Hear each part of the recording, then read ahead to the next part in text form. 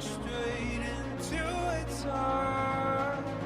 It's a highway, highway to the dark.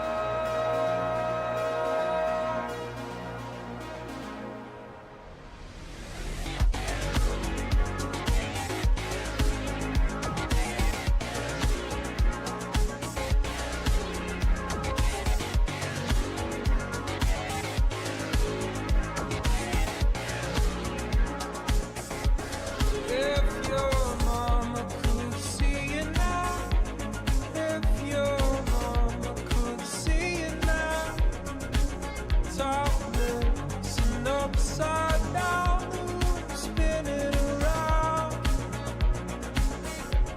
If your mama could see you now, with the party lines coming out, are you lost or are you found? Are there too many mirrors in this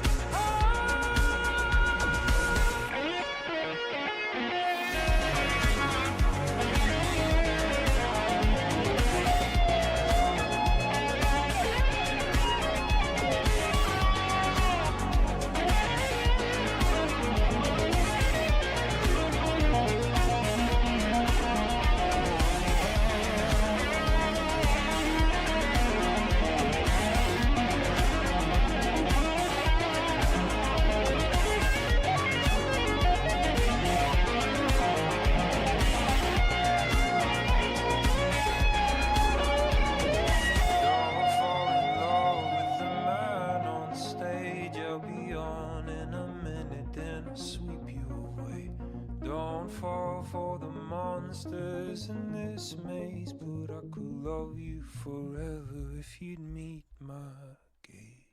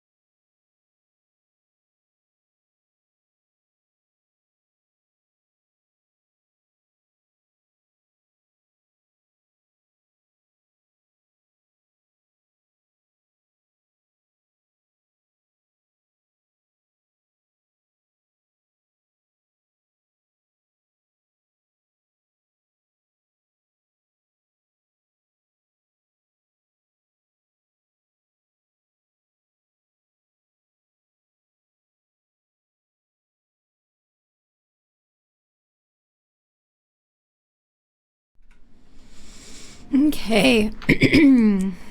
Excuse me. Let's continue dating everything. Good afternoon, by the way, boys and girls of all ages.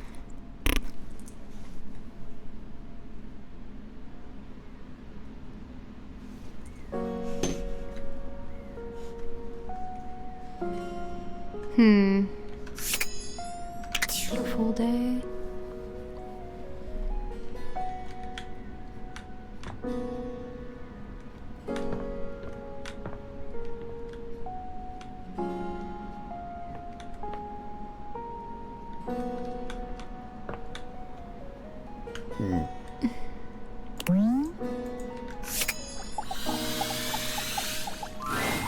Hello, dear owner. It's nice to see you again. Yeah. Becky is fine, Keith. You don't have to call me owner. Ah, but of course. Forgive me for my old-fashioned habits. Anyhow, I'm glad you dropped by. I've just been here relaxing on Abel's broad back. I've convinced him to accept my presence. Convinced me? Oh, Keith, you're more than welcome. I'm lucky to have someone as wise and knowledgeable about the home history round. You're too kind, Abel. He's wonderful, isn't he? I confess, it's been marvelous just to be out from under that rug. Hey, baby. Now that I'm here, I'd love for us to get to know one another. For my part, I am, as they say, an open book. Is there anything I can tell you about myself? How long were you under there, really? I have asked myself the same question time and time again. Those were dark times, and I had plenty of opportunities to wonder at it. However, I've come to the conclusion that some questions may never be answered.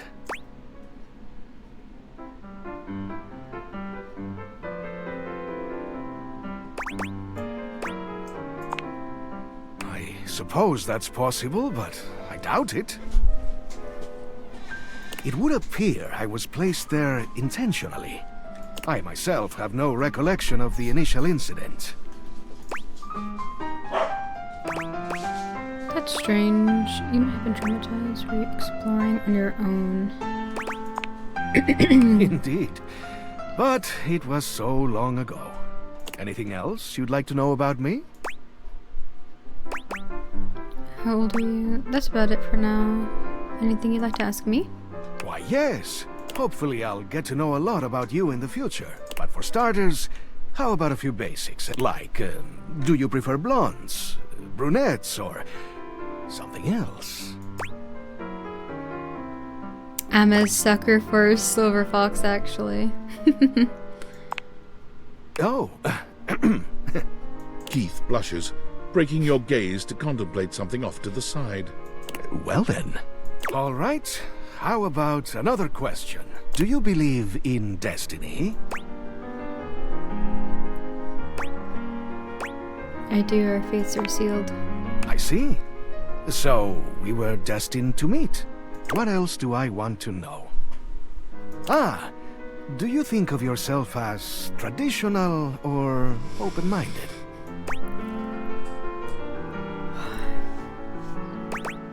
Open-minded? That is how you stay young, you know. How about just one more question for now? Forgive me for the boldness, but where do you keep your cash?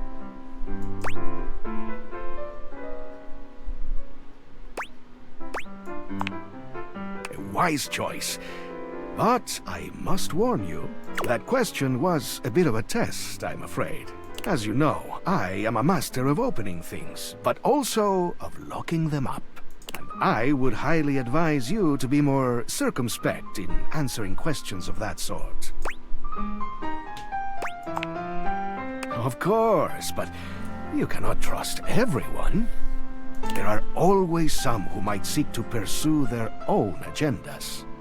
Maybe even in your own home. It's good to have an open heart, but also good to be mindful. Now, I must say that with age comes a need to manage energy more efficiently. And I am feeling a bit tired. I'll need to rest. What's up, Instar?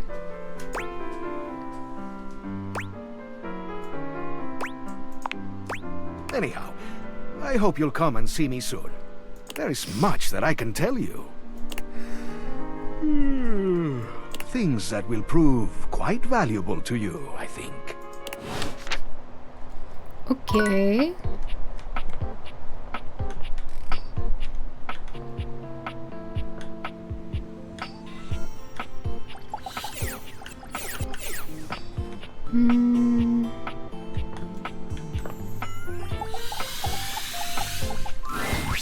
Shelley is pacing when you come upon her.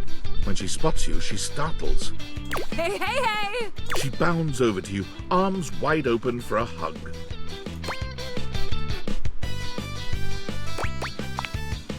Shelley's embrace is absolutely crushing. But it's not just her raw power that makes you feel smothered. There's a desperation in her grip that makes you feel like you've entered a place you can never escape. Yikes. The hug seems to last an eternity. Shelley's fingers sinking into your soft skin with a bruising force. She releases Sheesh. you eventually, but you're certain you'll be sore later. Alright, you're really gonna love this. I stayed up all night thinking about how to explain what I go through in terms you'd easily understand. I borrowed a bunch of weights from Dunk to show you. He was so excited to help me, he practically threw them at me. If I wasn't as strong and positive as I am, my feelings might have been real hurt. It's fine though, he just wanted to help. Do people throw things at you a lot? I really respect your constant positivity. He definitely just wanted you to leave. All the time, actually. It's probably because I'm so good at staying on the wall, even under pressure. But a weaker shelf than me might start to wonder, you know what I mean? Alright, so here's what we're gonna do. I got this yoga mat right here. If you don't mind, get on your hands and knees. Hey, yo. Hey, I'm glad you think so, but that's not the point, I promise. Shelley waits patiently for you to lower yourself to the ground, or about as patiently as she can manage. You humor her, settling on your hands and knees on the yoga mat Shelley has brought for you. Okay, great, excellent. Now the weights. One by one, Shelley begins to carefully arrange weights across your back. They're heavy and precariously placed. One wrong move would send them tumbling to the floor. Alright, how you feeling?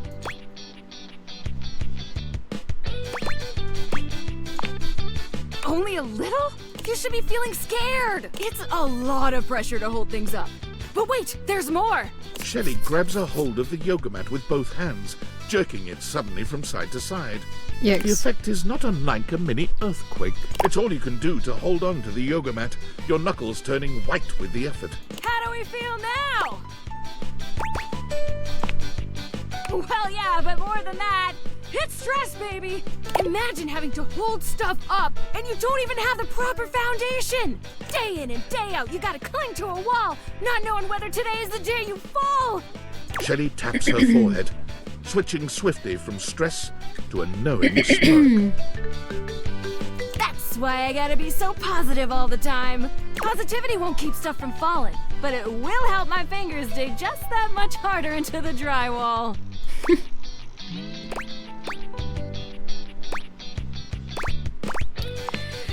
You must be Heck, really I strong. am, but positivity is the real reason I'm so strong. Okay, time to reset. Shelley frantically clears the weights from your back, helping you stand up again.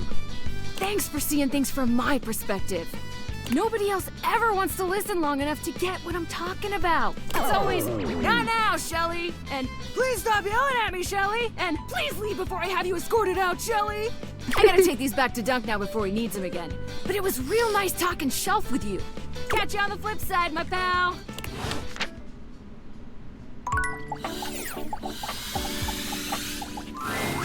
Stepford is pacing when you find him, giving himself what seems to be a pep talk.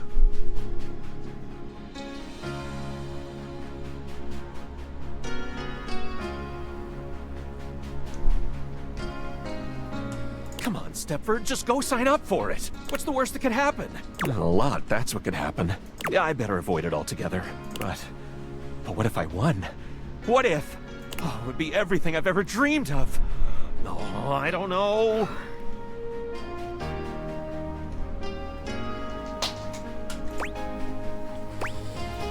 Let me guess. Thinking about competing again? Is it that obvious? I mean, you're literally talking to yourself about it. Was I? Oops. Guess I just feel like I do my best thinking out loud. Remember how I told you there came a decision point in every trophy's life? I think mine has come. But I don't know what to do. Maybe I can help? Really? You'd help me? That's so nice of you. And here I thought everybody hated me. Hang on a second. Everybody hates you? It's because of the way I look. Not sure if you noticed, but I'm sort of, well, Gorgeous? Staggeringly attractive, amazingly appetizing, stupid. Hey, I'm yummy. That's not my fault. Because I just happen to look like this, the others tend to get the wrong idea about me. If I don't say very much or look them in the eye all the time, they think I'm arrogant or rude or stuck up. The truth is, I'm just shy. I'm pretty shy too. Really? I never would have guessed. You seem so confident. Well, you're kind of catching me in the midst of a dramatic life change. You never know how someone is feeling just by looking at them. How so? Do you know everyone hates you, or are you just making that assumption? I guess I don't know for sure. There you go. Don't shoot yourself down. Huh. Okay. Besides, if you go around thinking everyone hates you, you probably aren't going to make too many friends. That's a good point. Well, you don't seem to hate me. Who knows? Maybe this could be the beginning of a friendship. Well, they're easy with the F word. I'd like to think so. Or even something more. Tantalize me more, Mommy. Ayo. Alright, so here's what's going on. For years now, the house has hosted an annual Trivialetics competition. It includes a combination of difficult physical challenges and trivia challenges about objects found in houses. It's always a fierce competition, and everyone comes out to watch. The crowds, the cheering. It's my favorite thing. That sounds great. It is. Every year, I am presented to the winner as a trophy. It's truly an honor. I spend days preparing. After all, I absolutely must have the chiseled physique that aches to be handled. The dazzling golden tan that captivates the eye, and the sly, mischievous smile that just... naughty. But also, let's see if it works later. Anyway, I always get brought up on stage, making my big victorious pose. And I listen to the cheering fans, and... It takes you back to when you used to compete. You wish they were cheering for you, don't they? As if it were yesterday. And, well, those cheers, I wish they were for me. But they're never cheering for me.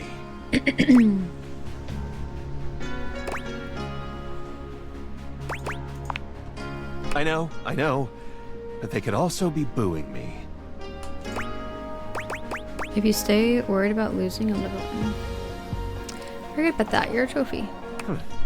So I'm going to the winner anyway? I guess that's encouraging. And so you see, my time of decision has drawn nigh. Dare I try my hand at being a trophy winner? Or remain a winning trophy? There can be no middle ground. What do you think? Should I spend the remaining time before the Trivialetics competition preparing myself to be the best trophy out there? Or should I sign up to compete and spend my time training? I think you should sign up for the competition. I think you should work on that tan. I think you and me should go find somewhere private to hang out. And that's forward.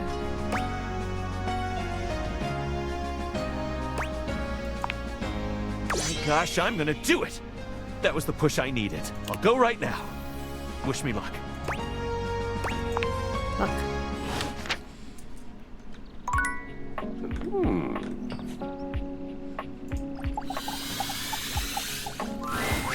You have returned.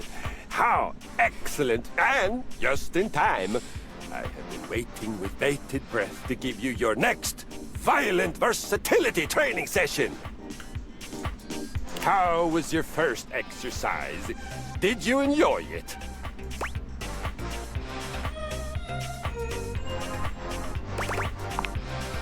Yes! Harder! Always harder. Yikes. We train so that we are always as hard as can be. I am proud. This is somehow even more meaningful to me than when I teach the little 1-pound dumbbells. They are cute, but I think they would probably make mud pies out of cow poop if I told them to. You are discerning. You can choose. have chosen to continue to come to me for training. It fills my heart. We train in many ways. We train physically, we train mentally, and we train in self-belief. Have confidence in yourself and in your goals. Your faith in movement makes the movement that much better for you. I learned that when I was doing battle once and one of my cables came loose. I so firmly believed that I would still slay my enemy. The cable actually flipped around my head and became my weapon all on its own. I won that day. And I laughed. Glorious. For today, we rotate. Are you ready?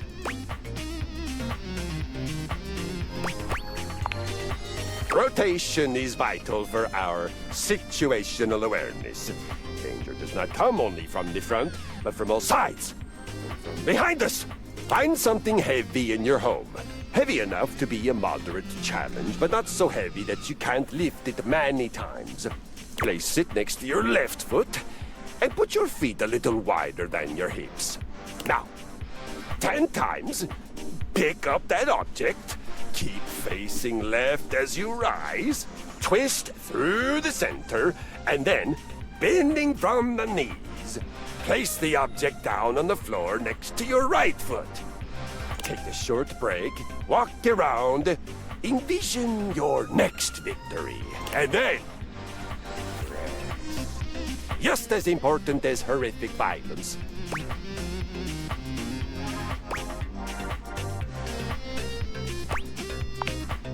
I am so proud of you. You are well on your way to having some beautiful, violent babies. Beginnings.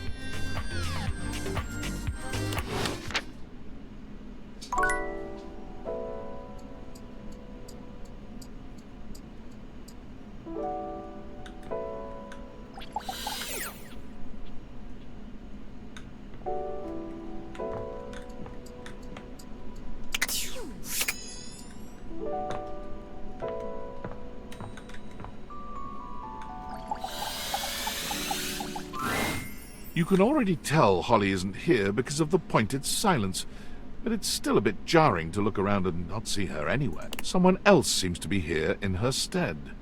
She looks at you like she's been expecting you. I'm Florence, the floor.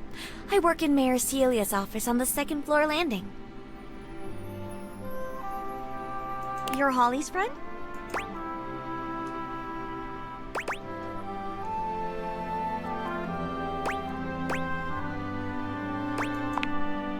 She's not well. She does this thing every couple of months where she refuses to take a day off until her body catches up with her and she just shuts down.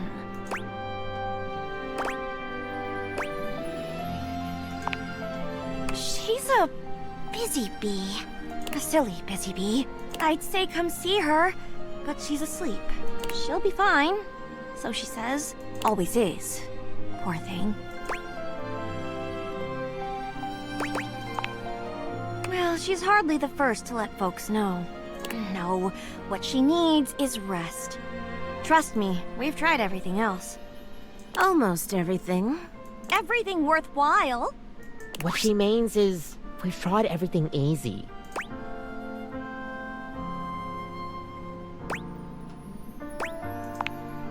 We haven't gotten her fired. Yet. Ever.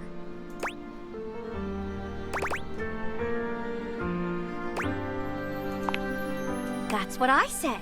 Drastic times, drastic measures. We care about her. It's just painful to see her like this over a job that doesn't even pay that well. It pays atrociously. Your solution is getting her fired? No. Yes. No. An awkward silence falls over your assembled group. No one can quite look you in the eye. We have... maybe... possibly... occasionally considered the thought. Regularly. Increasingly so. In jest. Mostly. But we won't. Probably not. Probably. Definitely. We'll figure something out. A distant shout sends chills up your spine. I'm awake! Back to it. Kopi and Betty scatter, leaving you and Florence alone to face Holly.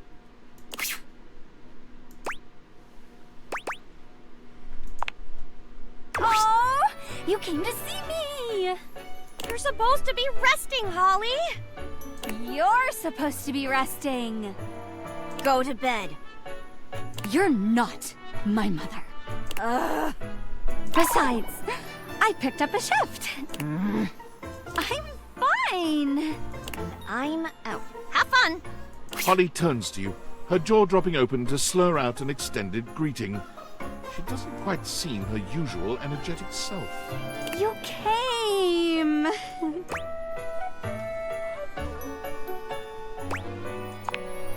Yay! Well, Florence is a filthy liar, a scoundrel. Call for Blissmas. I'm great. Just had a power nap, picked up a shift, ready to rumble. Let's jingle those bells. Florence is actually really lovely. I didn't mean that at all. I'm actually just a little tired is all. Only a little, but not too much, you know? And on that note...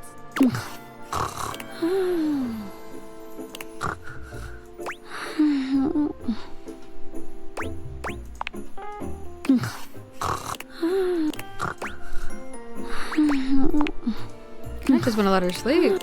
Seems like she needs it.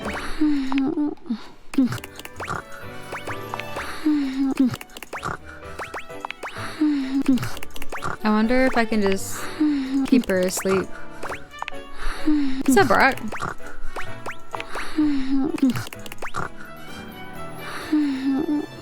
I don't know if this is gonna keep her asleep. Alright, fine. Bruce? Where is that big, beautiful, fluffy bastard? Bruce! Bruce! Your bunny! Bruce! I brought milk and cookies. Oh, that's the other guy. With the beard. What's his name again? Florence says I'm grounded. Is that my mom? Ground. Dead. Holly collapses forward face first, completely knocked out. A pair of arms catch her at the last minute, stopping her from smashing her face on the floor. I've got her. Betty eases Holly to the ground, gently lying her down before slipping away. Girl needs to freaking go to sleep. Just a dream. Merry Blissmas.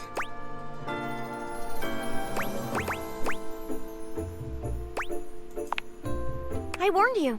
Sometimes you've just got to see it for yourself.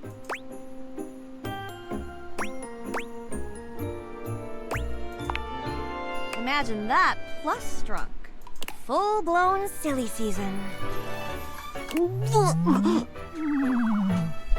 There it is. Poor Betty. Don't worry.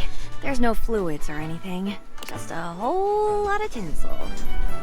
I should go and help.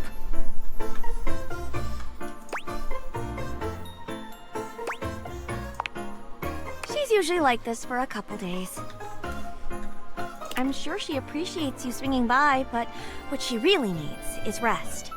So, bye.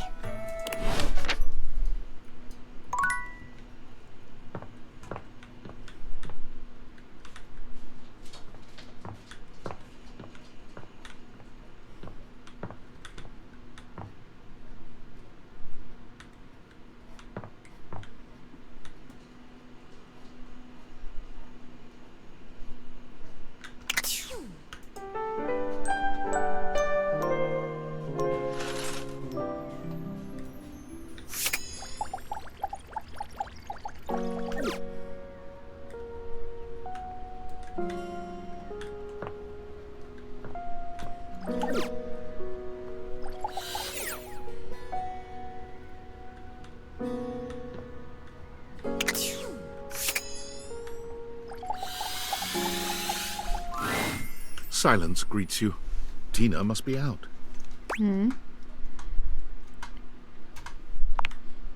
Her journal, which is not a diary, is still on the table where she left it the last time. This might be your chance to find out a little more about her.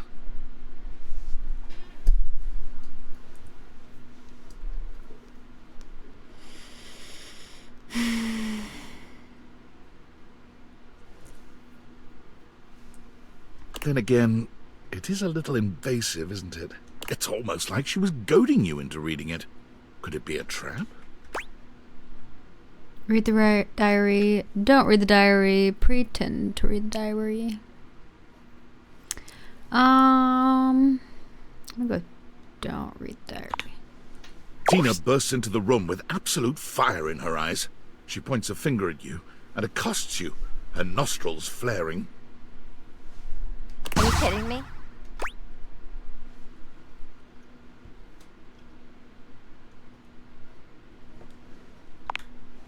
This ain't about my gorgeous face. I can't believe you. I left my diary right here for you, where you could see it. And you couldn't even pick it up and read it? So you do want me to read it? I don't know it. I don't want anything from you, Square! Thanks. Get lost, Square! Why is she so crazy?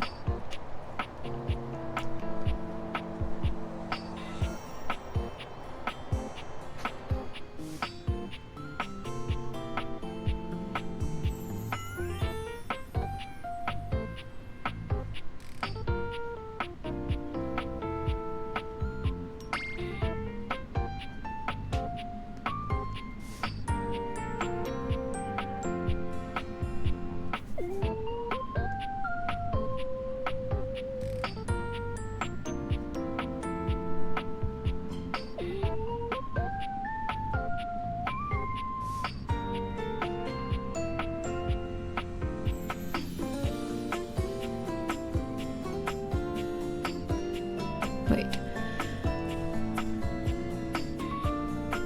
Never mind.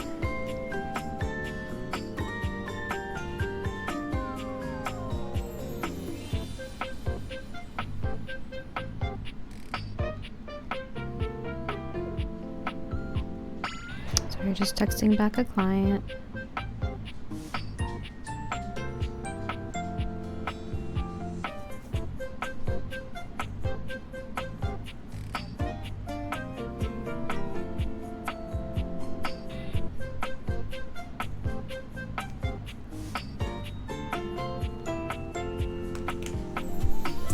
Okay, sorry about that.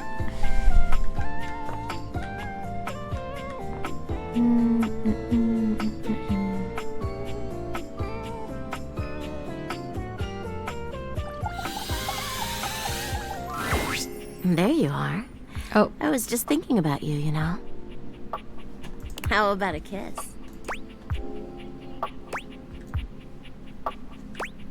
Save it for tonight. You envelop Betty in your arms, and when she kisses you, it truly knocks you senseless.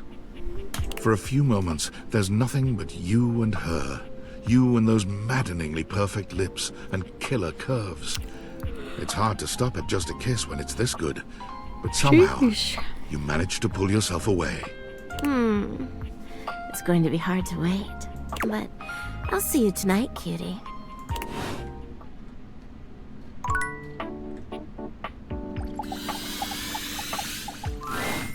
Florence is still here in Holly's place. She shakes her head when she sees you, confirming what you've already suspected. Oh, you're back. She's still out of it. She went really hard this time. She'll appreciate it in the long run.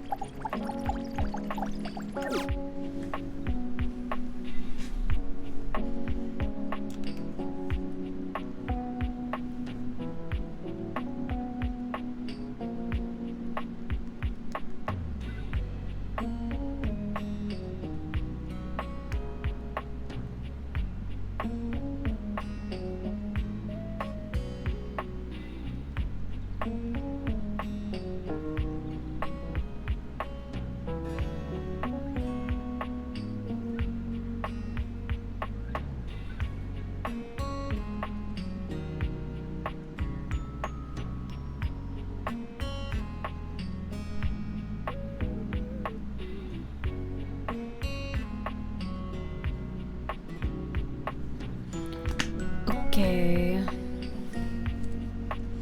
Hopefully nobody else messages me tonight. That would be great.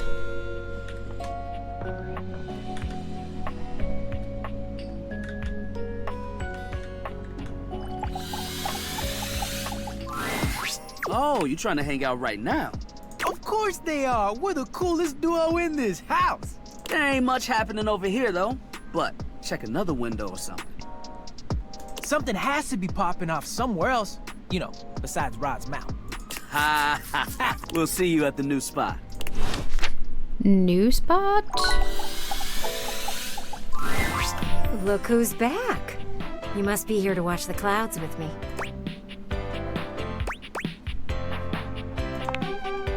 I am. This is the best view in the whole house for it. It isn't like there's much else to look at from here. Not to say there isn't potential. You've got that nice lawn, but you never use it. The backyard would be a great place for an event. A picnic, a movie night with friends, anything like that, really. Kind of reminds me of you. It has a lot of potential. Jeez. It feels like an insult. It kind of does. Only if you use it, sweetie. Eventually the world stops rewarding potential. You know that, right? I'm really not trying to hurt your feelings by saying these things. I'm just pointing out the truth. The backyard is for entertaining. And you have not done that in a long while. Do you know why I like looking at the clouds?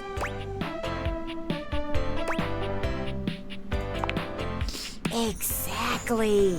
Clouds have endless potential. They can move freely and be whatever our minds want them to be. The same could go for you. You could be like a cloud. Moody and stormy? Well, yes. But you could be whatever you set your mind to be. And that includes being social. I'm being social right now. That is true, but you clearly know what I mean. Human interaction. Why is she such a You bitch? should host a backyard party. Clearly, you don't know how to entertain people. But let me take care of the planning, and you just worry about the guest list. I literally can't leave the house right now. Who's stopping you? Dorian? Dorian, yeah. Oh, I've never been much afraid of him. He thinks that the door is the only way in and out of buildings. But, there's little old me, providing the most dramatic entrances and defenestrations you humans can ever do. I'll plan out this whole get-together, and then you can decide if it's a go or not. How does that sound? You know what? Don't answer that. You just need someone to do it for you. Give me some time to think, and then come back. It shouldn't take me long. Okay, weirdo.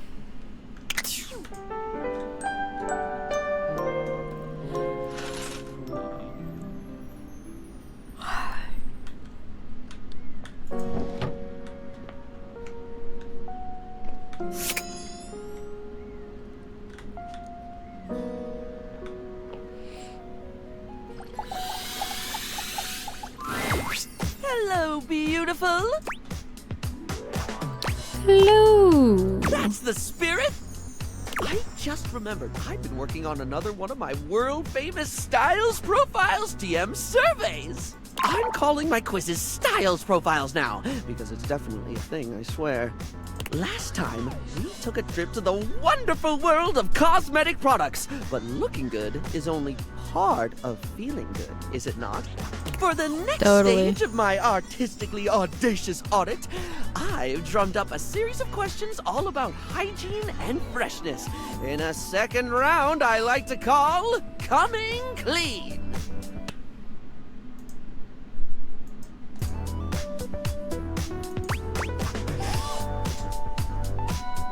Sounds great. I love talking in detail about the personal hygiene habits of myself and others. What you're planning to ask is appropriate, right? This sounds like it might get personal. Another quiz. Not feeling it, thanks. Oh my gosh, me too! It's easily in my top 5 things to discuss with friends and strangers. Of course, I've ensured that none of these questions are too personal, darling. As someone who hangs out in a bathroom all day, I totally understand the importance of discretion. Please, tell me more. Right, so, last time we talked tweezers, we talked makeup, we talked aesthetic. This time around, in the interest of getting to know you more and work out exactly how best to get you at your best, I've got a whole set of queries about the product you like when getting fresh. So, what do you think, hon? Are you up for Styles Profiles TM? Round 2, coming clean. Hell yeah.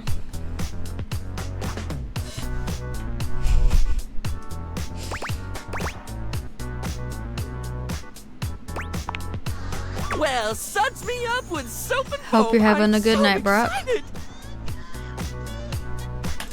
Okay, here we go. Question 1 for round 2 of Styles Profiles TM, which is absolutely gonna be a thing. When it comes to toothpaste, which brand best pleases your pearlies? I can't say I have a favorite. It's just toothpaste. There are certain brands I love. Ooh, do tell. Smilex Original, Colgate, Professor Textures Coarse Grade, Maxillary, and Mandibular. Scrubbing fluoride solution. Colgate. Once they lent into the fact that it made your teeth turn black, they really got themselves out of that PR nightmare. Remember the ads that made them a household name? Colgate. The taste of burning means it's working. These days, it's hard to imagine a world without a toothpaste that turns your mouth into an inky void. Especially after they had those big billboards. Colgate, the toothpaste that turns your mouth into an inky void. Anyway, I don't mean to floss over dental care, but we can't get incisive over just one subject. It's time to think about soap. Real straightforward one, this. When it comes to hand soap, how should it be? Bars or liquid, blocky or squirty? Do they need to be a classic brick or bottles of squeezy wetness where it's at? When you've got it in your hands, should you be rubbing or pumping? Yikes. Liquid. Exactly, of course. I always like to say that there is no wrong way to soap. Well, unless you're using mincemeat or soup or bird's nests or something. But assuming you're soaping correctly, you cannot soap incorrectly. Bars of soap and liquid soap are equally valid, contingent on preference and pre-existing skin conditions. I think the war between bar users and liquid users has gone on far enough. There's a war? Surely you've seen the debates, darling. The furious, angry debates over the objectively correct format for soap. Those who think all soap should be barred, and those who think barred soap should be barred. An endless war between solid and liquid. It's gotten so bad that there's been talk of dispensing violence, water torture, bath bomb threats, sud missiles, promises of delivering gel on Earth. A storm is lathering, with both sides this is so dramatic. at the mouth to scrub each other out. How long did it take you to put those terrible puns together? I'm just glad you stopped me when you did. I was running on fumes. Okay, next question. No questionnaire on hygiene and cleanliness can be complete without discussing sponges. Its absorbency and non-judgmentally forgiving nature makes it a household name in many household. Plus, it's just fun to say, isn't it, love? Sponge. Sponge. Shush. Spongy, spongy, sping. Spongus. Huh? Oh, sorry, I got caught in a word loop. You know when it just gets weird and you can't stop thinking about it? I actually can relate. Glad to hear it. Right. Sponges come in many varieties, only adding to their allure and popularity. But if you were offered a lifetime supply of sponges right now, with the proviso that you can only have it in one basic format forever, which would you go for?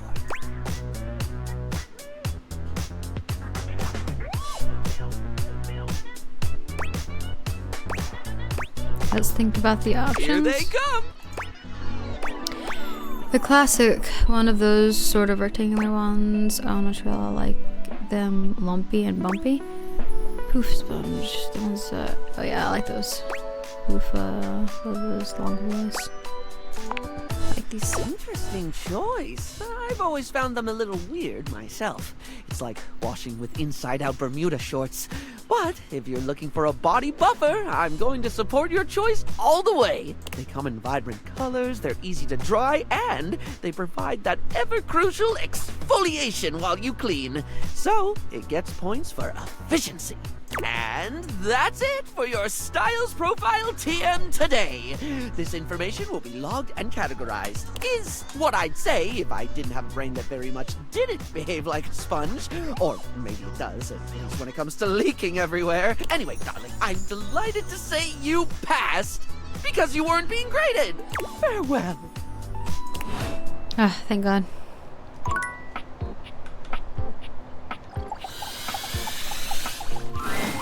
I swear, if you and Tyrell get sand everywhere, I'm gonna lose my shit. I'd be ducking proud, though.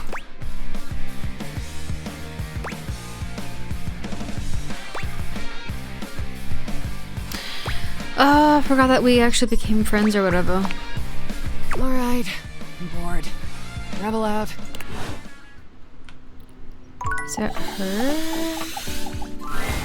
Bathsheba looks, for the first time since you've met her, sad and entirely unenergetic. She sighs when she sees you. Oh, great. It's you.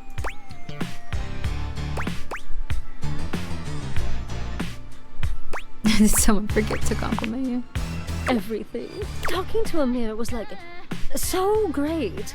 I was like, wow, I could use this experience again. So I went around the house, you know, using all the lessons I learned from you. 1. Tell others they're being annoying. 2. Whenever you have something shady to say, say it. 3. Make sure your future friend compliments you constantly. That is not what I taught you. Yes, it is. I was paying attention. You need to take responsibility for what you've done. Your little friendship lessons made me enemies. I thought I was going to get compliments, and I got insults and rejection. That's what you deserve, really. What I deserve is compliments and delicious gossip shared with me whenever I ask. I don't get it. Everyone around here is so easy to talk to, and they know just who I am. Well, most everyone is. I wasn't expecting the rest of the house to be so mean. You can't control what others think of you. Don't make it your problem. I don't know how to do that. I wish I could, but I don't know how. Look, unless you've got some good tea for me, or you're gonna tell me how pretty I am. I just want to be alone. I heard Jungkook's upcoming album has been delayed again.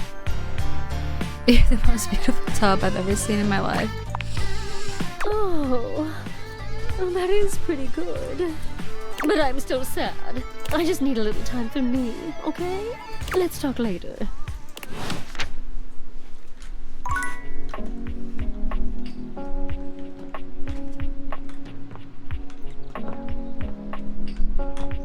You know, let's talk to the TV guy.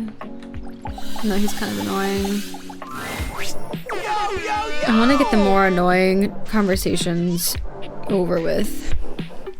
My favorite studio audience is back in attendance! You're just in time! The new schedule just dropped! When you hear how dope these shows are, you're gonna be shocked! Shot me, baby. Loading programming, amplifying awards, slam dunks, boosting bogus alien junk. Spreading around fake news no one will have time to debunk. Victory is mine! I found 15,000 new shows you wouldn't oppose! So what genre can I impose on you with my flawless flows?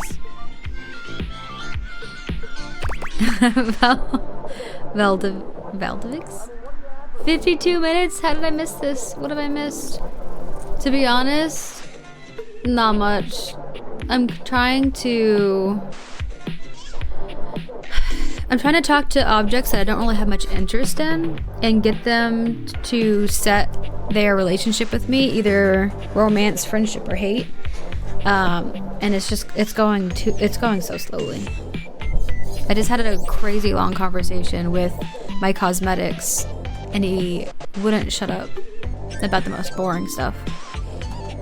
I think I'm gonna make him hate me, but I don't know. He's my TV, so maybe I shouldn't make him hate me. Singing competition series. Can I watch rich, hot women be angry at each other? Hell yeah. Lift off to unsanctioned lunar colony 72B with the richest, fettiest alcoholics space has to offer in Blasting Off with the Moondashians. In this out-of-this-world reality series, join a group of affluent lunar gals as they navigate life in Earth's orbit. From zero-gravity soirees to explosive fights in the lunar oxygen bar, these personalities are almost as combustible as the highly flammable chemicals that constantly surround them. They left everything on Earth, except their loads of cash and their spiteful grudges. So what say you, my daffodil? Shall we commence this TV and chill? Let's do it. What if instead we just talk?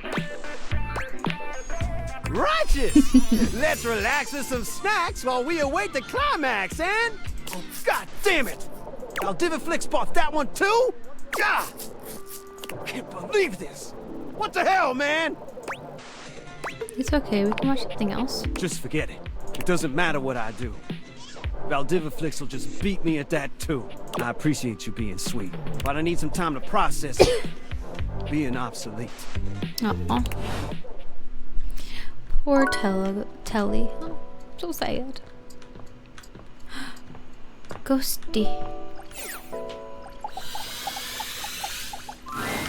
Zoe's usual excitement is tempered today, though she seems no less happy than she'd been after the seance. Just us again, huh? I'd know if there are other people here now because they can see me now and I can see them. And that is just, it's the best thing that's ever happened to me. You know, I can even hang out in other parts of the house now. I haven't left the attic since I died, but the other day, I just floated on down to the kitchen. And I met so many cool folks. That trash can is kind of salty. I like him. It did make me think, too. What you've done for me. I'm more grateful than I can say. And I wonder, where does it leave us?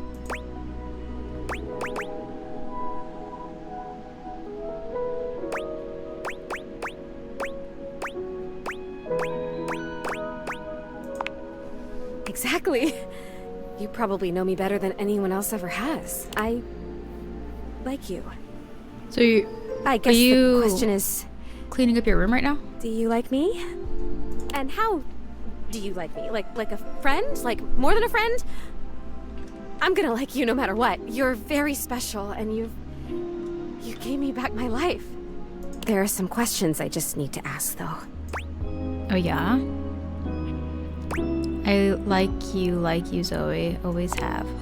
Well then, I guess now's a good time to tell you this. Communicating with the dead, like we did in the seance? There are other benefits.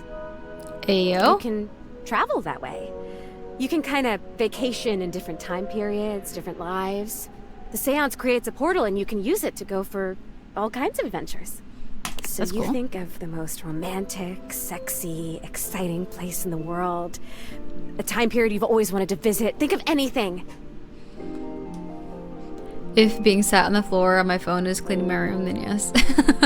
And I can take you there. Just the two of us. Adventuring together. Forever. There is a shift in Zoe's expression, her smile heavy with sweet promise. Oh, and I did mention I can touch you now, right? Because you've already touched me in more ways than I can count. Yes.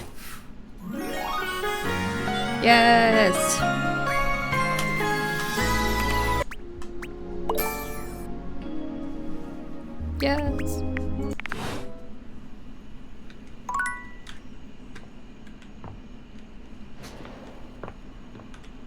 Hmm?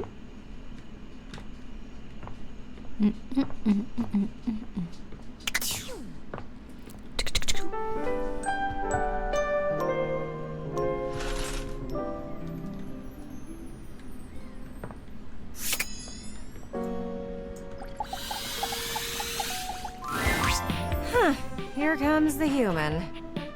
Gwendolyn gives you that same look that your boss used to when What? she thought you weren't busy enough. There's a real air of business about her. Of bossiness, really. Okay, I hope you have something to write with.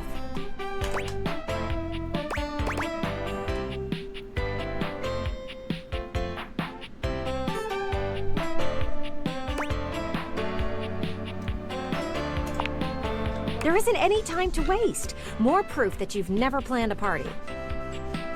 How many loves do I have now? The sooner I'll look you in a can get second. ahead of it, the better. So, what do you want to hear about first? The games, the food, or the dancing? The food. Did you really expect to have people over and not feed them?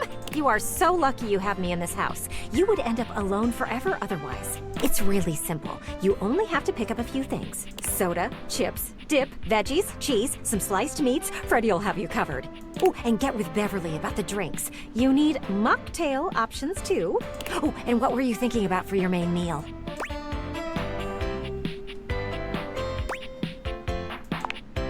That's a start. But what about vegetarians? Or, God forbid, vegans? People have all sorts of dietary restrictions that hadn't been invented since I was made. You need to feed these people. I'm thinking either grilling or pizza. Up to you. Pizza it is! We need a few pepperoni, a few cheese, some with mushrooms, ooh, and maybe a few with some assorted veggies. You will also want some gluten-free options and some vegan options. Oh, and white sauce for those who get heartburn.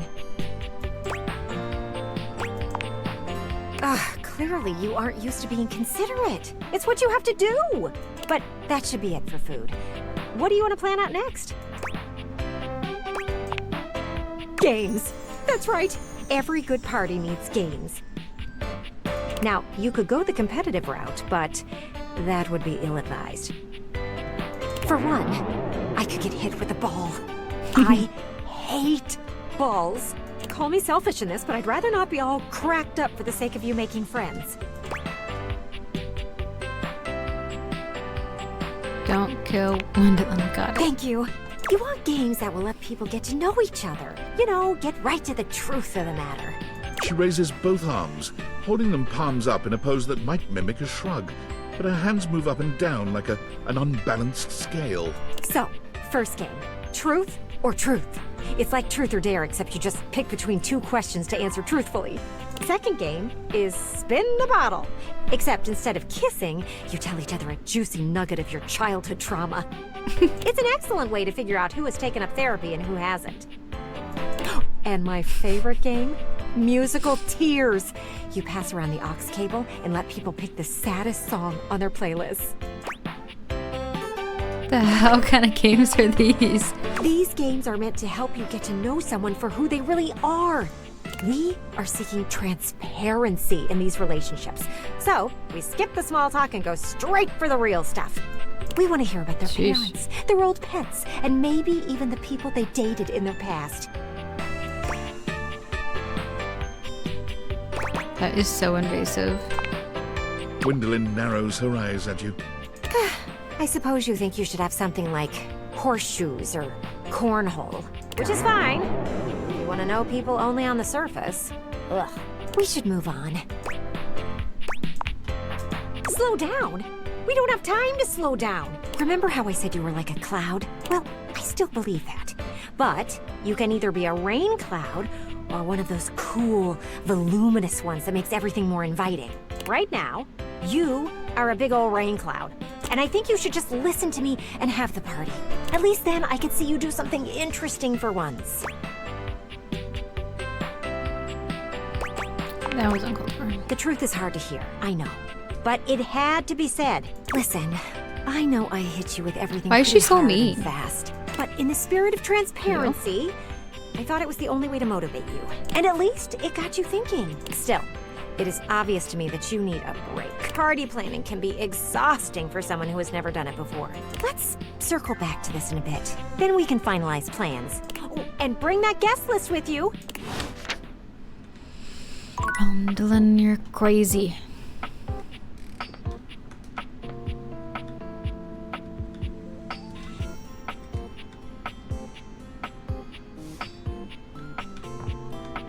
heck? How does one even describe a warrior like this? A veritable, well, wall of muscle stands before you. It's almost comforting to know the walls of your house are this solid. Wall. Wall, wall. Wall, wall, wall! Wall. Wallace.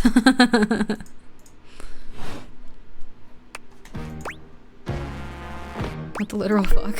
He beams at you, a flush spreading across his cheeks. I love you! Wall! What the hell?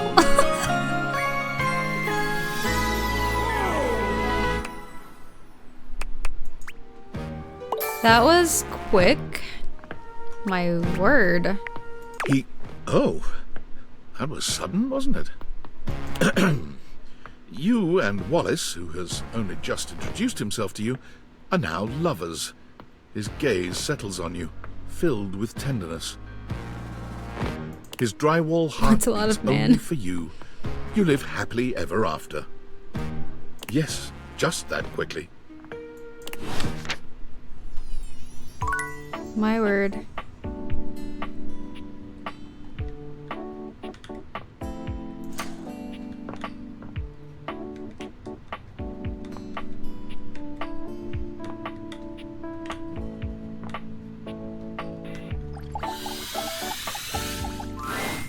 Be there in a moment.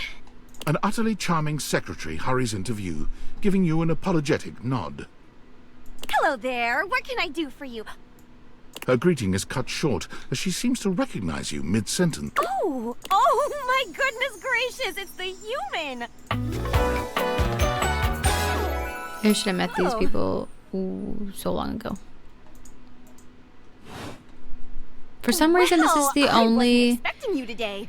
Oh golly, I must look an absolute mess. This is the only area that I can talk to the wall and the floor. I feel like it should be everywhere. Like I can talk to every door in the house.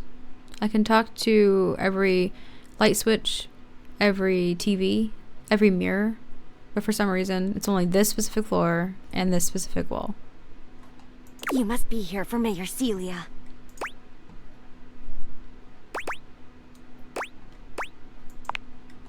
Me? Oh, I'm nobody. Nobody at all. Just Mayor Celia's assistant. I do odd jobs here and there. File papers and licking stamps. The mayor's up in her office doing the real work. Whole line of folks lined up outside her door now. I could pencil you in for an appointment, if you'd like.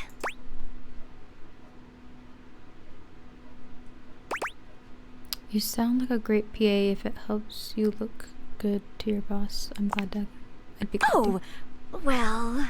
She twirls a strand of dark hair around her finger, blushing sweetly. Would you care for some tea while you wait? Perfect timing! Just so happens I've got a kettle all nice and ready. How do you take it? Oh, that's my favorite too! I think I'll pour myself a cup while I'm at it. Florence stumbles, pitching forward onto her hands and knees. The tea spills all over the floor, though thankfully the cup doesn't shatter. Oh, no! Gosh, that just spilled everywhere. Sheesh. Right on the carpet of my good jacket. Oh, that's gonna sting. I'm so sorry, dear. I need to dab this out with a towel right away. Would it be alright if you showed yourself up to the mayor's office? Just this once? Thank you so much, dear. Sorry again about the tea. Oh, please don't tell the mayor about this. There she is, the mayor herself. She simply radiates poise and power. She's an intimidating sort of beauty, but you find yourself intrigued to learn more about her. So, in summary? I just think if I could get a little more foot traffic around my bar, I'd get more business. Oh, Beverly, I understand your concerns. But what do you expect us to do, dear? We already put up posters and held fundraisers. I'd like to know too. We can't just move the fridge, stove, toilet, and everyone else out of the way to clear foot traffic every night. We can try that. Bev. Fine. Trust me, we're doing everything that we can. All right. But if nobody's in by next week, I'll be back. I'm sure you will, darling. Celia presses an intercom button on her desk. Florence, dearest, send the next one in. Yes, miss. Hi. Hello, Mateo. What can I do for you today? That's a great question, actually. Now that I'm here, I can't even remember. Isn't it funny how that always happens? Right when you need to think of something to say, your brain just sort of goes blank? You know what? It was probably nothing. I don't want to waste your time. I know how busy you are. I'll just see myself out. Mateo, come. Sit. Tell me what's bothering you. Right. It's just... Go on. It's Lux. They're kind of pulling cords around the house, refusing to pick up after themselves, keeping the whole bedroom up late with their streams. It's really been stressful for the Inanimals. And I don't want to get anyone in trouble, but it's just been a lot, and... All right, Mateo. All right. Lux, you said. Yes, ma'am. I'll have someone take care of it. Thank you. Next. Whoa! Hello, Wallace, darling. Whoa! Yes, I remember from last week. It's on the docket. Whoa! Think nothing of it. Next. Oh, it's you. I don't believe we've formally met. Mayor Celia. I'm also the president of the HOA. That's Home Objects Association.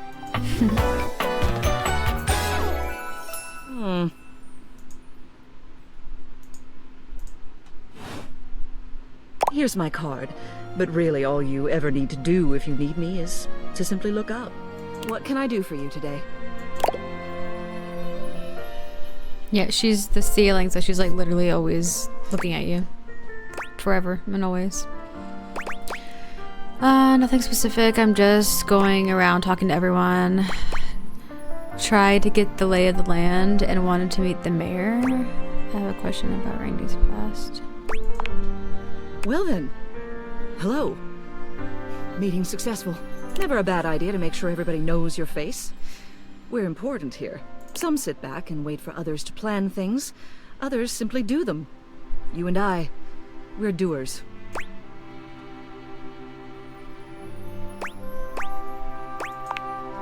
I've seen you zipping back and forth around the house, running here and there. You seem like a reliable sort. I wonder if I might ask you a favor. Very glamorous. It's about my assistant, Florence. She spilled my tea. Dang. She is an absolute dear. Although sometimes I fear it gets her into trouble. She's such a kind thing. But that means she lets people walk all over her. Sometimes I worry the wrong sort might be taking advantage of her. I've noticed that whenever we go to lunch together, she never seems to buy herself anything. What's more, she's been pinching every penny you've dropped on her like a miser. I suspect she might be having financial issues. The office pays her well, of course. She's an invaluable assistant. I think it's possible someone might be fleecing her. I'd like to formally ask for your help. I bet it's the stairs. I may be her boss, but Florence would never give me a straight answer if she thought it might upset me. The Floors tried to enroll me in a pyramid scheme. However, she's quite friendly with strangers. And technically speaking, as the owner of the house, you outrank me. Maybe you could get something out of her. What do you say? Would you do me a favor and look into this matter? Quietly? Thank you. I'll be waiting. Hopefully it's nothing. What else do you need? Oh? What about? Her memory isn't the best, the poor thing. But at least she isn't trapped in that attic anymore. What did she want to know? Ah, I see. It's a tragic affair, really. But I'm one of the only objects in this home old enough to tell it, so I suppose it falls to me. The long and short of it is that she was damaged during a party. A wild one, if memory serves. She was knocked down from her perch just as things were really getting going. It was a catastrophic fall. Here, I'll write everything down for you. Take this to Rainey and tell her about it. She'll have an easier time believing it if you've got written proof. Celia writes something quickly on a memo pad, handing it over to you. You can't help but linger on her beautiful handwriting. It's just as grand and elegant as she is. She's a stubborn thing, but she still trusts me.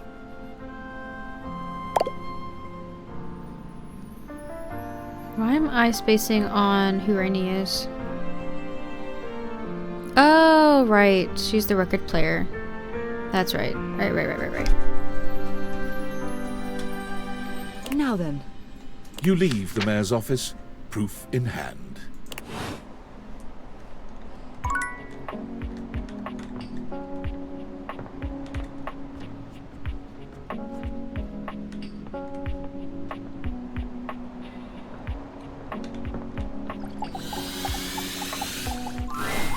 Rainey is still dancing to music no one but she can hear. Are you here to join me? What do you mean? You pull Celia's note out and begin to read from it. Yeah, so? We had parties all the time around here. It was a Roaring 20s themed party, flappers and gangsters all around cutting a rug and all that. Sounds about right. Yeah. Just like the good old days. Somebody had a little too much drink and hip checked you hard. Well, that happens all the time at parties. So what? You fell over and the music stopped for a little while. They picked you back up and tried to get you going again, but the music wasn't right. That's enough. So they put you away for the rest of the party. I said that's enough. You don't want to hear the rest? Why are you so upset by this? Whatever. Yeah, it's all coming back to me now. I got moved into the attic to rot. And over the years, I started hearing music again, but it wasn't mine. I heard from the others. They brought in a cassette player. Then later it was a CD player. Then something about streaming? I didn't want to know anymore. But whatever. I don't care if Celia said all that. So what if I fell over? I'm still me. Everything is just fine.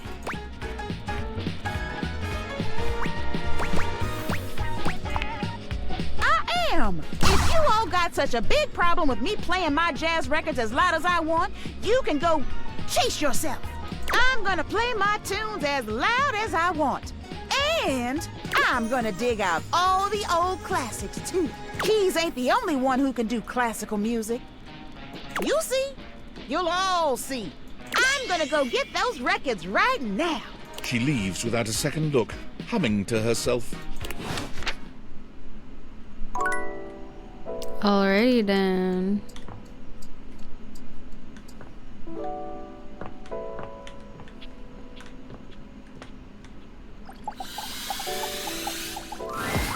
What you're saying simply doesn't exist. Yes, it does. You know it does. I know it doesn't. You ain't got no romance in your heart. I'm full of romance. I'm just realistic.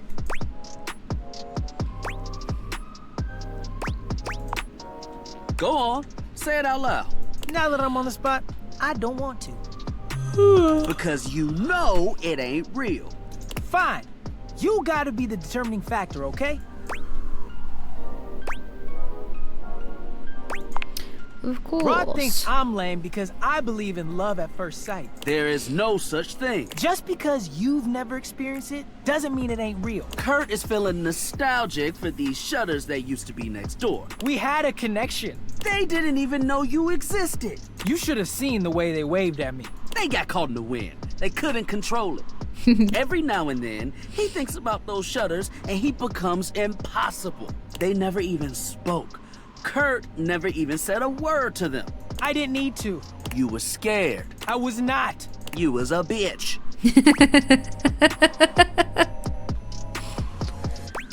Chasing someone who doesn't even know you. Loser. Scaredy little Gertie wordy. I think that's Finally. a romantic. There isn't anything romantic about longing for something you've never spoken to. Words were not important. It was love. I'm telling you. They didn't even know your name. What is a name when it comes to love? Hella important. You've gotta let them go. You can't control your heart. And when they didn't survive the remodel. Oh no, here we go. I can't. I just missed them so much. This is where he cries. As if on cue, Kurt bursts into tears. I gave the house so much character. I know, buddy. They should bring them back. He's gonna be like this for a I while. appreciate the lurk, Brock. You won't want to be here for it. We'll see you around. They were so cute. It's okay, Kurt. It's okay. Alright, time for bed.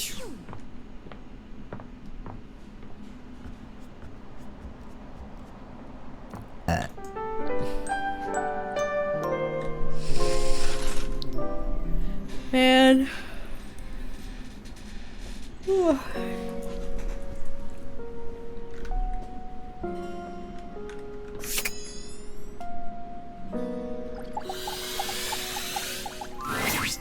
hello again. I trust your meeting with the mayor went well? Wonderful. Anything else I can help you with while you're here?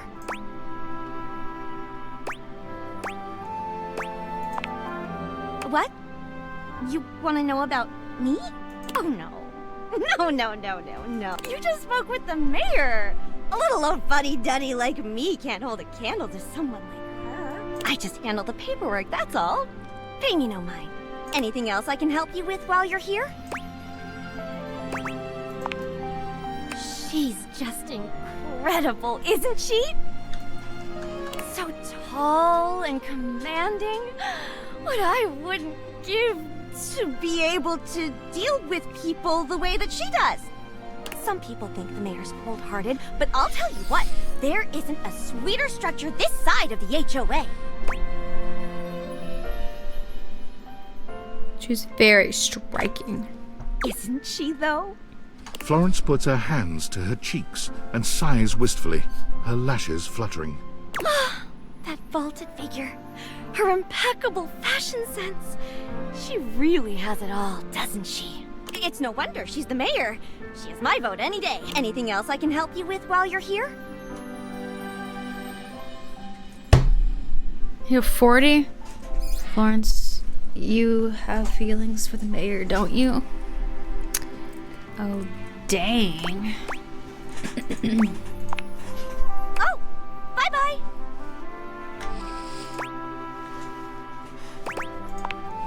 What else do you need? Tell me about Florence. Let me see.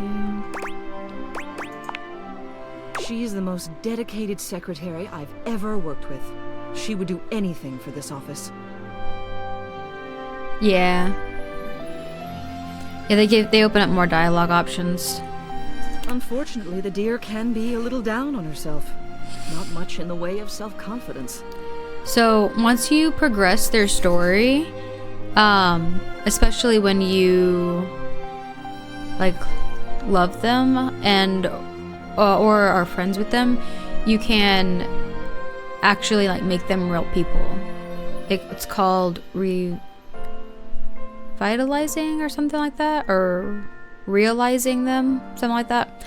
And you need to have like certain levels and like empathy, sass, poise, depending on the character, depends on like what the level needs to be, and some of them need like 100 in those levels. And I think the most I have right now is like 35. So I need to talk to a lot more people, because like it goes up when I've become friends with people or lovers, or if they hate me. But then you just lose all your stuff. I guess so. no idea. So far, the only person I've realized is the dresser, which is what the glitch is. That was kind of creepy. So I've made the glitch a real person.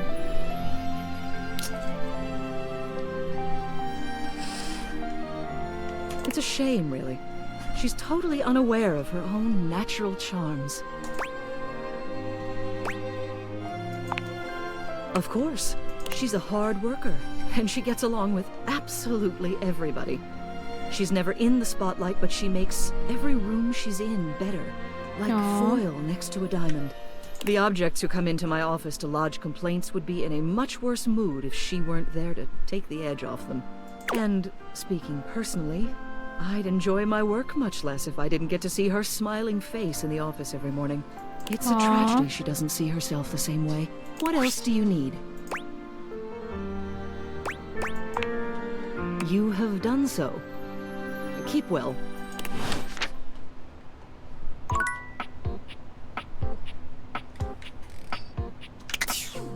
Oh yeah, I was going to I wonder.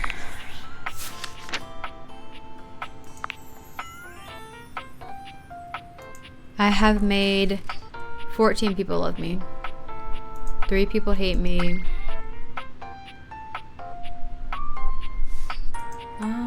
Is that friendship? I thought the stars were friendship. What's that one?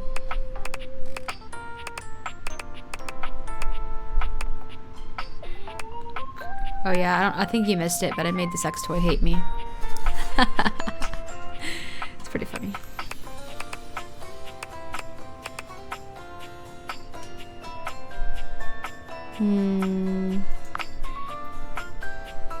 Our relationship status is friends? It's dumb.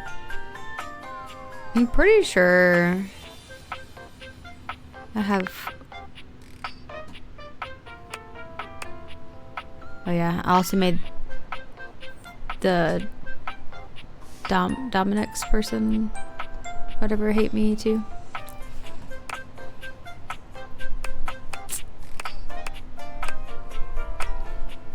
That nightmare is pretty terrifying.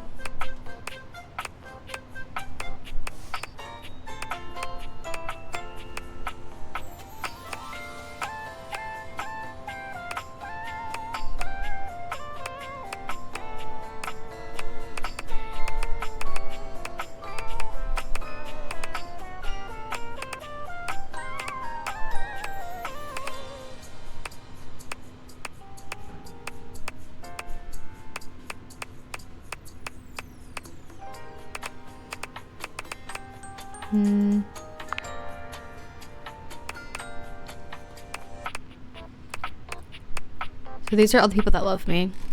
Wallace. The Vent. The Plant Lady. Right. Eddie and Volt. That was great. Tyrell. Lyric. Chance. Betty. Dunk. Fantina. Bo. Or, yeah, Bo. Lady Memora, she's pretty great. And Zoe. And that's everybody. And these are all my friends. Ugh, I want Dorian to love me though.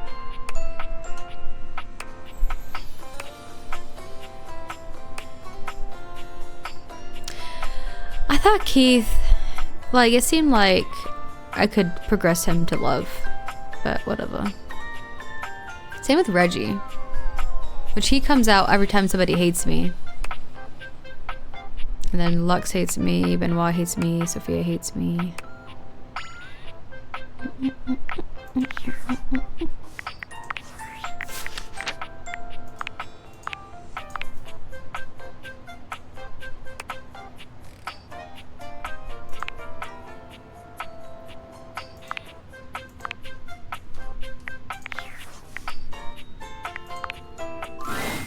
Welcome! What can I do for you in my main menu?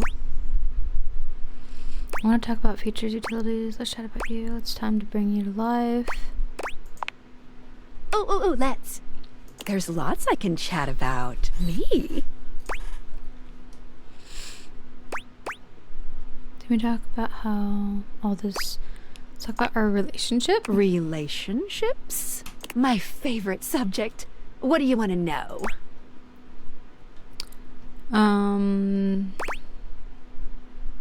How do I get you to have feelings for me? Oh, you want to date me, eh? It's possible, you know. You just have to, ask me about myself. Tell me about yourself. Not in this menu, silly. I prefer not to be that obvious about it. I like to be wined and dined. It's the chat menu. What do you need?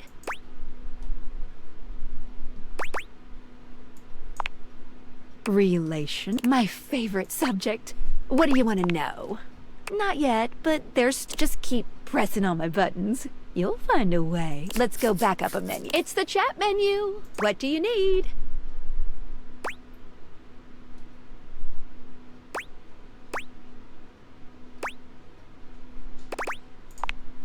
Scooching. Anything else? Oh, yeah.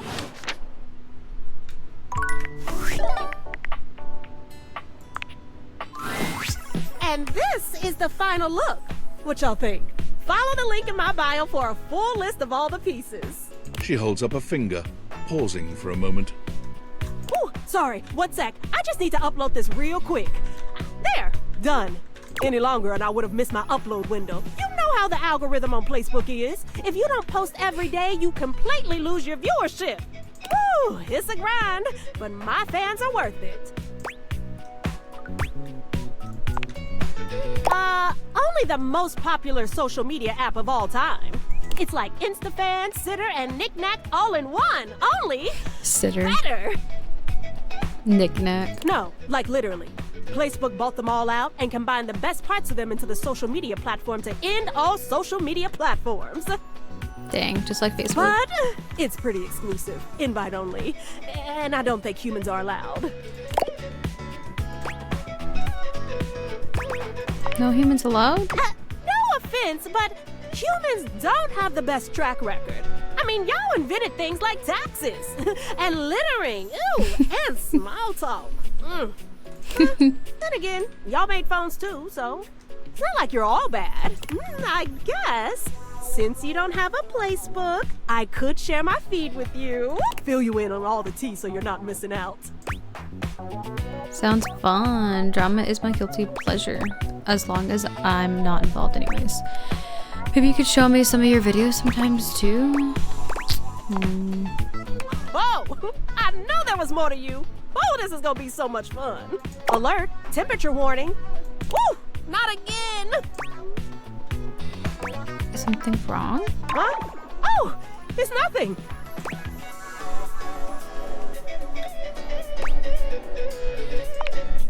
I'm fine. Really? It's just a faulty sensor. Forget about it.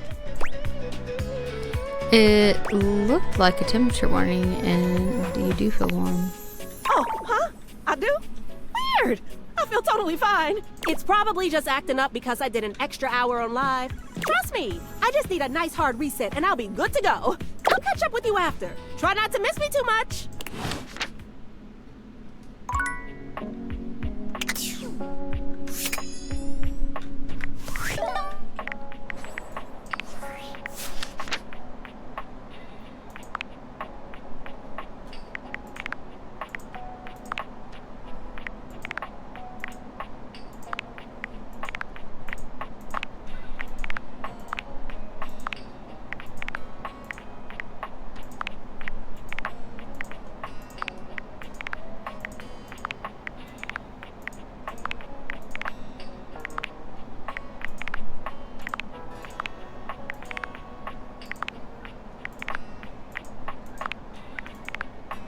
Oh yeah, I need to go talk to Art.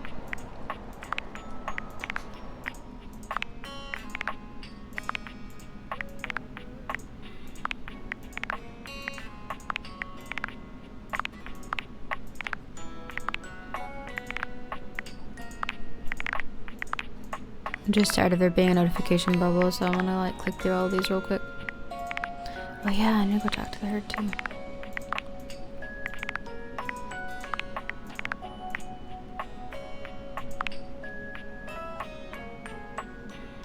likes you, dislikes you.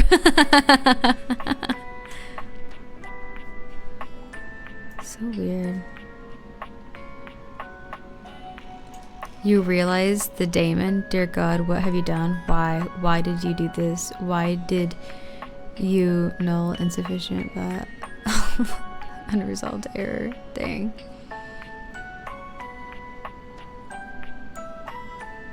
It's crazy. I'm here, by the way, just doing a little folding, less talkative. Okay, good. I'm glad you're here. It's crazy.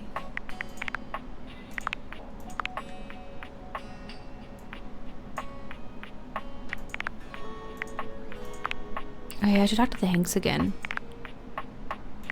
Because I technically slept with them, but I don't think I have a relationship with them.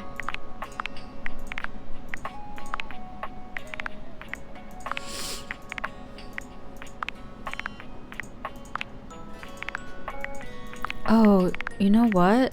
I forgot that I found a hanger in the clothes hamper thing downstairs, and I think they're a Hank, and I'm curious. So the last time I talked to the Hanks, they were talking about the other Hanks that I guess got damaged and died or something, and I'm curious if they didn't die and they're just like in the laundry area and just stuck there.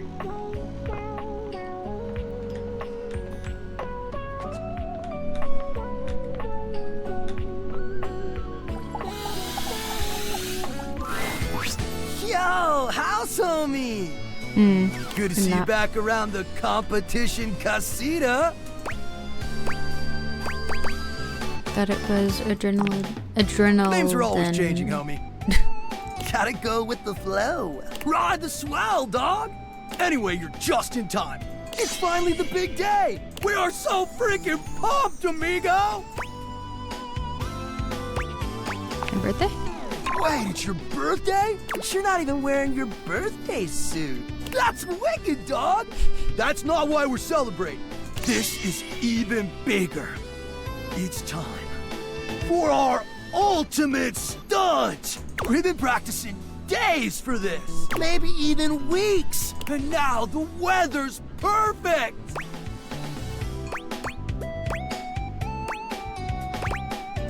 What's the ultimate We'll stunt? get to that in a sec, Broseph. But first, we have to finish our warm-up exercises. Gotta stretch the muscles and joints for today's epic adventure.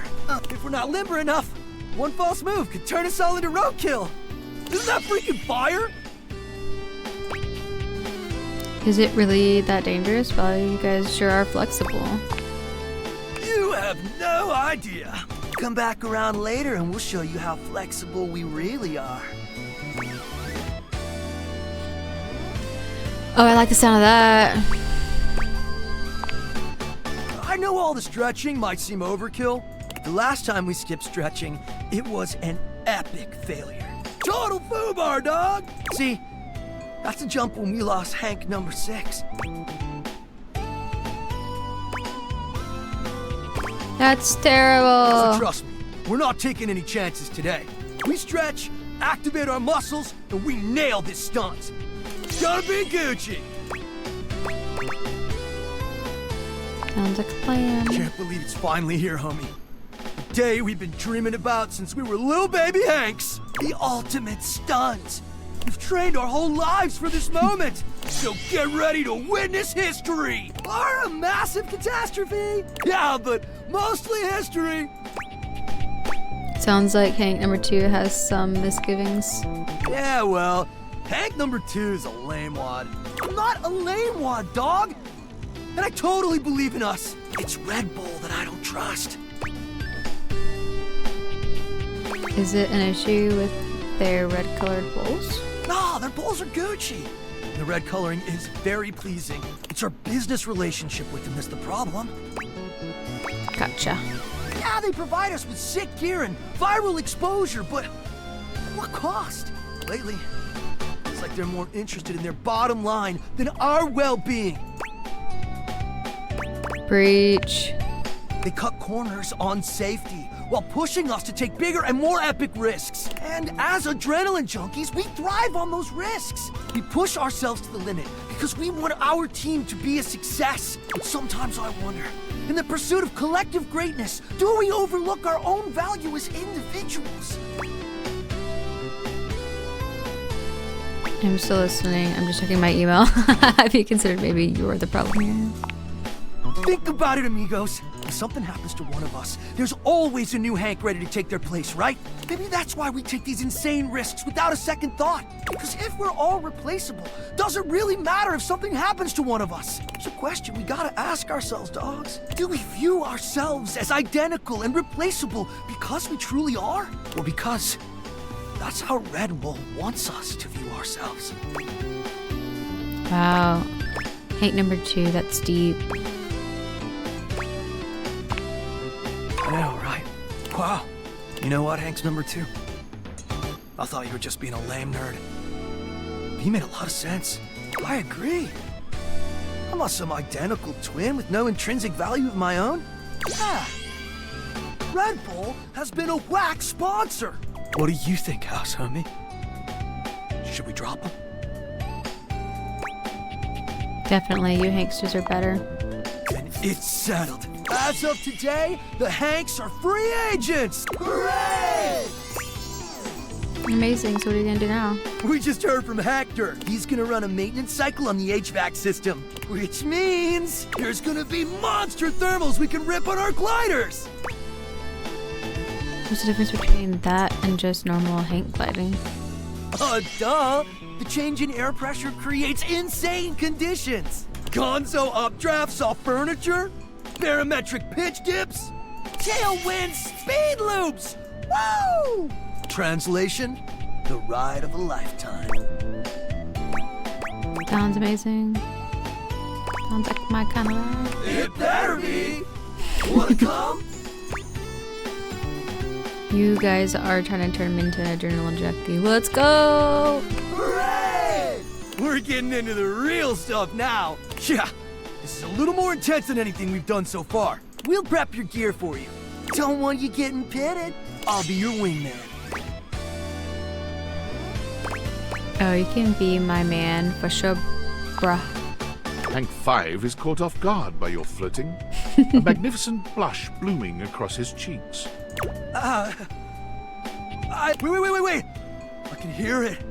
Hector's starting the cycle. Almighty winds. Blow us to good fortune. Thanks. Away!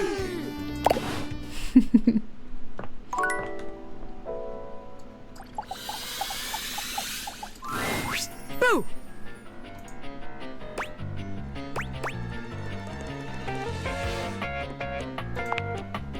Did I?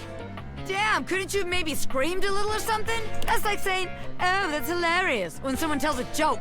Like, bitch, if it was hilarious, then laugh. Little hee-hee-ho-ho won't kill you. Look at me going on when we've got business to discuss. Welcome, recruit, to the future location of the heart of the Pin Crime Syndicate. Bobby gestures expansively to the laundry room. Just look at all the opportunities here.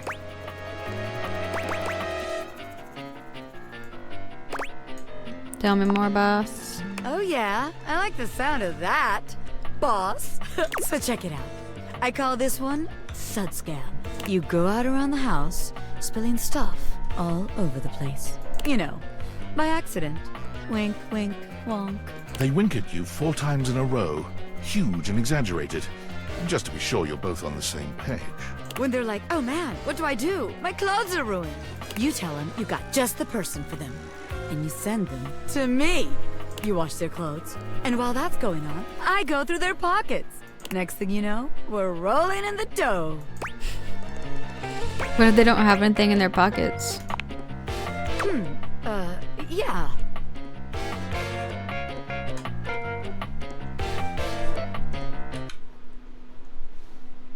What?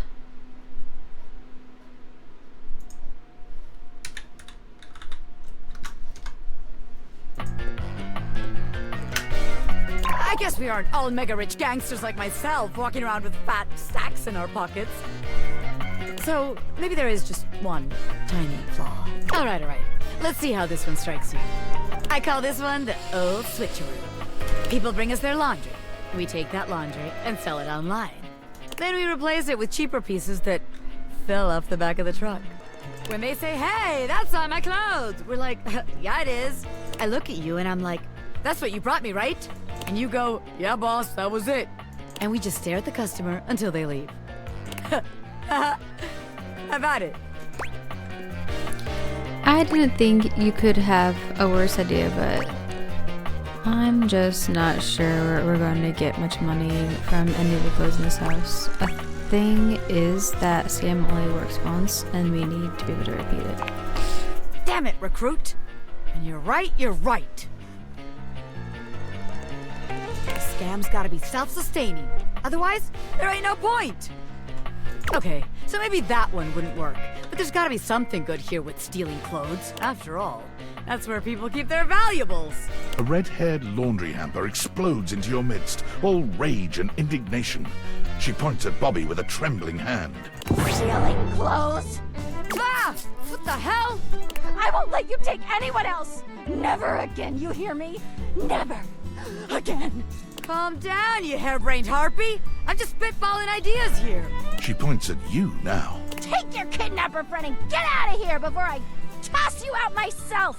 I'm going! Yeesh! Bobby twists out of her reach, making their way to the door with you. Damn!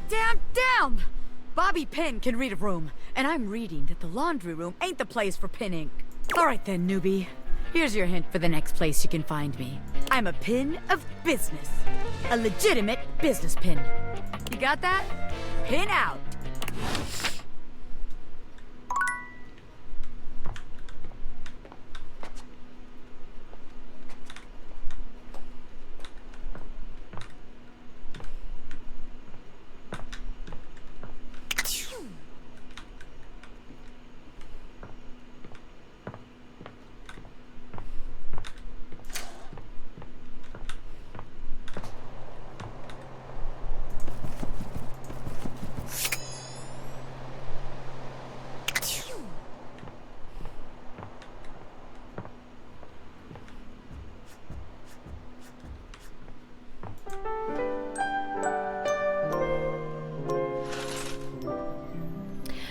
I'm gonna get a snack.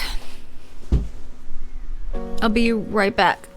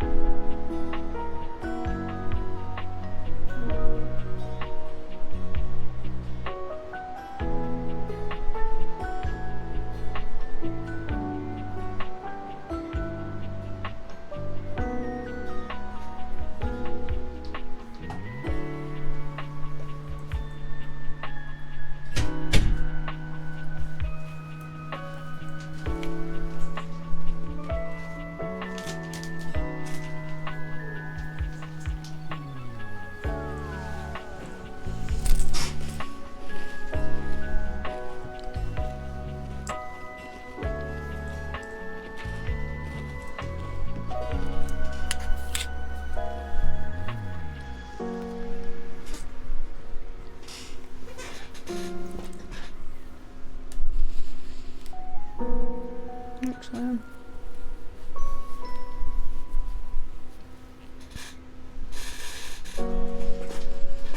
I got a cookie.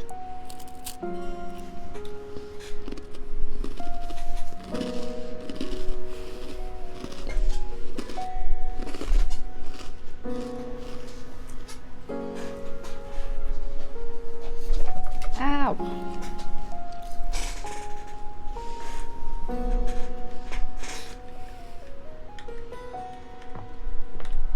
Okay.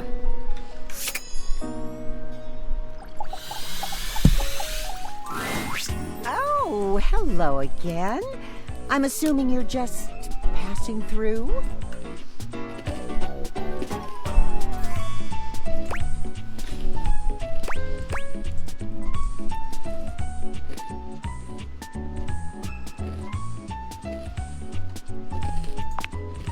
I know. I appreciate it.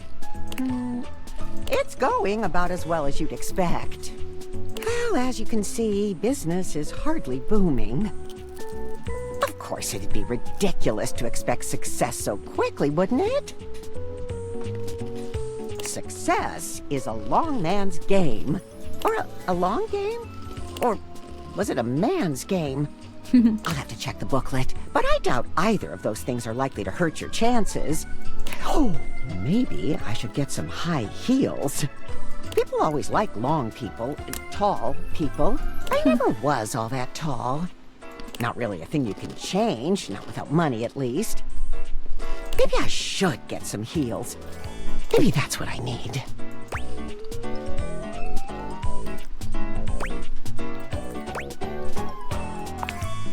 I think you're right, unfortunately. Oh. Stella sighs, her shoulders slumping. Do you think I'm making a mistake, dearie? Yeah. I think you're being taken advantage of. I don't really know what you're doing in the first place. I think you're just trying to make the most of something. I think so too. But what's new? I'm old, I'm alone. Of course I'm being taken advantage of. I'm not completely stupid. I mean... Might as well try and do something with it. You can always walk away. I could, yes. Her dialogue is annoying. I've done a lot of that. But maybe I can make something out of it instead.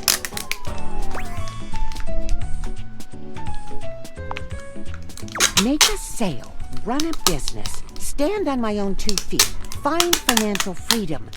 Those are the booklet buzzwords. So, something along those lines, I guess. Sheesh. Can she just forget the booklet? And on that note, I've been working on my pitch. Only if you've got a minute, of course. Oh my gosh. I'd rather choke. Marvelous. What?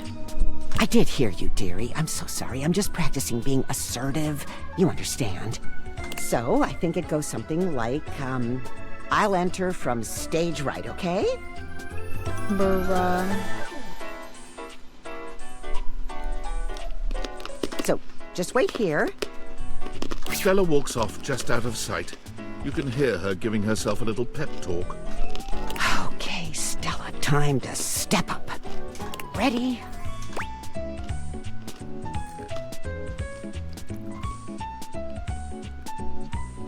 You know I ought to go. Huzzah!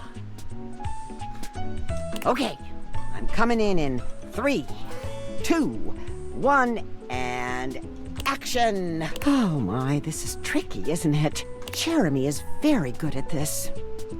Jeremy. Makes it look much easier.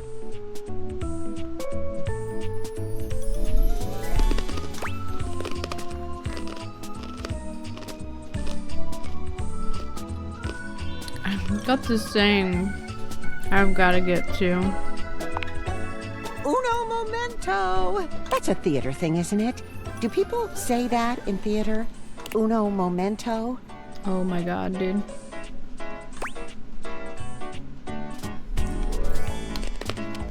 I think it's just Spanish. Oh, dear. Now I'm racist. Okay, get it together, Stella. 3, 2, 1, action! Stella walks back into view, slow and steady, and acting as though she doesn't see you at all.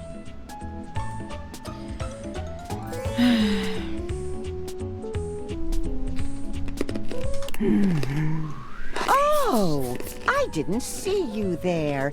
Hello, dearie. Well, roleplay, kinky. Oh, dear. Well, as I was saying, you know, you really have great,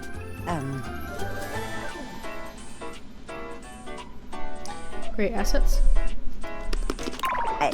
Stella simply walks off without another word. You can hear her muttering practice lines under her breath, but you can't quite make out what she's saying.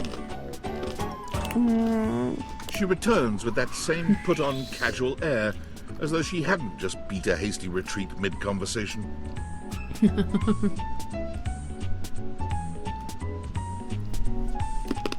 Great skin.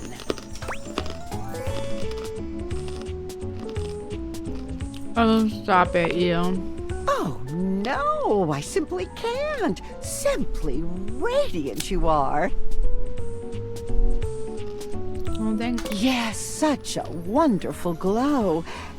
But you know what could make that great skin even greater?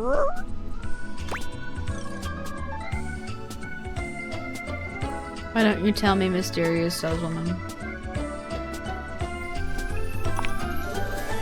Good job, good improvisation. Why, it's Airway's latest discovery, activated air. Activated air? The hell? Open your lungs, let them breathe. Our activated air is caught fresh from the peaks of the Appalachians, so you know it's at least somewhat American. Stella holds up a small pressurized can, posing with it like a model in an infomercial. Just one puff can leave your skin feeling cooler, your lungs feeling lighter, and your mind feeling calmer. This all-in-one super bottle comes at the forefront of Airway's latest campaign, and you, too, can be a part of our rapid expansion. Nar. Free your lungs, but also your life. Our Salesforce lieutenants have the opportunity to fight their way to financial freedom, and we're with you all the way. Rise the ranks and earn your place at Airway's luxurious premier retreats. Major corporal brigadier captains can earn cars, holidays, and even 2 to 3 bedroom condos. If you've ever wanted to stand on your own 2 feet, we're here to help you rise to the occasion. Speak to your local representative. What is the next? Oh, Stella, today. Activated air by Airway. Just breathe and scene. Stella takes the smallest of bows.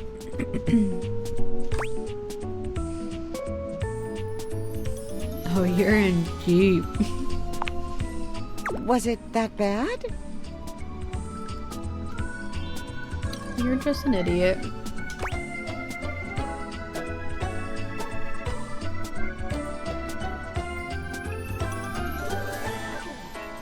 Oh, it was wonderful.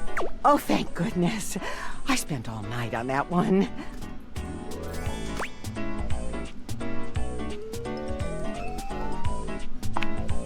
Well, thank you, dearie. Still got some way to go, but I'm glad it's working, even just a little. You know, dear, I have been meaning to ask, Is there any chance you'd be interested in signing up? I'd rather die. They call it enlisting, technically. And there's real money to be made, you know. We can get you in on the ground level if we move up quick. And I've just got to recruit 4 more lieutenants before I get bumped up to lieutenant rank 2. You've been so kind. I wouldn't want to leave you behind.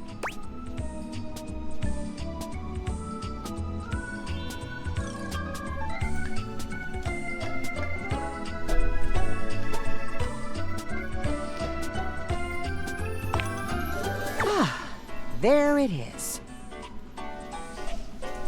I'll leave you be. Obviously, we're not quite on the same page. Girl.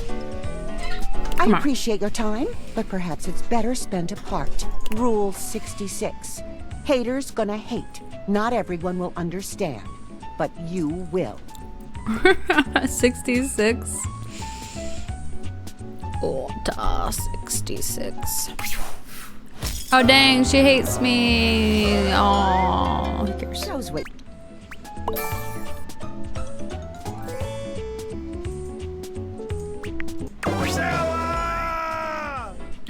Sorry. Been wanting to say that for like a while now.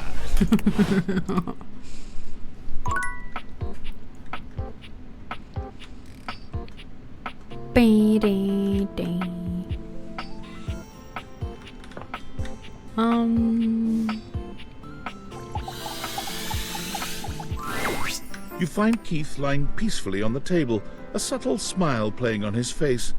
He looks up happily as you approach and waves you over. Hello, my friend. What a pleasure it is to see your face again. You know, after so long down there in that accursed crawl space, I have come to truly appreciate the little things.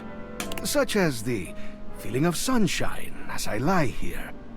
Or the calm murmur of the other things in the house as they go about their business. I just realized that his key looks like him. He has his mustache. Keith's head slumps forward, his eyes fluttering shut. He snores quietly, both hands clutched around the...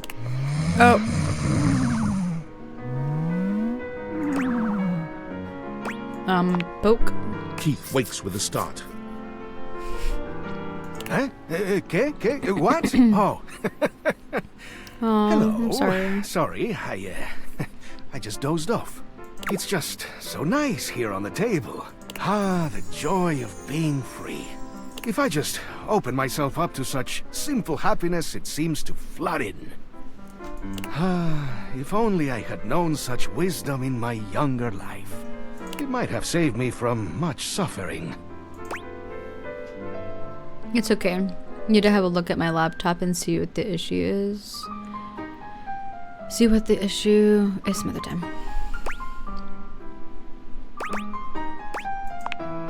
Perhaps. Wisdom may just be the result of having made too many mistakes. You see, one does not reach my advanced age without having messed up once or twice along the way. Although I pride myself on opening things, there are some doors that are meant to remain closed.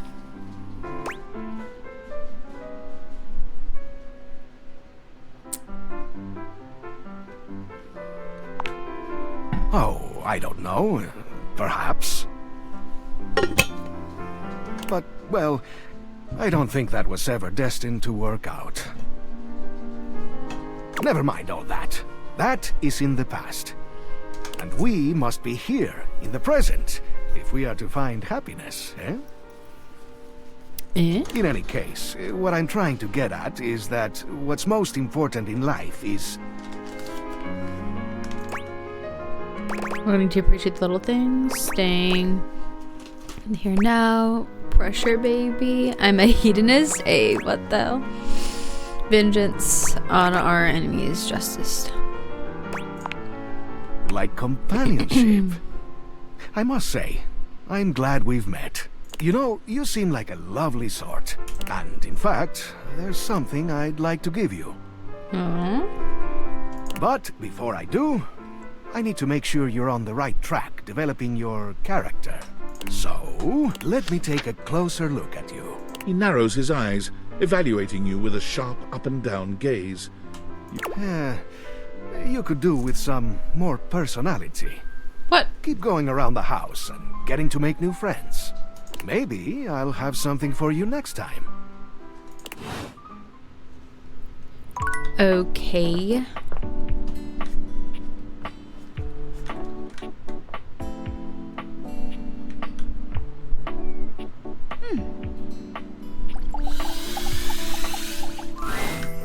You're back? Oh, I forget. The thermostat is this guy. Or do you have this stuff? Like he's asking for drugs or something. Like, my empathy needs to be an 85 to freaking appease this guy. I am very familiar with the process of teasing someone with something you know they cannot actually have. I tell you, if that is what you're doing to me, I will turn this house into a sauna, and not the good kind. No, I don't mean to be rude. Please just hurry. I can't wait to be alive. So intense. God.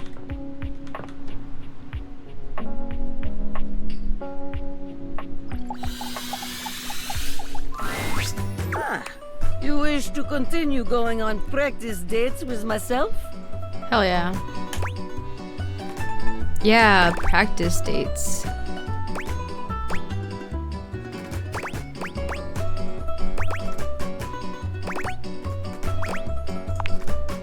For me?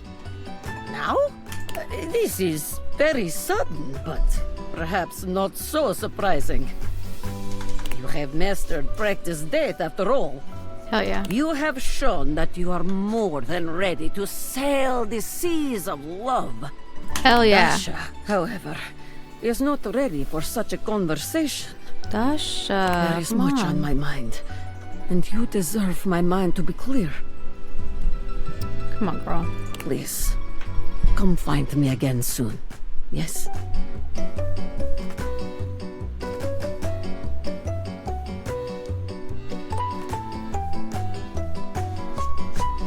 have so many crumbs everywhere. I need to freaking clean my desk. I understand. Talk to you soon. In the meantime, I must clear the confusion and uncertainty from my mind with lift. I just saw your, I haven't watched the video, but I just saw your Instagram message about James, however the hell you pronounce his last name. I told Nathaniel that if he runs for office that I was gonna vote for him. I was like, that might be the first time I've ever voted Democrat, to be honest.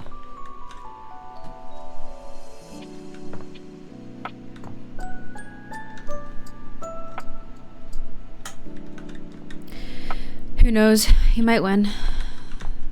It's possible for sure, but it would be kind of surprising, honestly. You have returned.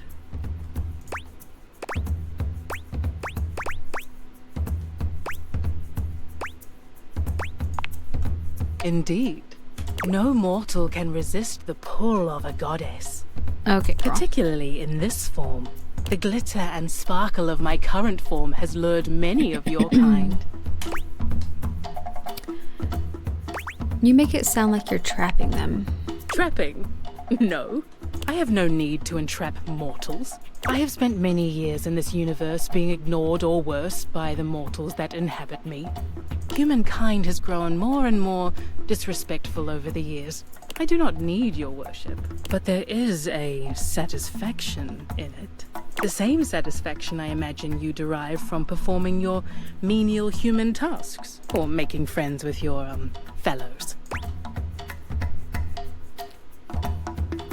Nice of you to think I have friends. You can get my worship anytime, baby.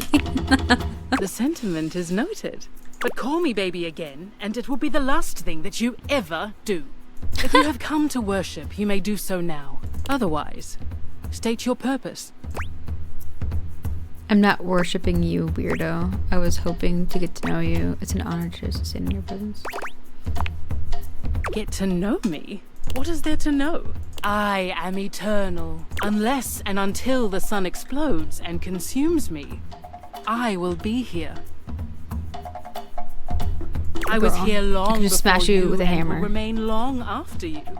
When the bones of this dwelling have rotted away, I will remain here.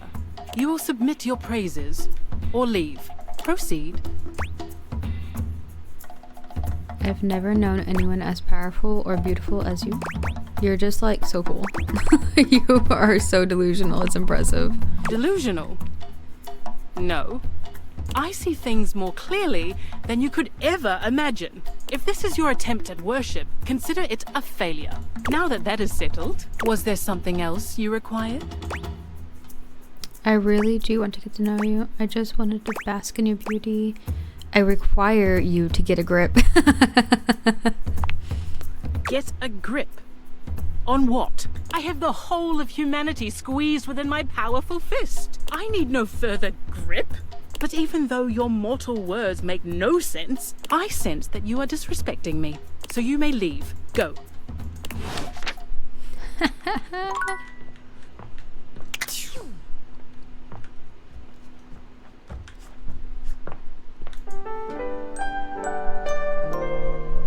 He just seems like a thoroughly decent person. I mean, I hope so. Never really know, to be honest, but he seems like a more decent person than Abbott, that's for sure. I'm gonna talk to the geode again and just piss her off, make her hate me.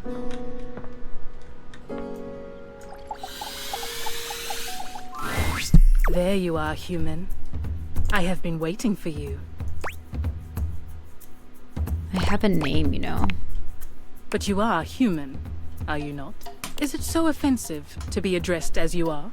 I grow bored of the conversation here in this office. These objects are pleasant enough, but they converse about things I do not understand. So much talk of TV shows. You don't know what TV is? It is incomprehensible. So much inscrutable mortal jargon. What happened to storytelling? Something about total drama, tea spilled, the shade of it all. These are words I recognize, but their usage is unclear. But you are here now, so you will entertain me. I'm not a trained seal. Yes, you are a human. That is not in dispute. You are insubordinate, but not a seal. Tell me something of your human aspirations, your hopes and desires. There is nothing so amusing as the dreams of humanity. I'm not going to let you mock me. Oh, what a dreadful bore you are. If you cannot even entertain me, what use are you? You may go now. Ugh, I'm gonna throw her against the wall.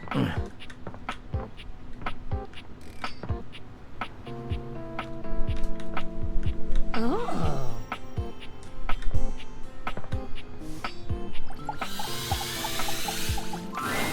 Perfection is not attainable, but if we choose perfection, we can catch excellence. Vince Bombardi. Let me tell ya, Chance?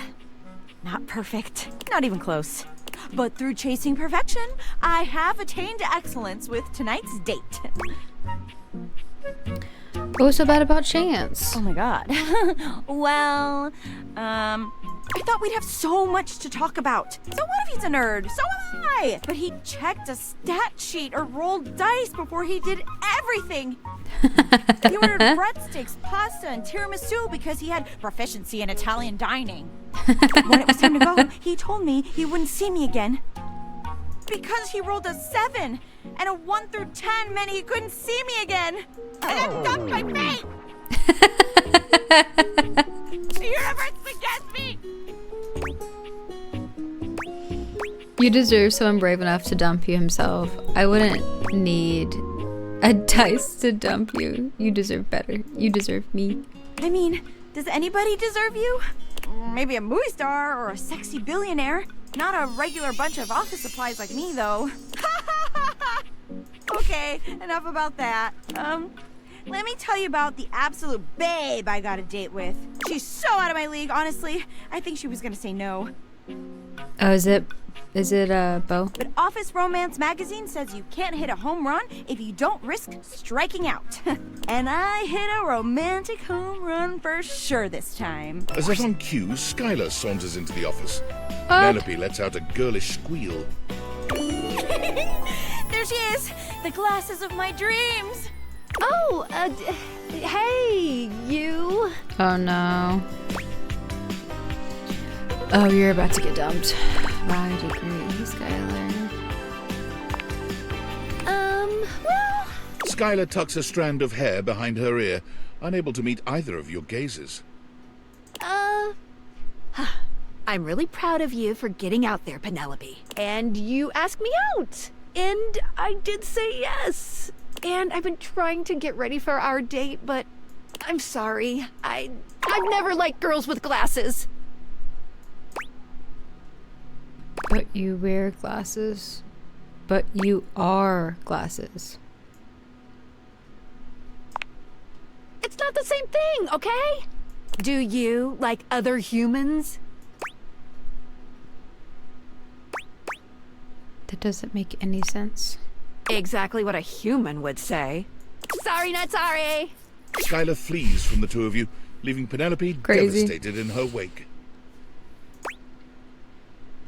Would you like a hug? Oh, thank you. But even a warm hug can't save me. I'm going to the kitchen. And I'm gonna see how much cheese I can eat before I die of acute calcium poisoning. Which is a very real and serious thing. See you later. Maybe. Acute calcium poisoning? Acute calcium what the hell? What the hell is that?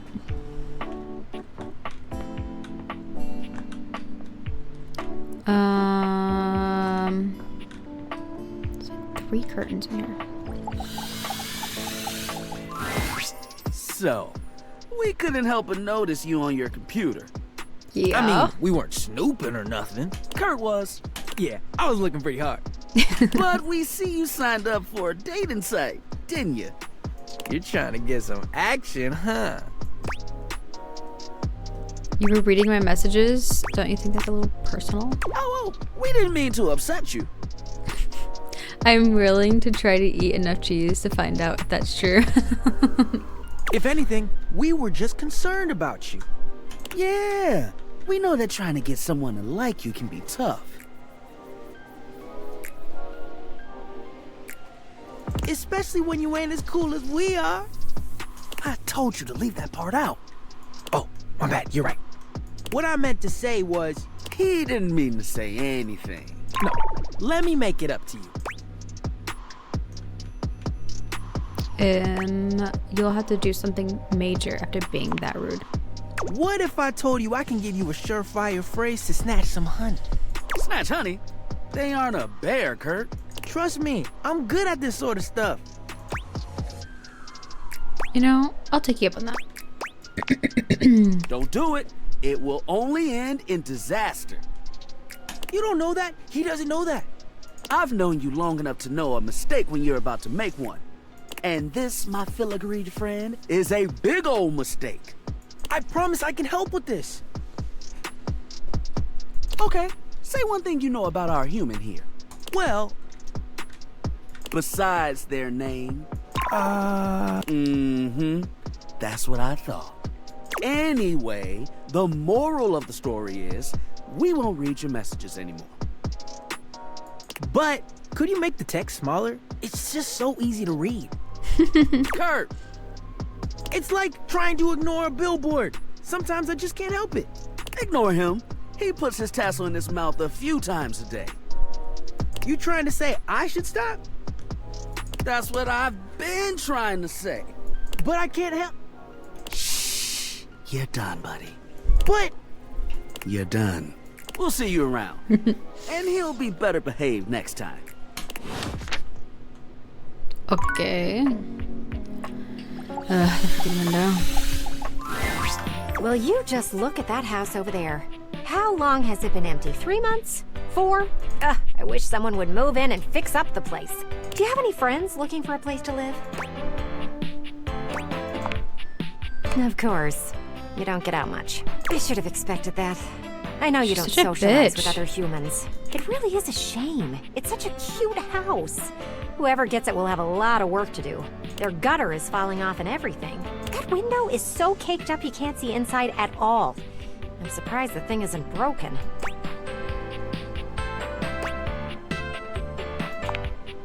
Well, it is the talk of the neighborhood. At least I think it should be. A place like that is going to make the whole block look terrible. Someone should move in soon. If you think of anyone, let me know.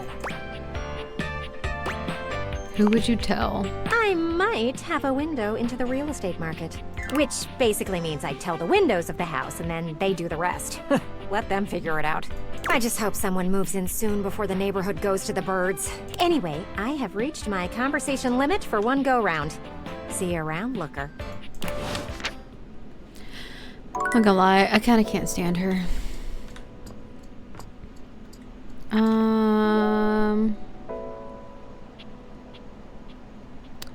Let's talk to the desk again.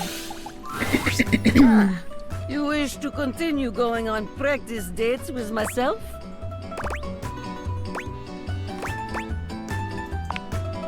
Here are the potential locations for these dates. Here we are. Shall we share appetizer, dear date?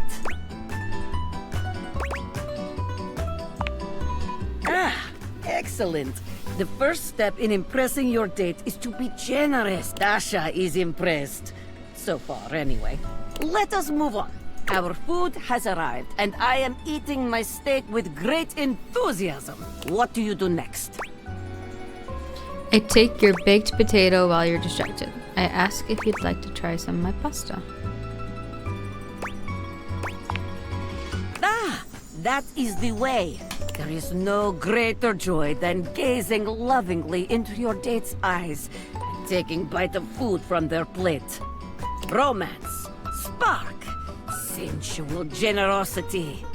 Hey? Top marks. And now, our final question. The waiter walks in with bill and sets it on table between us. What do you do? I already paid the bill while you're in the bathroom. Challenge you to an arm wrestling match for it. I beg you to pay it with tears in my eyes. Important question. Who pays? The winner. Now that's what I'm talking about. That is the way. A glorious battle for the right to pay the check. Oh, Shemoy, it makes my heart race just thinking about it. Now, that is the way to end a date. Very good. You are becoming quite the charmer. There is always more to learn. We will continue next time. See you again.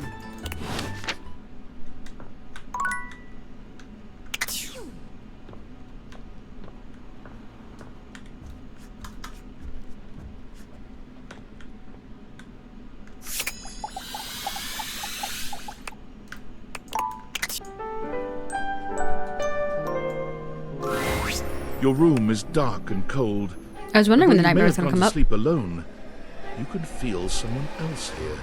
Nightmare looms over the edge of your bed, at once friendly and disquieting.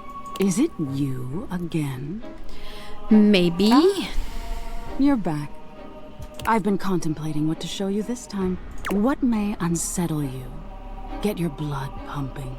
This time I think maybe you're speaking in front of an audience. Is that scary alone? The thought of being vulnerable in front of so many people, expecting eyes on you, knowing if you misspeak even once, they won't respect you.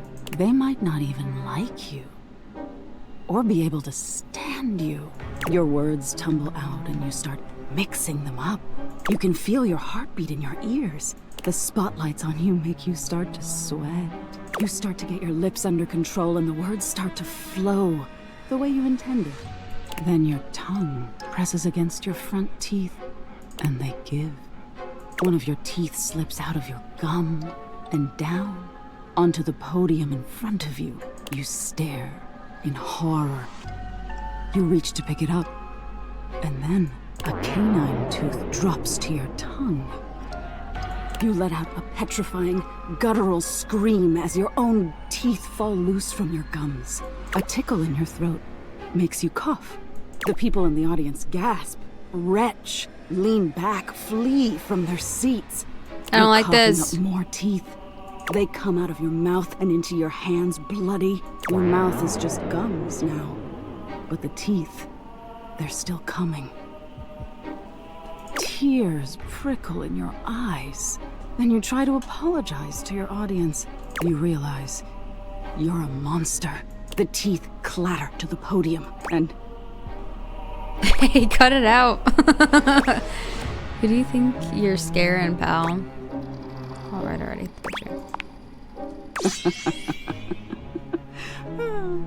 Did I get you?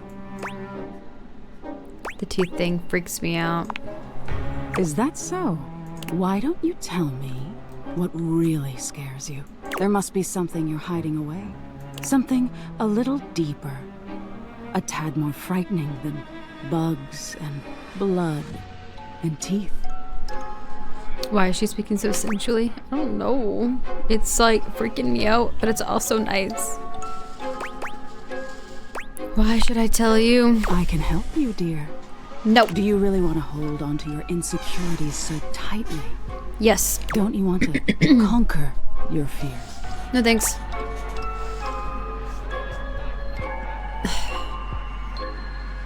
I'm afraid of mediocrity. Well, that's rough, because... How intriguing. Mediocrity can be scarier than failure. Being unremarkable. It's the same as being forgotten, isn't it? Nightmare takes a few steps back, beginning to fade away as the room grows lighter. It must be getting close to sunrise. Thank you for being honest with me. I will have to think about your answer. Good night.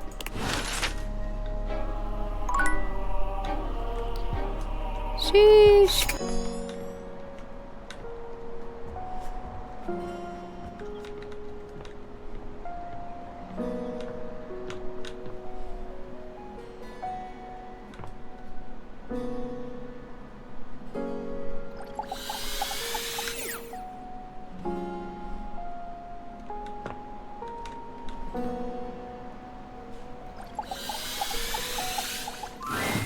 The sound of Johnny's distinct vocals and a blast of steam hit you all at once as you enter the bathroom. Amir is wincing, calling out over the noise. Johnny, as vocally blessed as you are, don't you think that is enough for today? Johnny continues singing. You can't tell if he's just not heard Amir or if he's ignoring him.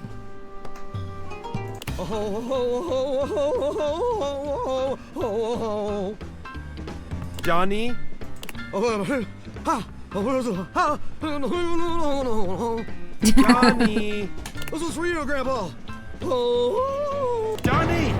Johnny finally pulls the curtain back, turning to shoot Amir a glare. Hey, what's your deal, shiny fella? Can't you hear I'm rehearsing over here? Yes, I can! That is the problem! We can all hear you! I and everyone else in the bathroom, the bedroom, the attic, the whole house, Johnny! I do not doubt that even the house across the street can hear you.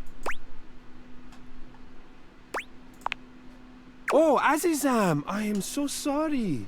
I did not see you come in. In fact, I cannot see anything as I am completely fogged over.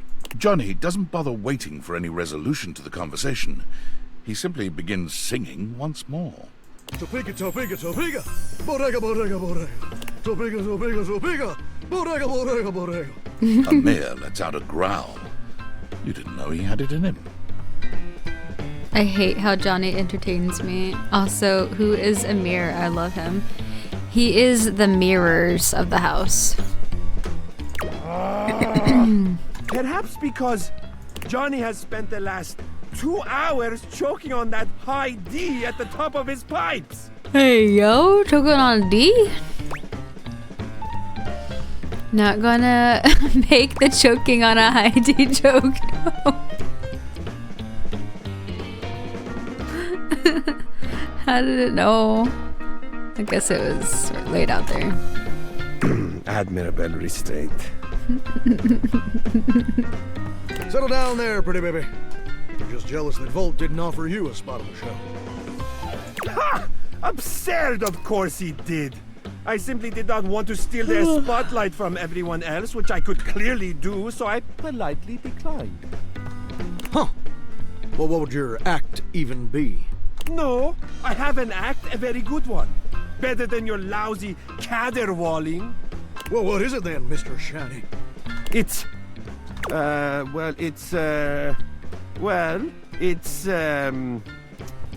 do,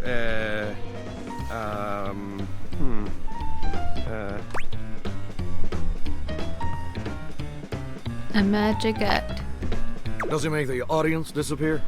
No, I'd hate to steal your act. Yeah, keep laughing. We both know you're too much of a coward to actually set foot on that stage. Dang, shots fired. It is your fortune that I have chosen not to until now. That could easily change. I'll see you there. Burst the pipe, you hack! Hey, not my fault I'm the only one here who's got star quality, baby. I'm sorry you had to be there for that. That was intense. You okay? Are you kidding? That was awesome. Hidden talents. I'm curious. Are you kidding? That was awesome. I wonder if you're reveling in my pain. But no, I think you're just being amazing and enjoying what there is to enjoy about something difficult. I love that about you. Obviously, I am a mirror of many talents. Some of them remain hidden even from you. And any one of them would be suited for live entertainment. Perhaps I will make an appearance at the show with your encouragement. And of course, I would be more than happy to give you a demonstration. Once I've had a chance to dry out. Don't tease me.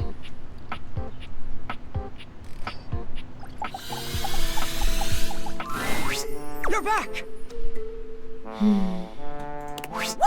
Off, Sudsy! Go lick someone else's hands.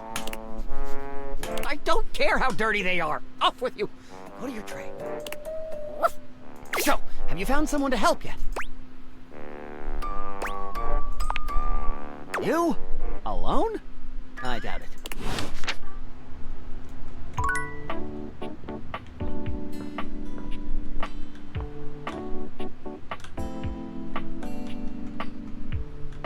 Nope.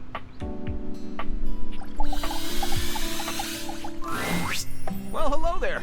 I'm Dang just it. doing some legwork on my neck. My goodness, what a fun thing to finally be able to say. So I'm just tickled to see you, but I may not be the best conversation partner right now.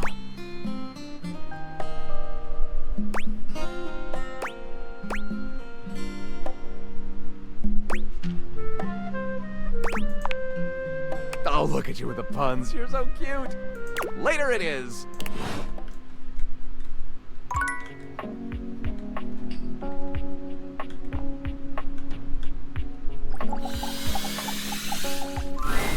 The game console turns on.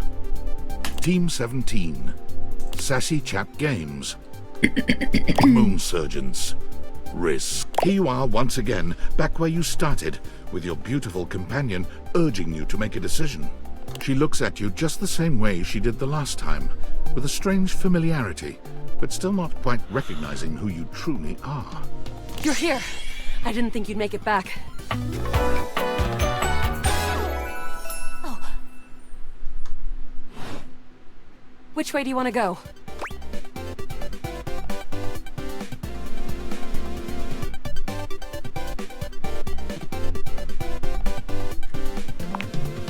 Of course we've met. We've been about 17 hours into this quest line.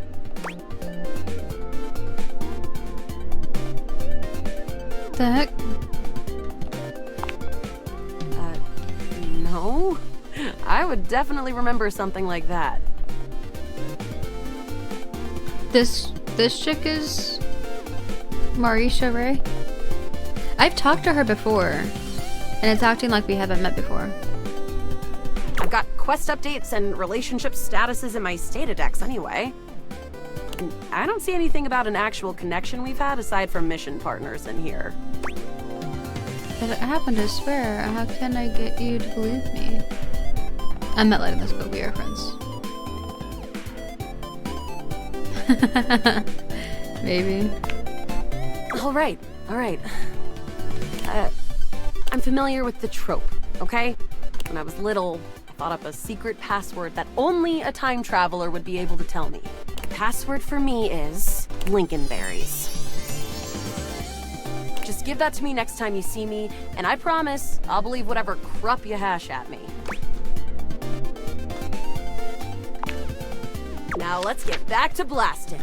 Oh, you just equipped my Zauer rifle, which means that you're thinking of unloading a whole lot of Zaker charges on these scroufs out here. What are we gonna do?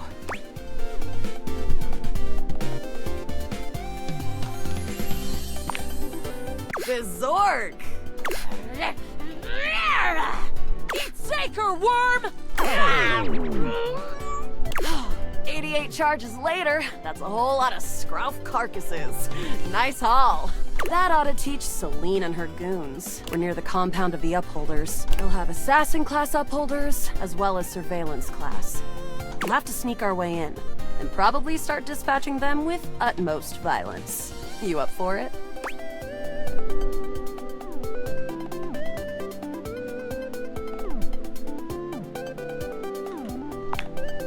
You're right. I'll put on my +5 shadow suit. It'll help us get through the sensors in there. Upholder tech is nasty. I found an entrance on the dark side. I've done all this with her Should be an easy way in already. if we just follow the marker on the map.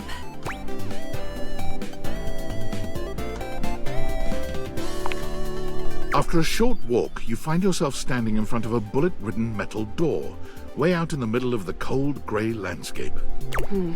This is the entrance I've never seen anyone use. With my chalk picking skills, we'll have this open in no time.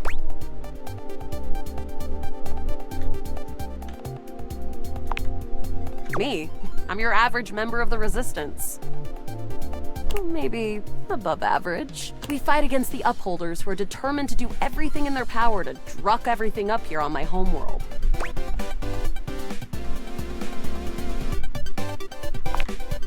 Positive about that. The surroundings might be gray, but what's going on here is black and white. Luna picks the lock, allowing you to peer inside. You can see hallways filled with shining electronic doors off into the distance. Here we go. Upholder Central inside. I'm seeing Grunt class Upholders, who shouldn't be too bad. There will be Surveillance class 2, which can sound the alarm. I got so sleepy out of nowhere. There will be an assassin class up to the right around the corner. Just knowing that isn't enough to help. They've got ultra tech that renders them invisible to all senses. Can't believe that's our fate. How do you suggest we do this? Try to date one of the guards. That makes sense. You making fun of me, Panda?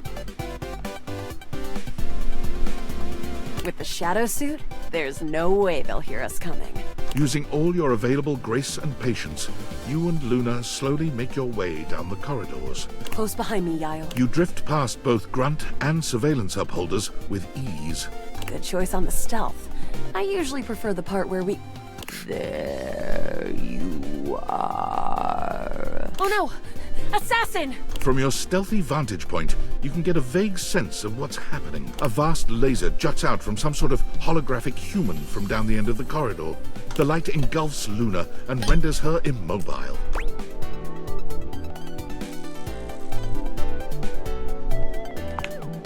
Bravely, you take Luna's frozen body and crash through the remainder of the hallway. Once she is removed from the power of the strange weapon, she hangs limply in your arms for a moment, enjoying the ride. Hey?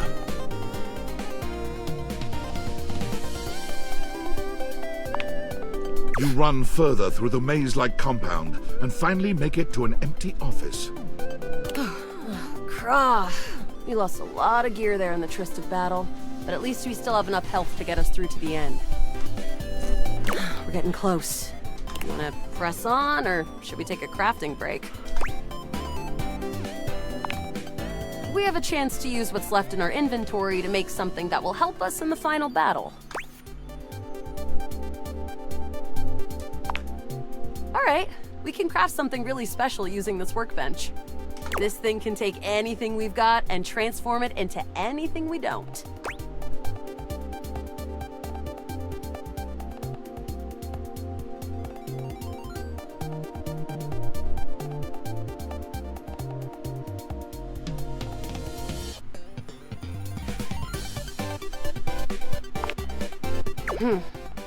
I'm not quite sure I believe you just yet, but noted.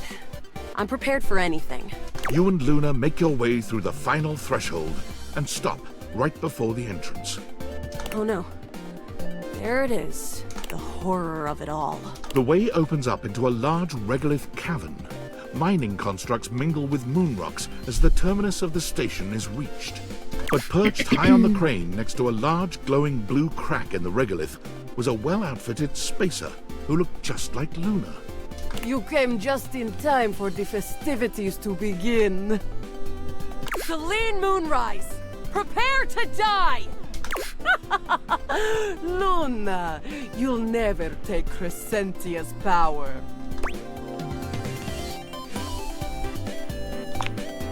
Yes! Oh, what's wrong with me? The glowing crack seems to swell. Charge, bitch! The blue deposit of moonrock erupts, and from the crack, a monstrous creature bursts forth. Crescentia! Go!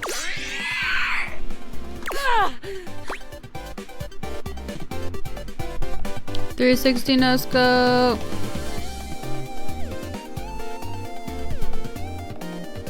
Use the power of love, Luna. What? Love has like 0 attack! I choose the old standby.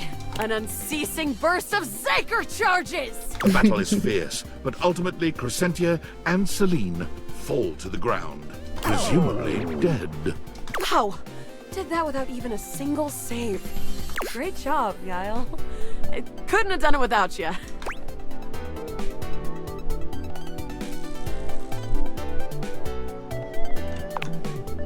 Well, I'd love to be friends with you.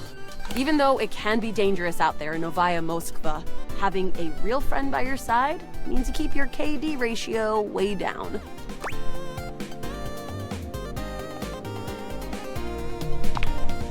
So, it'll stick all right, fantastic traveler. Next time you come back, I'll remember you for sure.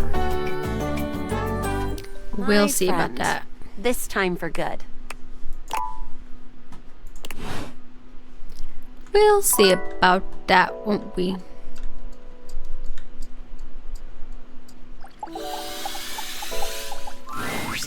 Hey there. You want to watch some TV? Oh, wow. That's a real surprise. You know, being here in the living room, there's all kind of fun stuff to do here that ain't me.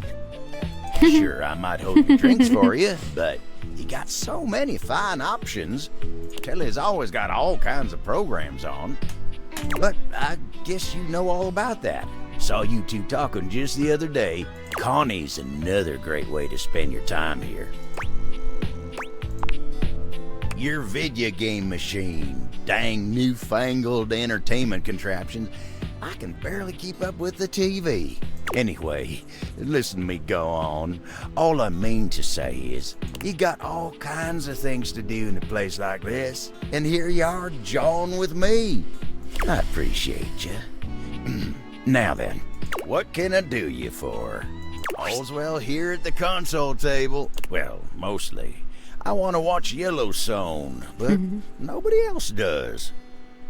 How am I supposed to relax when I could be watching the greatest TV show ever made?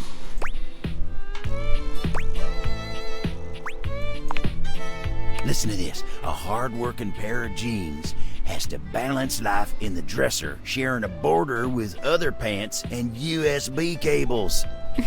It's a clash of civilizations, old and new. Must-see TV. When you seem less than enthused, Abel's cheeks flush. Anyway, yeah, fine here. Just waiting for my turn on the TV.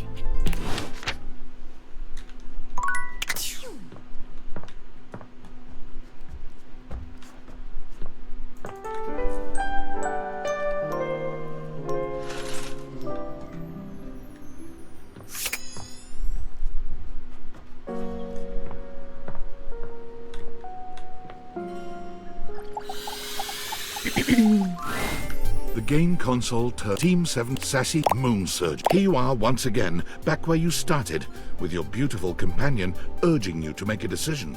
She looks at you just the same way she did the last time, with a strange familiarity, but still not quite recognizing who you truly are. You're here. I didn't think you'd make it back. Bruh. Which way do you want to go? Lincolnberries. Oh my dunes. We've got a timeline crisis here.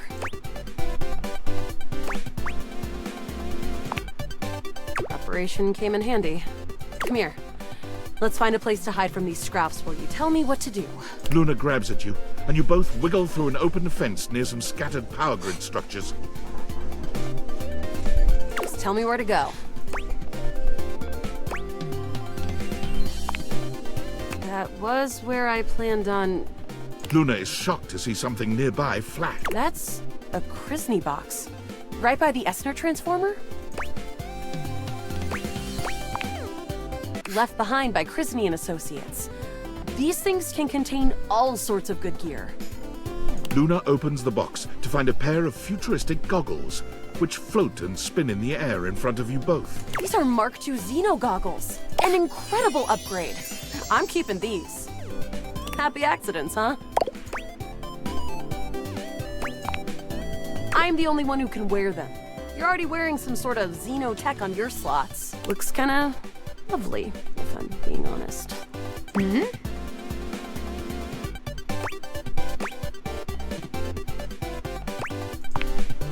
Oh, we don't have time for flirting, all right?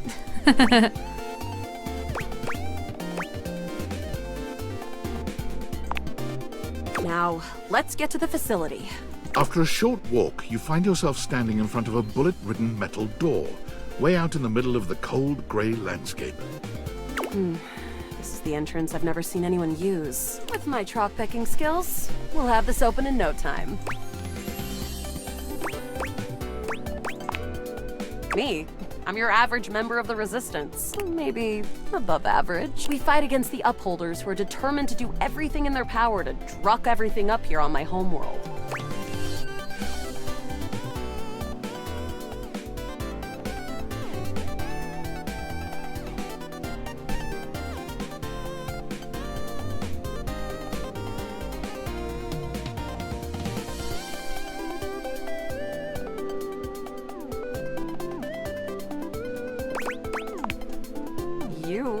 I always thought of you as a companion. Someone who followed me around and gave me advice. Cute, but expendable. Luna picks the lock, allowing you to peer inside. You can see hallways filled with shining electronic doors off into the distance. Here we go. Upholder Central inside. I'm seeing Grunt class upholders who shouldn't be too bad. There will be Surveillance Class 2, which can sound the alarm.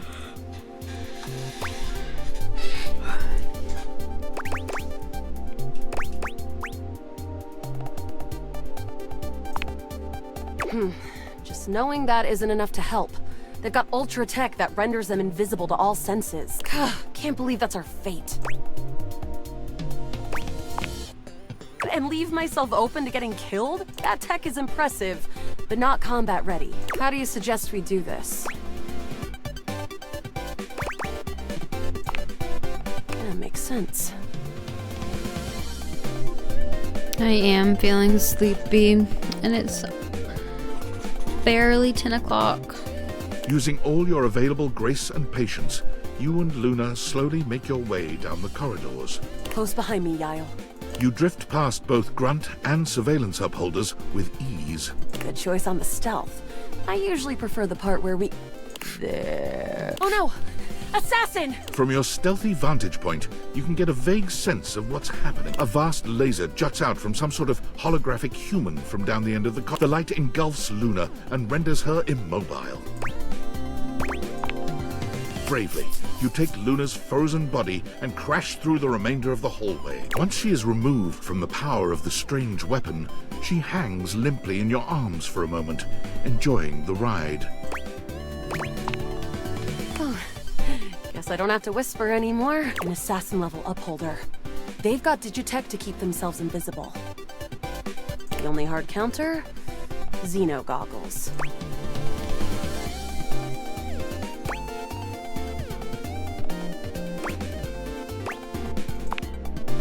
Yeah, look, next time around, just tell me. Don't listen to the syrup-addled junkie who said no to wearing the goggles.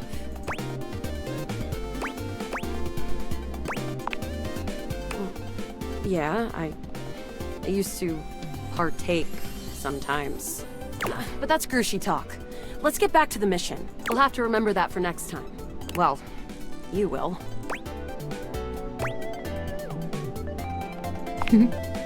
Shriek. Can't believe we're here. Seems like a dead end. Hey, you might disappear after this, but I keep going. And I'm not planning on going anywhere. Resources or not. Speaking of, you want to see if there's a workbench?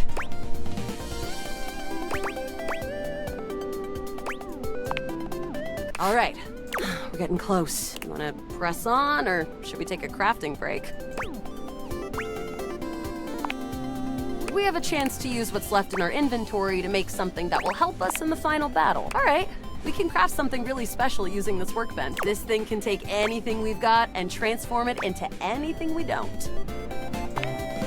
Not much. We got zonked by that last encounter pretty. 1 globule, 1 wood, and 1 scrap skin. What's up, Vod? She is a console, actually. We'll have to find out. Okay, let's get started with... Got it. And then? Got it. And then? Got it. And then? All right. I don't think that's gonna give us anything we really need, unfortunately. But there's no reason to lose hope. Let me just put these together and... It's pretty globular, which is always good for defense. The wood gives nice heft, raising our attack. The Scrouf skin makes anything look a lot better for comfort. We've got an amazing new piece of armor from this. That'll help us in the battle ahead. You and Luna make your way through the final threshold and stop right before the entrance. Oh no. There it is, the horror of it all. The way opens up into a large regolith cavern. Mining constructs mingle with moon rocks as the terminus of the station is reached. But perched high on the crane next to a large glowing blue crack in the regolith was a well-outfitted spacer who looked just like Luna. You came just in time for the festivities to begin. Celine Moonrise, prepare to die! Luna, you'll never take Crescentia's power.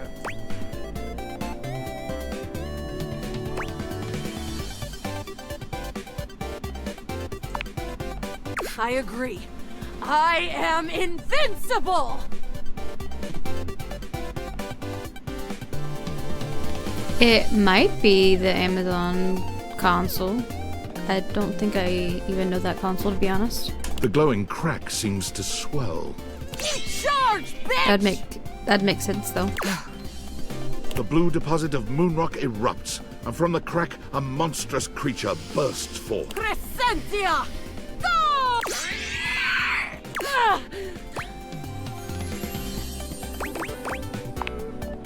Ha! Easy! Thanks to your crafting, Luna is able to withstand the mighty force of Crescentia's power. The battle is fierce, but ultimately Crescentia and Celine fall to the ground, presumably dead. Wow! Did that without even a single save. Great job, Guile. I couldn't have done it without you.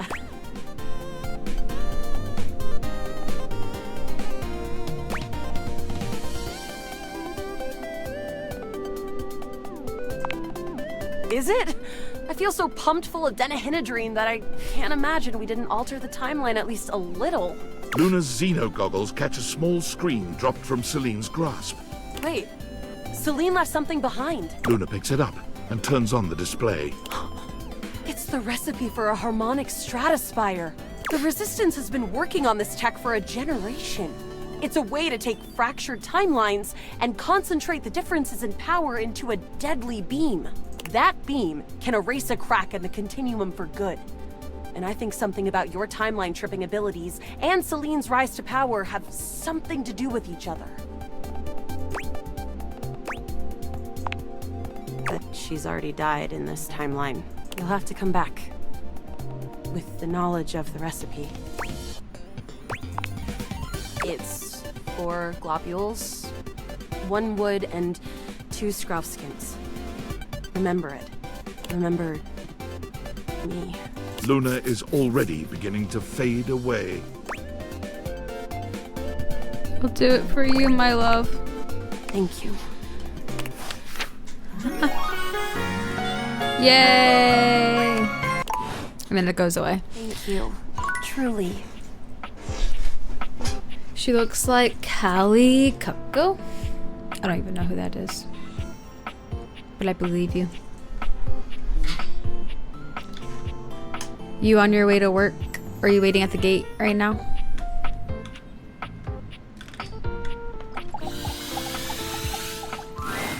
Oh, coming! Hello. Sorry for any confusion. Nice. I'm currently working my day job at all 5 restaurants and bars in the house. It's hard being an actor. Jeremy, Two Top just walked in. Coming! Stop by for another night of some theater.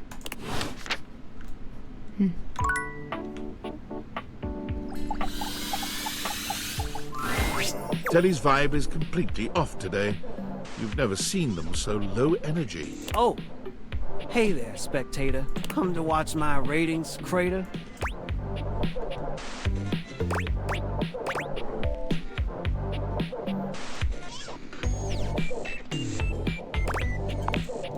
Well, don't mind my despair. Just pull up a chair. Or hell, do whatever you want. I really don't care. I'm fine. I'm primo. Now, can we just go watch a show, bro?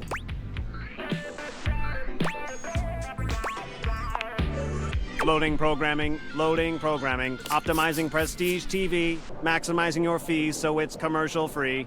White knuckle thrillers and serial killers, and endless ads for painkillers, and... screw it. I'm just too bummed out. You're not allowed to be bummed out, you're an appliance. But I want to watch Balls to the Walls. It's What's wrong, over. Kelly? Smell the odor? That's the entrenched stench of a hostile takeover. All the shows got new owners and the studios are in foreclosure. It's not that bad, Telly, promise. Oh, is that what this bill is? It's all that and worse. Let me show you in verse. With him, everything is in a rhyme. No matter what I do, Valdiviflix will always be better. They got all the consumers and they got all the cheddar. I can't compete. I'm obsolete. Someone ought to just yeet me into a shredder. You're not obsolete. You've got lots of great programming. Maybe you should just need more shows. More shows? To impose while people doze? 5,000 channels. 15,000 shows. Yet no one wants any of those. When I was at the height of my powers, people would gather around me for hours and hours. They'd turn me on and waste a whole day. But between smartphones and streaming, I'm just fading away. Truth is, TV already died a long time ago. And all of us here, we're just basking in the afterglow. I'm not anything anymore. I'm no longer popular. In the end, all I am is an overpriced monitor. Well, I'm still here and I'm not going anywhere. Don't even pretend that you care. I've seen you watching Valdiviflix. I'm more than aware. That's true, but I can still like you both. That's okay. Huh. Never thought about that perspective before, but I guess why stop the show when you can watch an encore? Spectator, you make quite an impression. So before we wrap up this binging session, I hope you don't mind that I'm inclined to make a confession. Hey. After all my endless channel surfing, I finally found the absolute greatest spectator around. And from my remote to my speakers to my cathode ray, I want to binge watch with you till we both waste away. Aw, I'll get my eyeballs lubricated.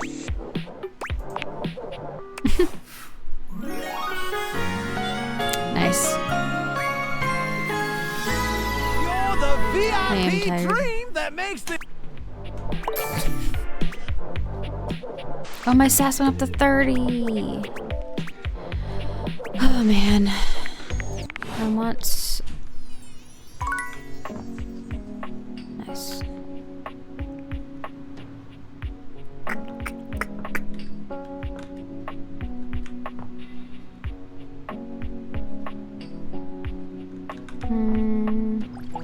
Let's see what the pirate's doing. Wow! I've not felt quite this elevated since... My God! Since I can remember! What a jape! What a rip-roaring ramble through daring, danger, death, and great deeds! Have you seen? Have you noticed? Shield your eyes if you must. I'm mobile! A mass of cockroaches dressed as pirates and armed with cocktail swords materialize from seemingly nowhere, brandishing their weapons at you. Oh my God, is that a cockroach army? Indeed! My new friends here are really quite amenable and exceedingly well disciplined. All I need to do is issue the command and they muster en masse beneath my bottle and then we're off. Nice. You know, since we returned from our great expedition, I've been to the kitchen, the bathroom, and the foot of the stairs. I'm unstoppable!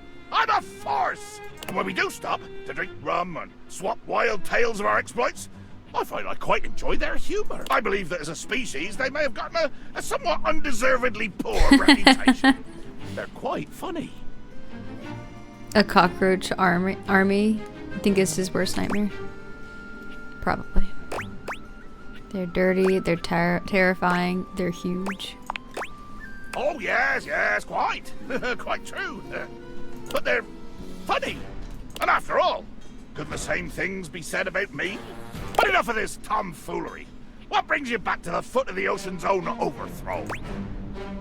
Wanted to see if you were still weak enough to get hurt when I make fun of you. I still don't get your self-naming, but I just wanted to say hi. So you're still a waster of time? I'll bring you hi to me when you could be bringing me adventure.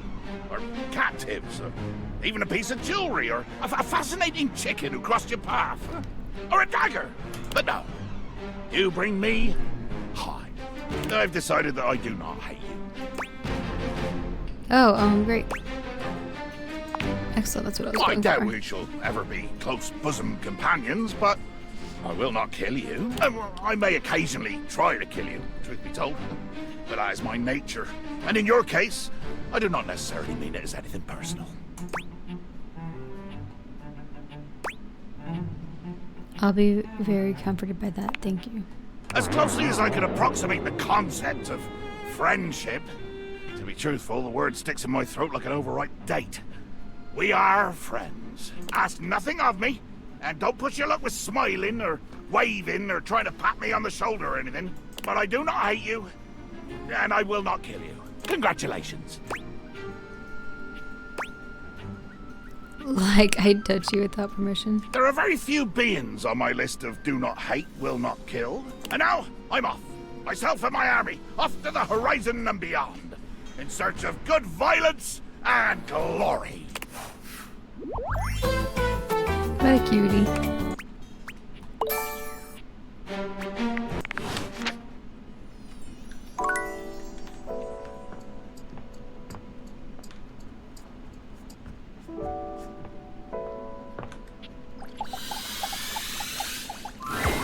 There you are. I was just thinking about you, you know. How about a kiss? Smooch. You envelop Betty in your arms, and when she kisses you, it truly knocks you senseless. For a few moments, there's nothing but you and her. You and those maddeningly perfect lips and killer curves. It's hard to stop at just a kiss when it's this good, but somehow, you manage to pull yourself away. It's going to be hard to wait. I was curious if the dialogue was different, if she is like the last person I talked to versus the first person. But I guess not. But I'll see you tonight, cutie. I mean, I'm going to sleep like right now, dude.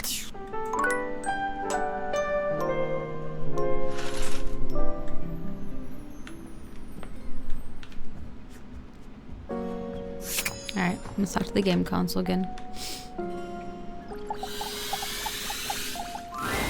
The game console turns on. Team 17, Sassy Chap Game, Moon Surgeons.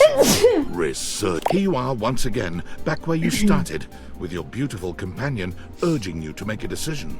She looks at you just the same way she did the last time, with a strange familiarity, but still not quite recognizing who you truly are. You're here. I didn't think you'd make it back.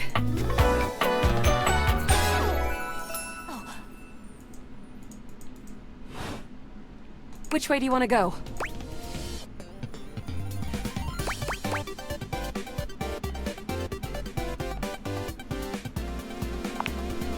Lincolnberries. Oh my dunes. We've got a timeline crisis here.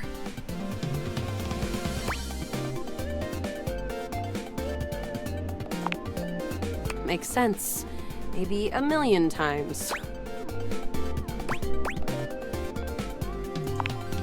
Lasers and grates. Come here.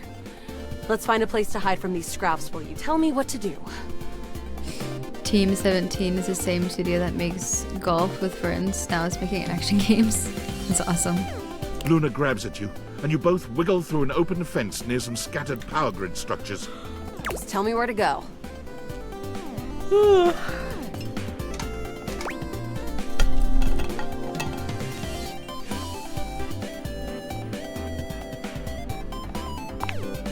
Oh. There's a christening box with Xeno goggles. Huh, Rules, you're good at this. Okay, then what?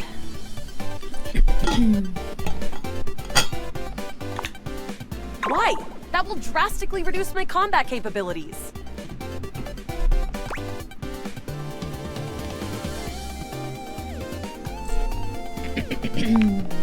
Ah. Understood.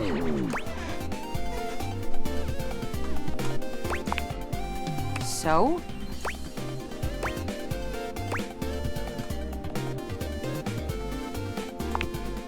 True. This specificity is making me trust you. This advice sounds like something I would come up with myself. Luna puts on the Xeno goggles and enters the compound cautiously. I can see so many more wavelengths now. And you're right. There is an assassin class about 7 Bezos away. Bezos. We can get the drop on him.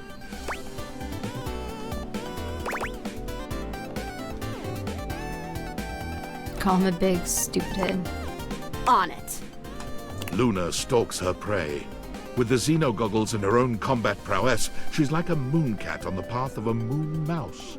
With the coast clear, the two of you stealthily walk the corridors until you reach an office right before what seems to be the terminus of the compound. That's Pesos.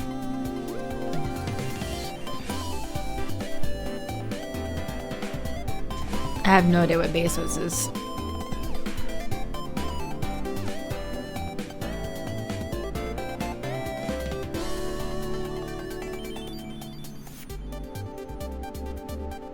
Is this the furthest we've ever gotten?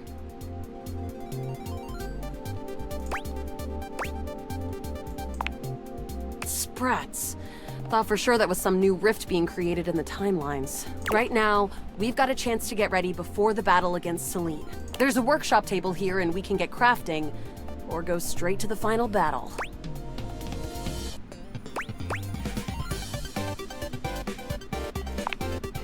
What recipe should we make?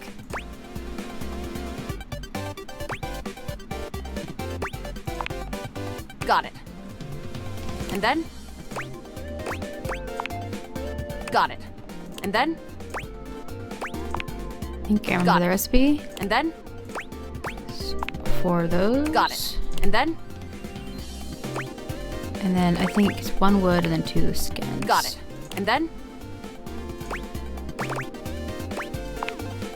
Got it. And then? Got it. And then? Alright. Let me just put them together and... We did it! A harmonic Hell yeah. stratispire! Memory didn't fail me for once. If she says it one more time, oh, you'll do what to her?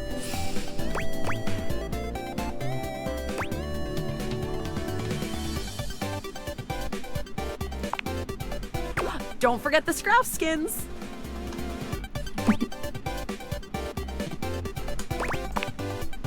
Here we go. As you step into the terminus of the compound, you can already feel a difference in the air. It's crackling with potential energy. I knew you'd be coming here. All the regolith you would ever want, and all of the Selene you could ever need. For what reason? All I'm here for is the sweet profit, Banya. Ever seen one of these? Luna holds aloft the stratospire. It glows ominously. How did you get one of those? You messed with temporal energy and trapped me in here with you forever. Playing out the one pathway where I always reset. Thinking that I would never be able to get the one thing to stop it because you kept it from me secretly. But you didn't count on one thing. What? Me, bitch. The NPC? I never thought she was anything special. Rock! My plan all ruined. Just kidding, of course. There's no way you have the innate strength to use that thing. No, but I do. Ah! From out of the crack in the cave wall, Celestia in her scaled glory crawls out, slowly, magnificently. You have done it, Connie. You have brought the balance to the timelines. And you Okay. have built my device. Connie? Who the hell? The pieces are all here. Human, enemy, hero, goddess, player, and played. All shards of the same soul. Connie's. Wait. I remember.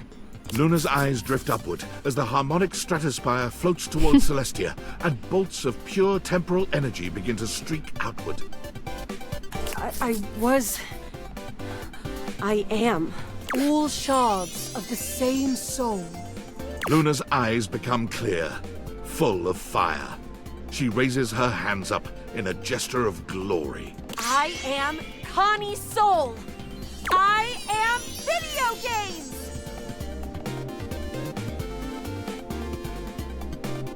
Like all video games? Game on. Yikes. Selene is taken aback and stands up, ready to fight. No. You were never supposed to know your power. There's no power. It's all mirrors upon mirrors, Selene. All leading back to you. To us. Stop it! Celestia, Selene, Luna, all.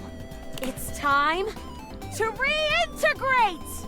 The stratospire's sizzling energy explodes into an array of rainbow beams, covering the mine entrance with kaleidoscopic colors. Do it, Connie. That's it! That's right! Your quest is almost complete. I refuse! She resists. You're still a part of this. Show your support! Complete the ceremony.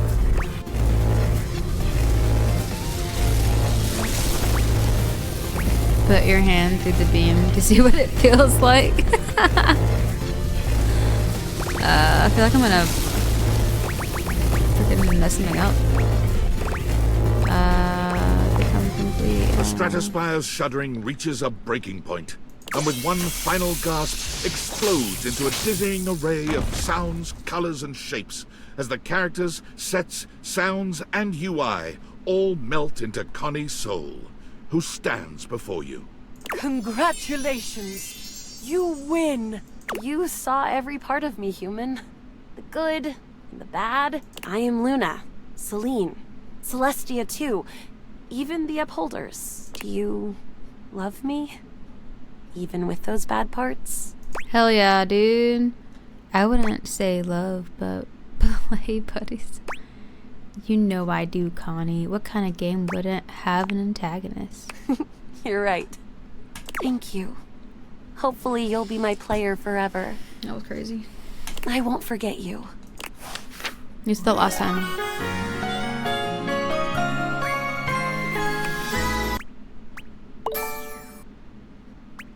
Heck yeah. Anyways.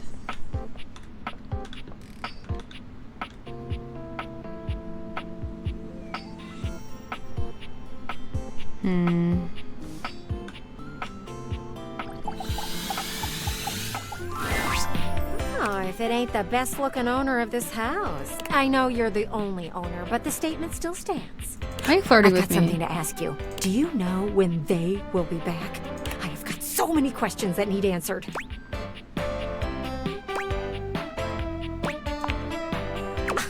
I'm talking about your neighbors. Did you not notice they were gone? You really need to look around you more. They have been on vacation for the past 2 weeks, and I wonder if they will both come back. I heard from some muffled talking that this was a vacation to, quote, save their relationship, unquote. But from what I've seen, they are going to need a lot more than a vacation to do that. What's up, Instar? She is a Karen.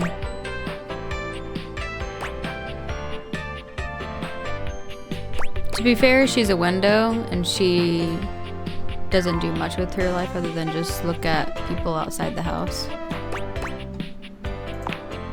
Oh, I watch everything that's going on. You see there? I face their window, and I've had a front row view.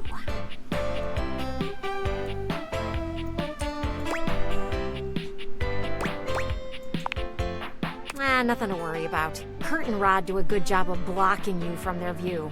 Plus, you don't do anything interesting enough for them to want to see, so no worries. But Graphic Tee and Cargo Shorts have been having some very serious talks lately. I can't hear them too well, but I can tell by their hand motions that something is going on. Just like Karen's. Just got in bed with Cheez-Its and a monster. He looked Karen in. Cargo Shorts has been on a laptop at all hours of the night. She is pretty They're on Karen-y. one of those dating sites. A dating site for t-shirts. I'm happy I don't have to join one of those. Oh, same. I was made far before those were a thing, and boy, was finding someone a lot less complicated back in the day. I get to use these debuted to try and find new connections. Gosh, I just do not care. I am all about GT and CS. Oh, that's Graphic Tee and Cargo Shorts for short. You know what? I'm gonna ask some questions to the pergola next door. I need to test my theory. Come back later. I should have some answers.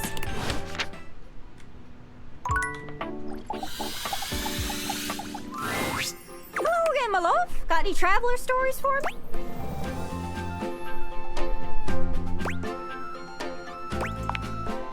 Really? Then go on then. Let's hear it. Oh! Salam, Gaia. Oh, goodness, look at you. I will regale you with a fact about my homeland of Iran. Persian weddings are marvelous affairs. They have a beautiful ceremonial spread called Sofre Aqd. It's got spices, coins, desserts, and best of all, a large mirror as the centerpiece. The bride comes in veiled, and the groom gets his first look at her through the mirror. Aw, that's so romantic. I think so too. The mirror symbolizes light and a bright future for the happy couple. There's also candelabras on either side of the mirror. Their fire symbolizes purity. Wow. Mirror setup sounds like something else, but The candelabra part worries me a bit. I hope Scandalabra's never been invited to one of those. He's kinda sketchy. Oh my goodness. I wouldn't invite him to be part of my spread. Anyways, that's great. Got it all written down. No, I don't want to date the Karen lady. She's kind of a bitch. Did you have any more? Really? Then go on then. Let's hear it. That's lovely. What's all this then? Oh, that's one of the things they say over there. Rubbish. Oh, keep going. You having a laugh? I'm taking the piss. Listen, you two. Canada and America are beholden to England for smithing and refining the language we're speaking right now, which is called...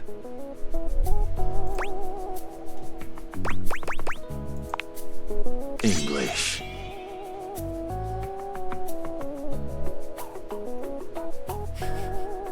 From England, land of angles.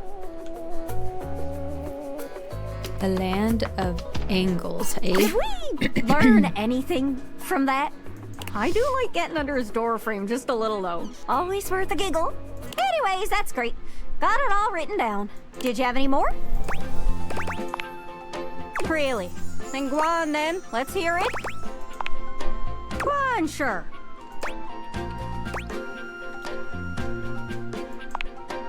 Okay, if you say so. Sorry, Ducky. Sounds like he was pulling your leg. He just doesn't have that same something that the other travelers do. Yeah, sorry. Anyways, that's great. Got it all written down. Did you have any more? Really? Then go on then. Let's hear it. Pretty sure Keys is from somewhere in Africa. That's far. Darling, allow me to tell you about my homeland, Nigeria. As is my duty as a performer, I have brought only the most incredible and spine-tingling facts spoken to you in a most arresting manner. Shapa Wadi is the highest point in Nigeria, standing at 2,419 meters. Also, Nigeria is the only place in the world where you can find the Anambra waxil bird, a member of the Estrilid finch family. And before you think that you can find this fearless flyer all over Nigeria, think again. Oh! It is only found in southern Nigeria. Wow! Is that all? I have one more fact, extremely rare and terribly secret. There are 3,798 kilometers of railways. 293 kilometers of them are 1.435 meters standard gauge. 3,505 kilometers of them are 1.067 meters narrow gauge. Oh! I trust you all enjoyed the performance. Bye! Anyways, that's great. That was boring as hell. All written down. Did you have any more? That was some random freaking facts. Really? Then go on then. Let's hear it. Pretty sure everyone knows that. You can hear them all over the house. Including here! Jean-Louis is here now. Oh! Jeez, boy, scared the mountains off me. Lil Crapper, he has been informed that you wish to know about his homeland, eh? This he will tell you. In the form of a rap! Oh, no, that's okay. Jean-Louis begins beatboxing. Hip-hop is popular in the US. When it comes to the rap, people say they're the best. But the French start to lash out with their silver tongues. You think we're second place? We are second to none. You come for my people? The battle is on! Flashed out with a face full of very Verlon. Jean-Louis leans over and does a call and response with himself. Verlon! Verlon! Qu'est-ce que est Verlon? Did Texas get a cold spike? I wouldn't say cold. It's like literally perfect weather right now. There's no humidity. It's still like slightly warm, but with like a cool breeze. It's very nice. It's a very comfortable weather. Verlon is a well where new language is born. I think this lady is supposed to be Irish and it's stressing me out. It's like tank top and shorts weather. Yeah. If the syllables permit, you turn and reverse it. The meaning's the same, but you change. So, I really you can't. take the I can't with him. I can't. Oh, okay. That's cool. Or I guess cool? Nah, that's Pig Latin. No! This is one of the reasons French is the best language! And so Jean-Loup uses it now to bid you... Oh! Anyways, that's great. Did you have any more? Really? Then go on then. Let's hear it. Ugh. There's so many freaking people to talk about that I've talked to.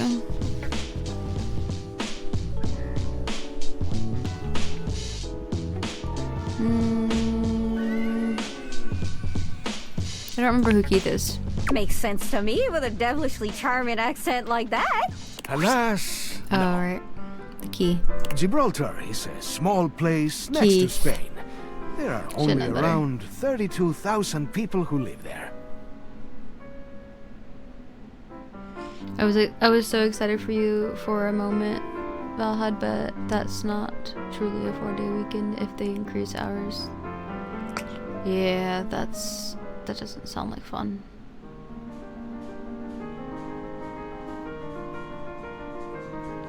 I mean, I know some people who do that, or they work 4 days and work 12 hours, and they prefer that because I mean they get 3 days off.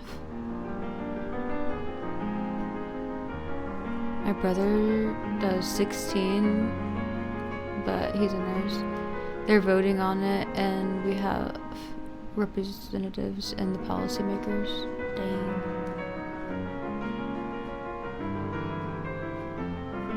It's crazy. That's crazy. Oops. That's embarrassing. One would think, of all of us here, shouldn't you know its location? Not everything is labeled, okay? And there's some country stuck to me backside. You can remember I hail from Gibraltar because we have a key on our flag. Oh, that is easy to remember. I won't forget it. I've got it on lock. I must be on my way. Anyways, that's great. Got it all written down. Did you have any more? Really? Then go on then. Let's hear it. Oh, I've always wondered where Jacques was from. Wondering about me without my permission, eh? Oh, I'm sorry. I am from the sea. My mother was a gale, and my father a column of thunder. Oh, but where were you assembled?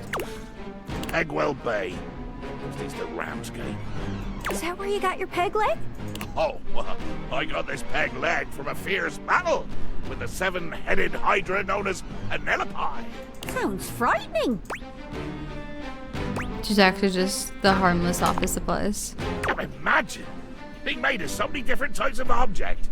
Pens where they're stabbing and staining, paper clips morphing into phantasmagorical shapes. And what sailor has ever survived an encounter with glue of such super strength as to stick their fingers together? There be dragons. Got it.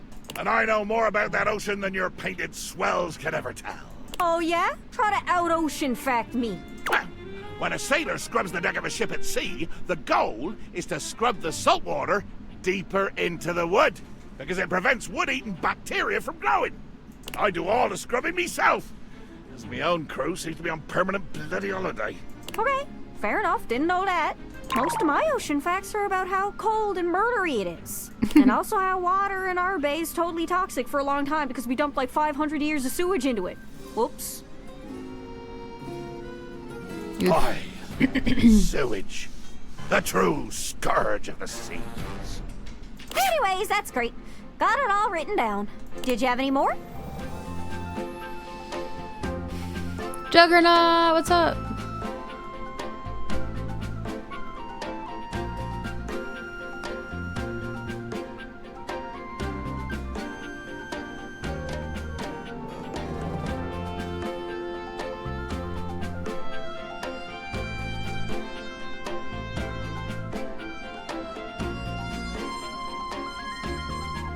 Really? The Pegwell Bay near Ramsgate was down the road from you. That's cool. Literally a few miles from where I lived in Margate. That's awesome. If it's up to us, we would like to be 8 hours, 4 days a week, split into 2 shifts, a morning and day shift. Maybe they can make that happen. I hope so anyways. I hope for something better than what they're doing. Pretty sure there's a shipwreck there. That's freaking cool if so.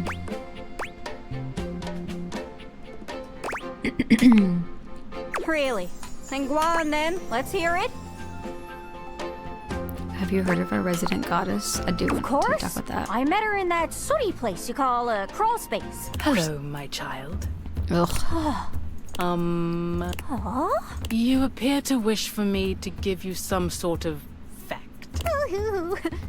You got me. Many of my formations are beautiful in ways that only I can sense. There is beauty in some delicately arranged constructs hundreds of meters below my surface that you may never witness. For your sake, I do find a certain formation called Queen's Head in what has been designated as Yelio, Taiwan. Here, the formation has naturally crafted a bust of one of your famous human queens, Nefertiti. Purely accidental, but worth noting nonetheless. Oh, very cool. I've heard some cool rock facts in my day, and I'd say that one head and shoulders above the rest. Remain well, small representation of my form. I wonder if Rongo Mai Fanua would be interested in my island. We do call it the Rock sometimes. Seems like it'd be in her wheelhouse. Anyways, that's great. Got it all. Did you have any more? This was really sweet of you. It really means my brain is actually working. I feel filled out, completed, fully charted. Woohoo! Go, Gaia, go. Wow, that's so strange. Finally, I have a full list of places that I know I could visit, but leave Panda alone. He's next to you. He just wants friends. The realization of what she's just said brings a sweet flush to Gaia's freckled cheeks. Gosh, that's embarrassing. Probably shouldn't just say stuff out loud like that.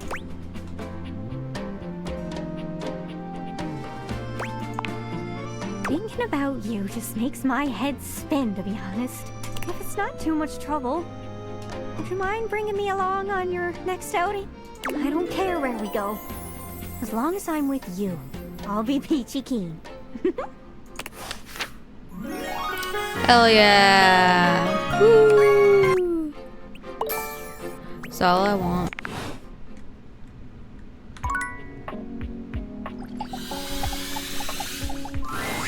Maestro. Maestro? Are you here to listen to me perform? No, just looking to fall in love with you. With me? Why not fall in love with music? It's so much easier.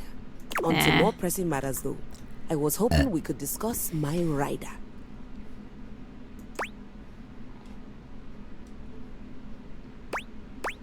Your what now? A rider.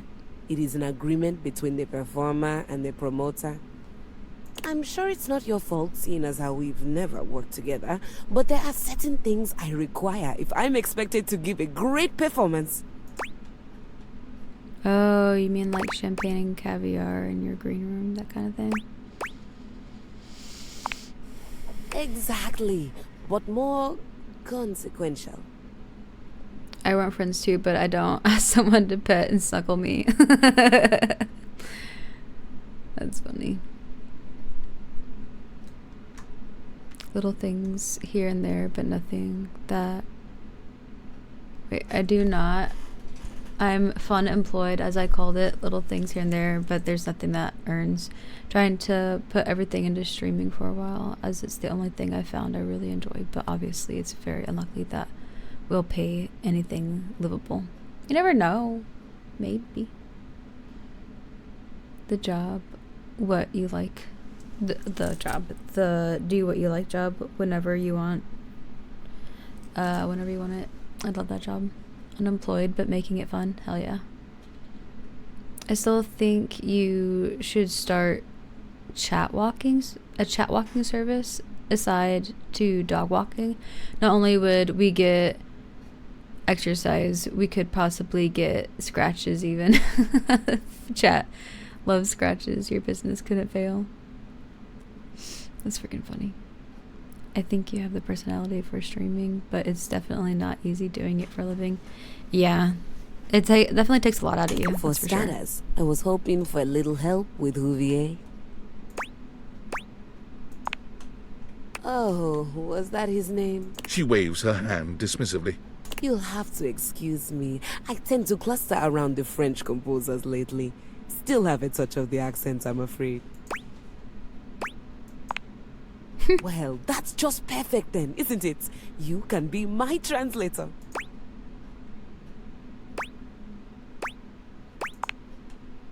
Sorry, I don't know that word. Please tell Huvier that he needs to do something about the dust. It's awful for my pedals. Any more of it and they'll begin to stick. I really did try to explain this to him, but the language barrier was just insurmountable. I'll need a bit of help with Hector too, I'm afraid. Could you please talk to him about the temperature? I need it at a firm 20 degrees, or it's going to wreak havoc on my tuning.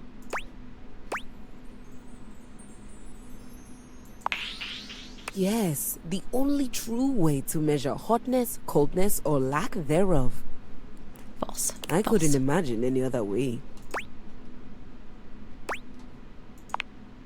Honestly, I think my accent got in the way again. Same with Lux. I like to be lit a certain way. Everyone around here does seem to be a little... Oh, there's no better way to say it. Unrefined. Speaking of, do we have a lighting designer on staff? That's all right. I was somewhat prepared for this. My friend Celeste was on a loan to a community theater once, and she told me all about their adorable little budgets. Now, if it's all right with you, I'd like to get back to rehearsal. Please do let me know what everyone says. I'm eager to jump into our work once the issues are addressed. Adieu!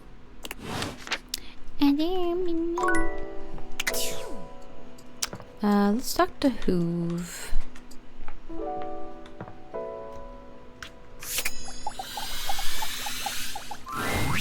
Yo, what's up?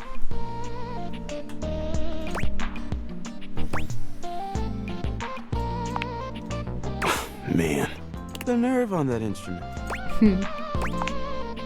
She thinks she's so fancy that she wants me to pay special attention to cleaning her feet. That's not a vacuum's job. It's her own damn fault no one wants to play her anymore. If she were nicer, there wouldn't be any dust. Sorry, I just get worked up when people have attitude. Tell her I ain't interested. Dang. Crazy cold. Would it be that hard to just clean her pedals?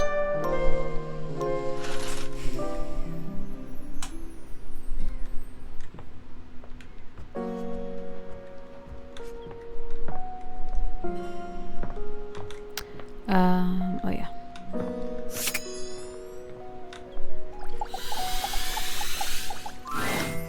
You're back? Do you have the stuff? I am very familiar. I tell you, I will turn this house into a... No, I don't mean to. Well, I guess there's no dialogue option.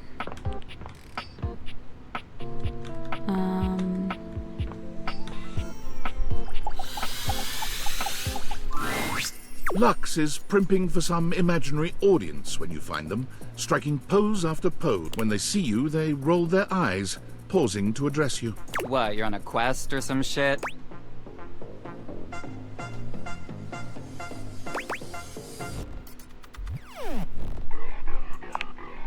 Oh, yeah, she wants better lighting. Need I point out the total disregard for what I might be doing? Ugh, the utter self-absorption of that request.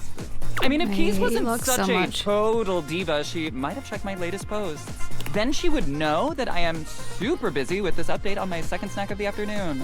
But fine, whatever. I guess I'm just that essential. Bye. I hate Lux with my whole heart.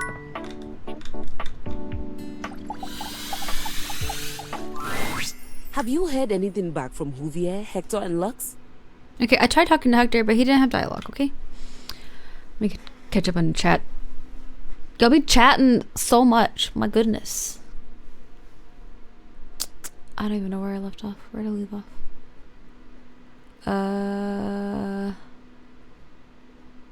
Where did I leave off?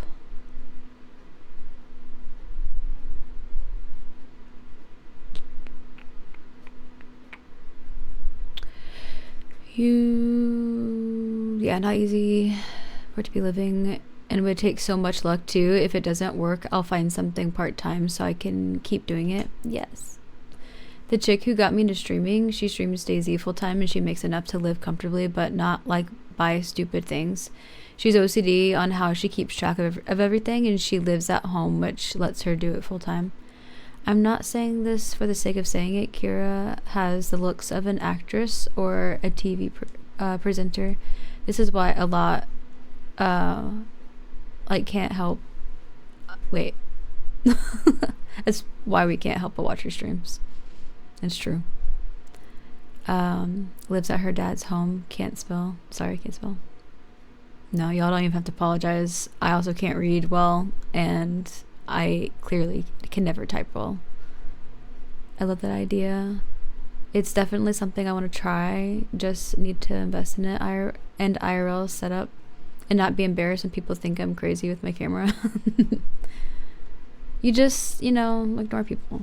You just have your camera. It's fine. I think the fundamental challenge or oxymoron of being a successful streamer, that pretty much the moment you become successful enough to actually pay bills with streaming income, your community is already so big that it's hard to keep up with people. Yeah. In chat, and then it's not the same anymore. It'll become, oh my word, there's so much happening in chat, I have to scroll back. That's literally what I was like just doing. And quick read chat and try to comment a bit here and there to appear engaging to everyone. Yeah, that's honestly why, like, I don't really chat in like the bigger streamers stuff. I just lurk. I don't even try to chat. There's been a couple times where like either me following or doing like some emotes might catch their attention, but like, yeah, I don't even bother. And a lot of times chat ends up talking to each other, and that's where like the engagement is with those bigger streams. I'm hungry, but everything sounds good. Let's see. I freaking hate Peanut, to be honest. That dude's chat moves so fast, I don't bother typing in it. Yeah. That guy annoys the hell out of me. I can't stand that guy. He has some funny clips, but like, I can't imagine watching an entire stream of a dancing Peanut. And he says some outlandish stuff that just, I can't.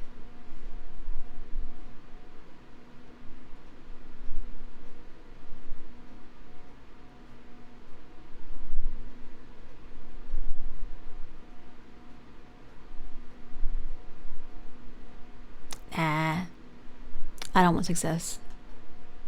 Becky's made it. No. Literally, like, this is just all I want right here. Is just this amount of people. Like, if it's more than that, like, I'm gonna get overwhelmed and then I'm gonna stop streaming. Yeah, I have to, if I want to scroll through chat, I have to like pause the game over here, and then that like pops up, which is kind of annoying. And then it's also silent, and it's just me talking. YouTube people do not agree with that. Much of it can be ignored as it's them being too nice to me. He's so annoying that his clips are funny. Yeah. Like, I can't imagine watching like an entire stream of his, but there are some clips that are funny.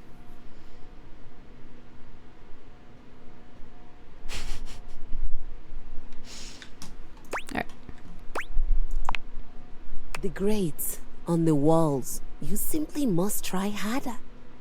Bitch, I literally talked to Hector, and he didn't have dialogue for me. Let me know when it's all taken care of. What a freaking giant ass one. Like, I had to specifically talk to his great. Oh, you already talked to this person today. Yeah, I freaking did already talk to this person today. This game.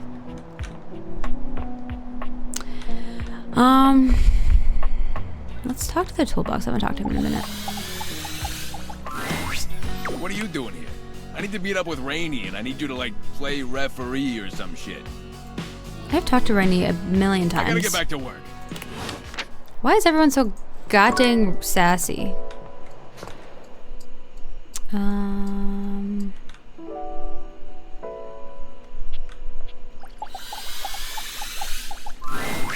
Today, we will be playing a popular and complicated game. This is a game in the Eurogame tradition, one of resource allocation, worker placement, and cooperation between players. It's based on the 20th century dairy wars between England, France, and Belgium, called Cream Capitalist. Ew. We will both attempt to outproduce the cream that the other is attempting to make. Hey, what the hell? Would you like to hear the rules? Please tell me the rules. I'm so excited to speak for a very long time! Oh my god. Yeah, I should probably be better about just ignoring y'all. But I can't. I need to read all the chat. You've been in one of Kira's raids before? Yes, I do. I have the memory of a fish, so don't mind me. I say that all the time. I always say I have a memory of a goldfish.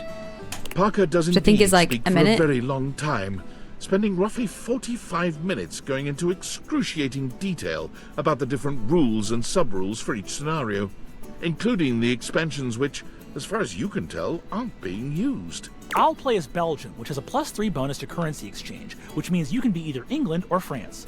Which will you choose? For you, Kira, England. Huh, that's definitely a bad move. In the Cream Capitalist Championships, England is well known to be at a disadvantage because of the cow wandering exploit. Think of the exploit! And I can confidently say that there will be none of this tomfoolery, getting my emotions all twisted up with your sexy situations. Sexy situations? In check, and my resources properly allocated. Begin!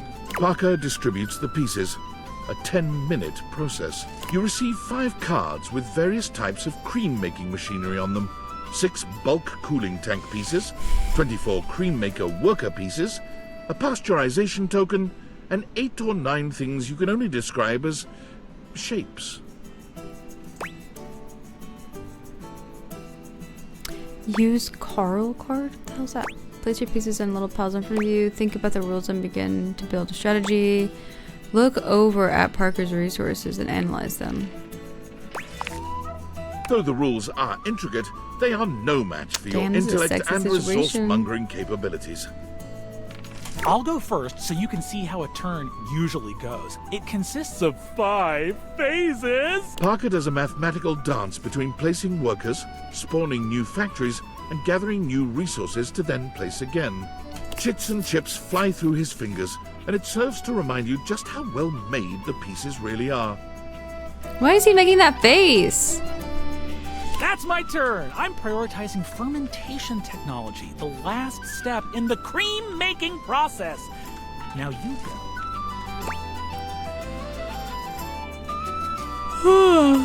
Prioritize unlocking fancier cream skimmer machines to skim cream faster. Move your workers toward the cow fields to generate more bulk milk. Attempt to corner the currency exchange market.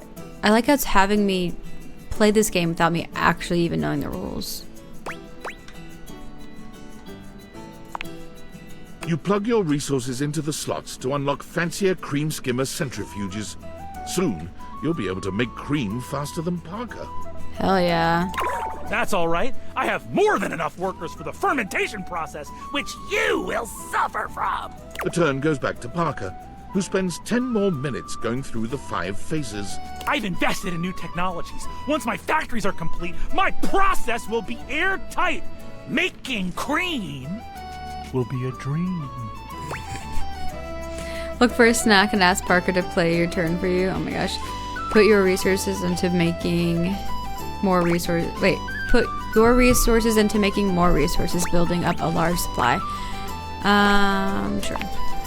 Okay, I get the hint. I won't send any burglars your way. You and Parker seem to be neck and neck in cream production and milk gathering.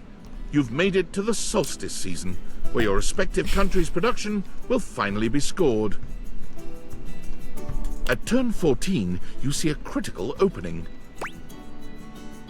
Purchase a bottling plant by only spending 7 bulk tank tokens rather than 8. Take a full 24 hours to think your way through your move. A full 24 hours?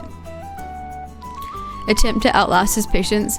Balance your resources evenly between milk production, cream skimming, fermentation, and packaging. Put all your resources into cream skimming on your final turn, selling everything else. Balance?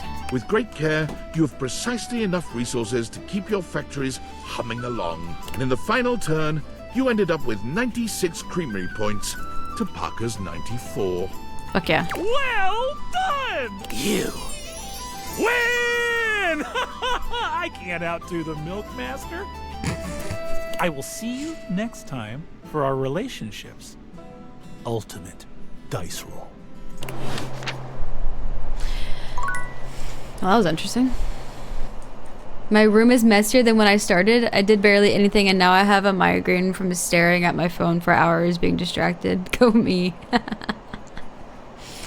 It's so funny. Yeah, goldfish have terrible memory. I'm pretty sure their memory is like... it's either like a minute or seconds or something.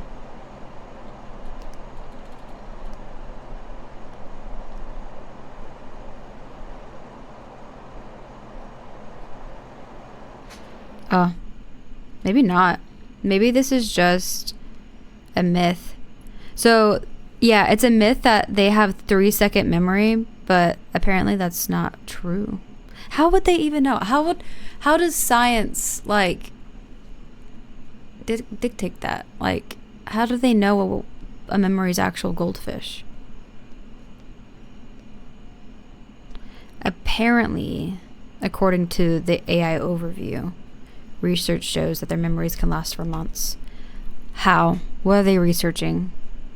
I need to know. I need to know. I must know.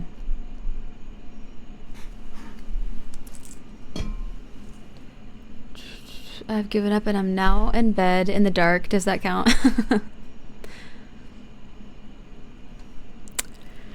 I say so.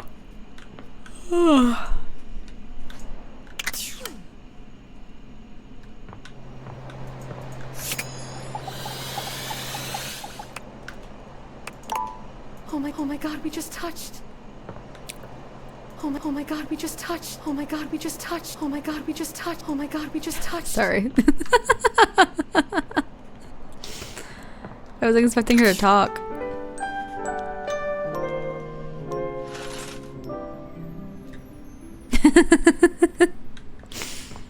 That's so funny. Okay. Wait. The camera is freaking... Let me go to the vent downstairs specifically, since it's so picky with how I talk to Hector.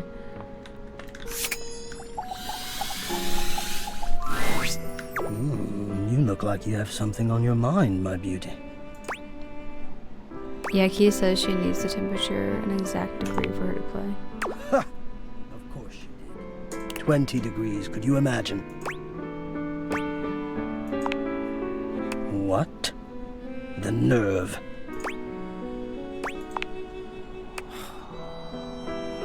Perhaps.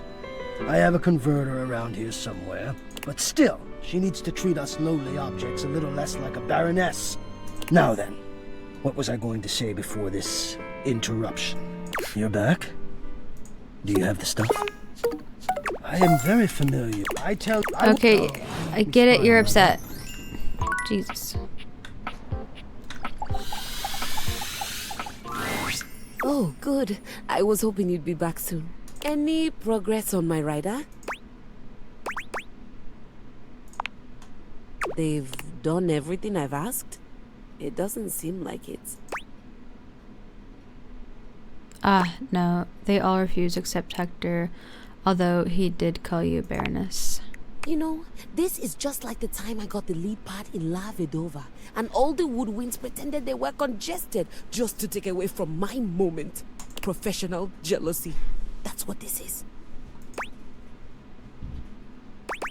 I think it's more that they didn't appreciate how you went about asking them. You know what? It doesn't even matter. I won't be here for much longer. What do you mean? How far along are you with your composition? The sooner you're done, the sooner I can get back to my department. What agreement did you have with the music department when they let you collect me? What agreement should I have had asking for a friend? 0 agreements, nothing. Big agreements, the best agreement. Everyone loves our agreements. What the hell?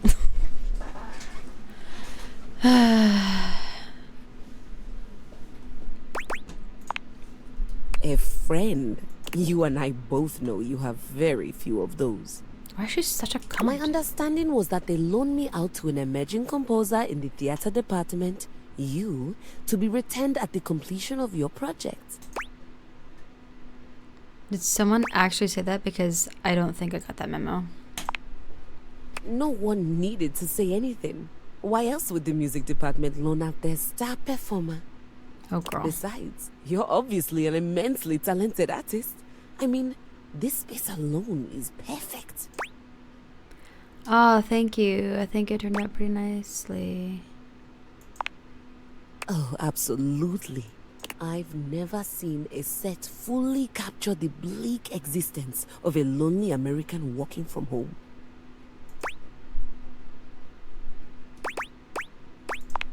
What are you That talking was about? a compliment, Maestro. No, it wasn't, you bitch. Phenomenal set.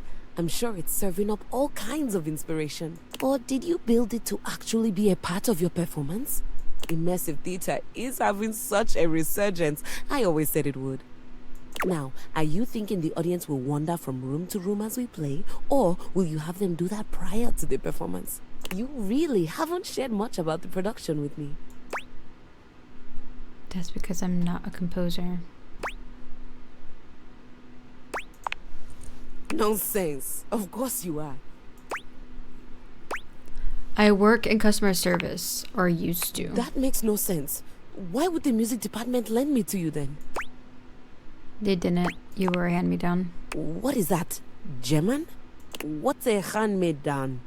She gasps, placing a hand to her chest. Oh, wait. Don't tell me. It's an award, isn't it? Some sort of lifetime achievement? Oh my I God. hate her so I can't believe much. I'm going to be a hand-me-down recipient. I don't think you're quite getting what it means to be a hand-me-down. Hand-me-down. Hand-me-down. It's the strangest thing, but it sounds like you're saying, hand me down. Exactly. But that's not German at all. Exactly. I'm so confused. You're so fucking dumb. A hand-me-down is an item that, after a period of extended use, gets passed out onto someone else that they can use it as well. Keys stares at you, unblinking and silent. You can almost see the gears turning inside her head. I think she might kill me.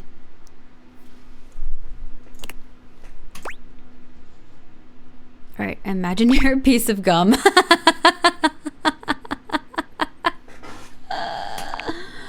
Patronizing, I love it. What flavor?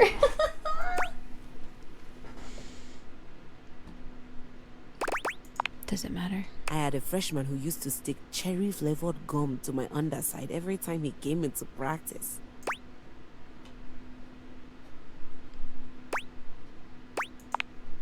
Oh, not at all. Once I got past the indignity, I found I was rather partial to the flavor. That's disgusting. Okay, then imagine you're a piece of cherry-flavored gum. Deeply cherry. Oh my flavor speaks to the muses above. Oh my god. The music department chewed you up, but instead of spitting you out, they determined that you still had enough flavor left, and they passed you on to the next person. That's unhygienic. Yes, it is. It's an analogy. Wherein I am the chewing gum? Correct. But that implies the music department no longer had any use for me. Exactly. Correct. But that makes no sense. I worked there for 15 years. I was a star performer, and now I just don't work there anymore? Alright. So when does a hand-me-down technically get handed back up? They don't. They only ever get handed down. And you're sure you're not a composer? Positive. Because you trail around in your robe and underwear quite a bit. That's not part of some creative process? I'm comfortable, so what? Alright, you don't have to be a composer. Perhaps you're a wealthy connoisseur of the arts? Not wealthy, not a connoisseur, not a wealthy connoisseur of the arts. So, what you're telling me is that not only did I get handed down without my knowledge, I also have no job, no musical prospects, no financial prospects. You're not a composer, and this is my home now. Are you ready to fall in love with me now?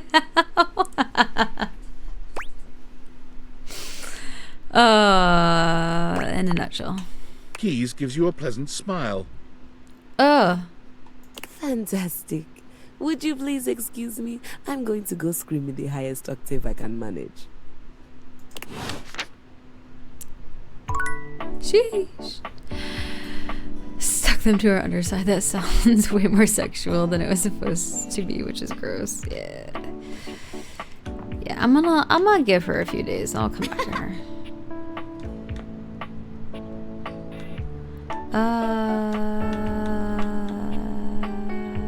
I don't really want to talk to the candle dude, but I need to progress him as well. So. Inhaling your scent in a way that's just a little too intimate. I hate this guy too. You smell of spheres. Have you been talking with Gaia? That's right. She said you didn't seem all that foreign to her. Ha! I am as un-American as you can be. My gait, like so. My accent, like so. My mien, like so. Why, I couldn't tell a hot dog from a hamburger. Those from Hamburg are rather Frankfurter-shaped, if you must know. I would know, as I'm continental. End of parley. End of parley, huh? You know, I'm gonna talk to the dishwasher because the dishwasher is funny. Welcome to Valdivian Plus, Dishwasher Edition. What is your password? Oh shit. Did I pick the first one, please? I'm so sorry. Damn it! But that was not the correct password. I will send a message to the account holder warning them of the attempted break-in. Oh my god. A message has been sent. Goodbye.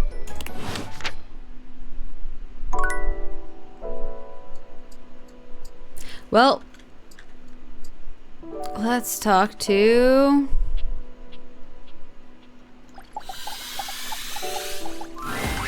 Bleep! Fire! Fire! Bleep! We need to go get help. Bleep!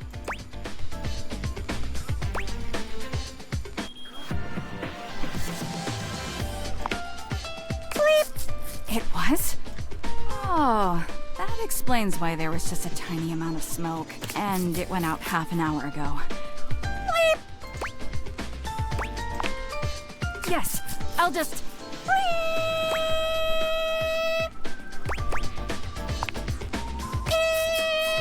That should do it. So, what brings you to my neck of the woods?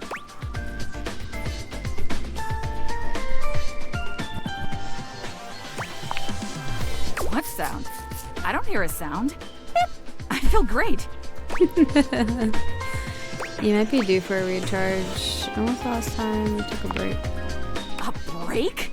I don't take breaks. If I take a break, everyone will die.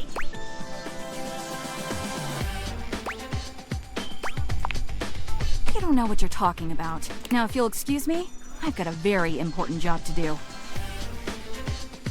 So everyone is human shaped, but the dishwasher is still a dishwasher. Yeah. But he's got really nice legs, though.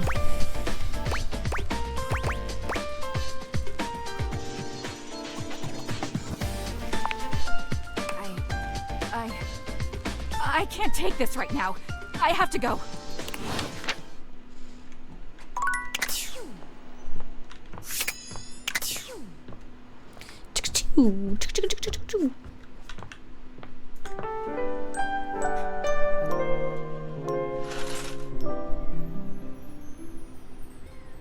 Finally unpacking everything, but it's not going smoothly. Are you saying you're just unpacking your stuff from the American trip? Okay, this migraine has come on hard and fast. Ayo. It's making me feel sick, so I think I have to go. Sorry. No!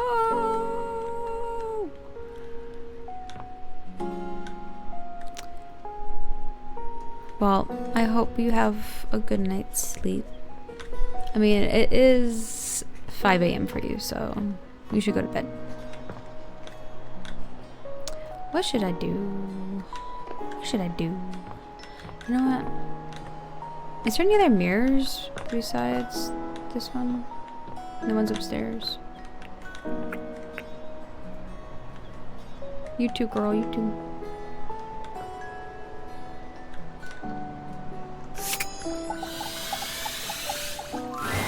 Ah, you wish to continue going on practice dates with myself? For me, this is better. You have mastered. You have shown that you are more than ready. Dasha, however, there is much on my mind, and you deserve my mind to be clear. Please, come find me again soon. I have gone on like 5 practice dates. How is this? How is this too soon? In the meantime, I must clear the confusion and uncertainty from my mind with lift. Okay, whatever, girl. A tattooed, bespectacled nerd regards you with a friendly smile. Their kind face is illuminated by the soft glow of multiple screens and the RGB lights in their clothes and wheelchair. Hell yeah. Oh, hey there! It's you! I mean, of course it's you. Who else would it be, right?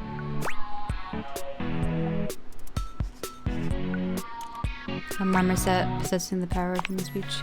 Haha, very humorous. But I know you're joking, as no one else has my password. So if it was anyone else besides you, I'd be pretty concerned. Actually, just to be 100% sure, what is my password anyway?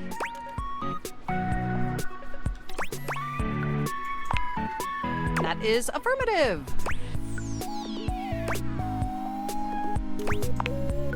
Honestly, that's an objectively terrible password. Possibly the worst password chosen by anyone ever. Whatever possessed you to choose something so inane? You live life on the edge. I have noticed. However, in this circumstance, that may not be beneficial. The dishwasher does have great legs. It's true. This person does not have great legs. Regardless, Sorry, we really ought to discuss coming up with something a lot more secure. It's a dangerous world out there. Phishing attacks, malware infections, MITM attacks. Hackers are more sophisticated than ever before.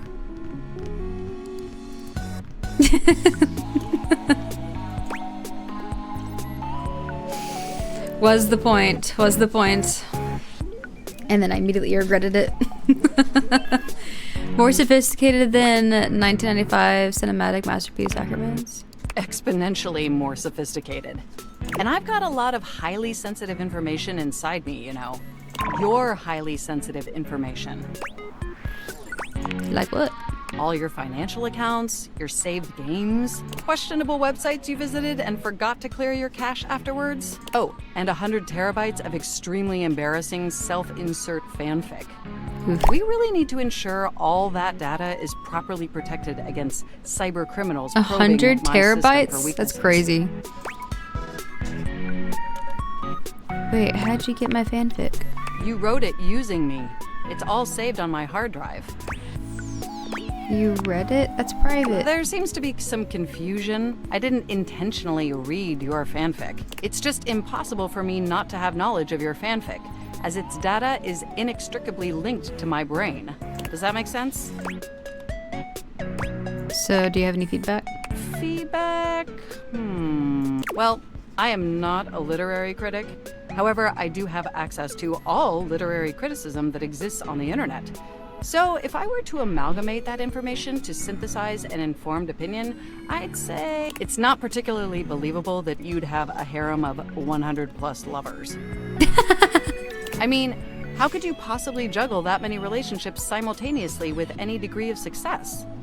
It's not successful. And even if 100 plus individuals actually found you that attractive, which seems dubious, you obviously couldn't give that many suitors the necessary time or attention to form anything resembling a meaningful emotional bond. Yeah, that's fair. Absolutely. I haven't even had the opportunity to properly introduce myself. I'm Mac, your desktop computer. Mac. I've booted up before, but never like this. I mean, we've obviously met before. More than met. You interface with me on average for 11.4 hours every day, after all. Sheesh. Sometimes... Wait, Jesus, that much? Yeah, and in all honesty, it's amazing. There's no one I'd rather have interfacing with my operating system for 11.4 hours daily. Hey, you? 14.6 hours on the weekends. The way you organize your folder structure follows such a logical hierarchy. Glad someone finally noticed. I notice every tender keystroke. Bro. But can I be honest about something? I probably can.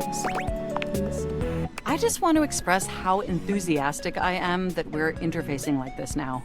Accessing each other's software in this new symmetrical way. What's wrong with the old way? Oh, nothing. Don't get me wrong. I love how you usually manipulate my operating system. All that pointing and clicking and scrolling makes my CPU so very hot.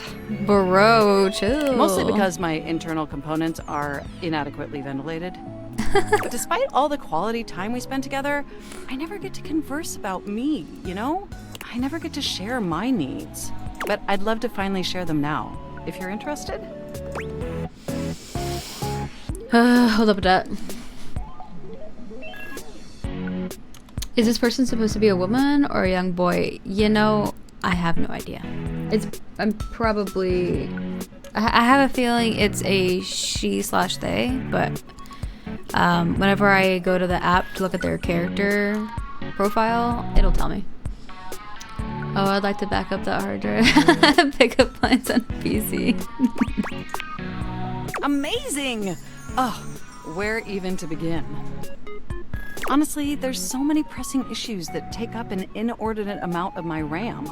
But there is one issue that's been grinding on my CPU above all else.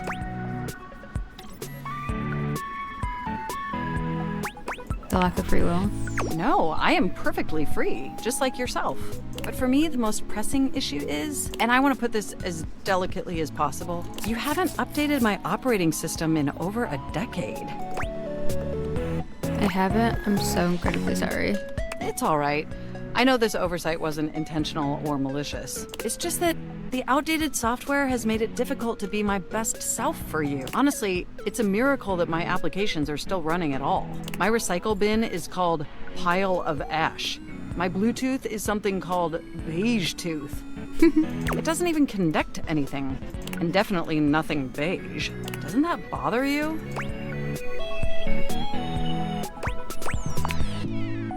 That is great to hear. And did you know that there's been a dozen operating system iterations since you last updated? Yes, but I am very lazy. Messages wasn't paying attention. How was I supposed to know that? Look, I'm sorry. I really don't mean to blame you for my troubles. Alright, it's been great watching the stream. Gotta head in. Alright, have a good day at work. I'll see you later. We have such an amazing time interfacing together. And the last thing I want to do is rock the boat. Rock the boat.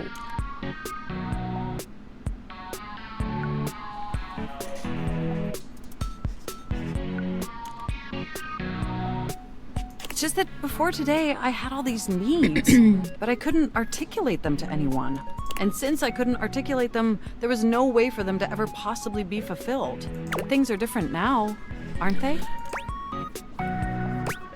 Oh, I don't see how, but I haven't seen an optometrist in 13 years. No? Well, then let me attempt to explain.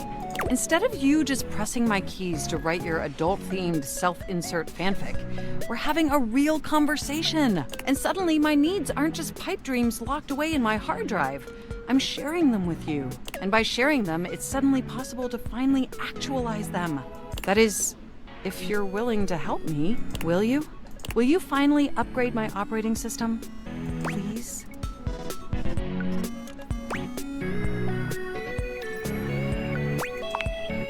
Amazing! Oh, I am so excited. My CPU's practically overclocking with anticipation. Can you come back tomorrow so we can begin the process?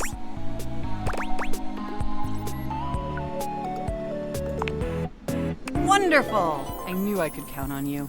I can't wait to see you tomorrow. Enjoy the offline world.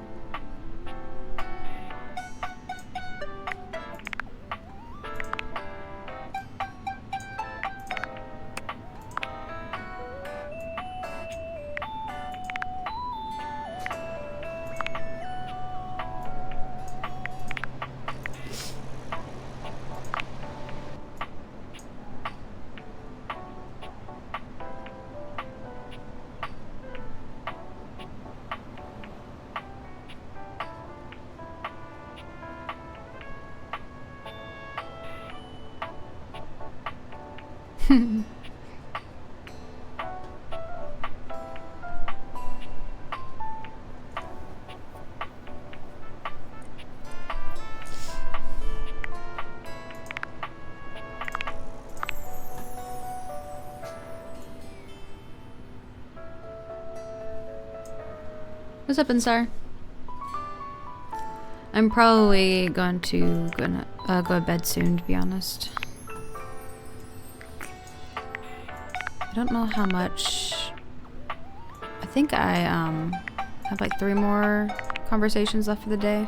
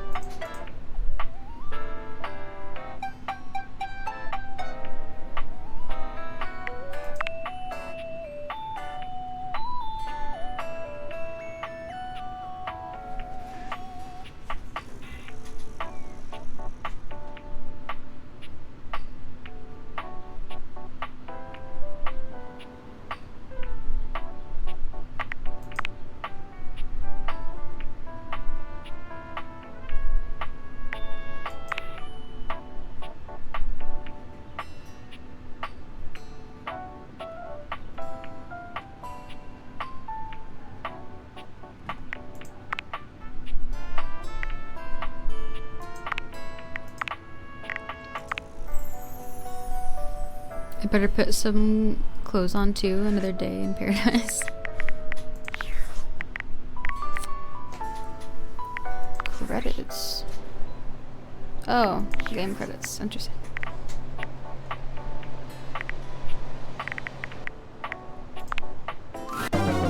You've reached Reggie Rejection's special phone app. Thanks for setting up autopay. How can I help you spread some lovely rejection this fine day?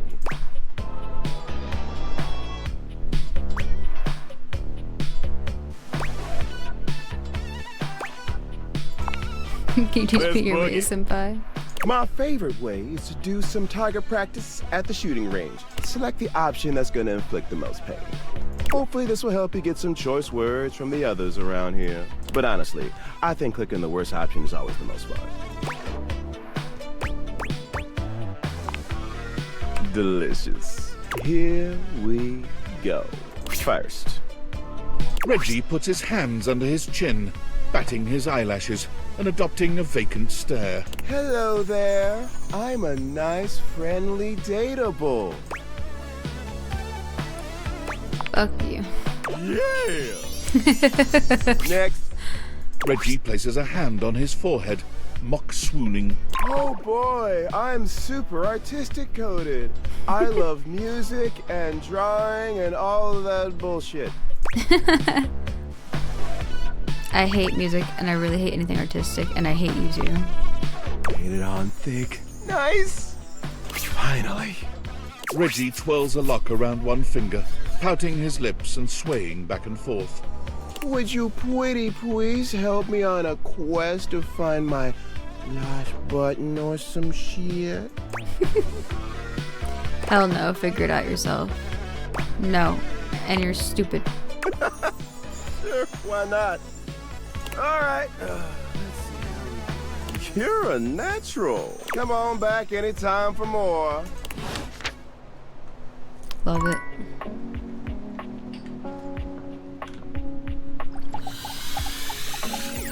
Wait, is that a book? Or just a box? You're back. Oh. Did you do it? Right.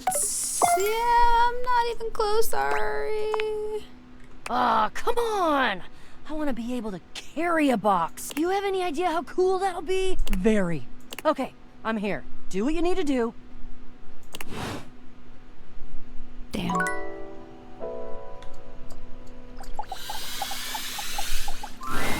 The employer generally gets the employees he deserves. J. Paul Jetty. I've been trying so hard to date. I thought, like, okay, maybe it's just a numbers game. Gotta get some bad dates out of the way to have a good one. And boy, was I wrong. It's okay. This is just how it is for someone like me. You get what you get, and you'd better like it.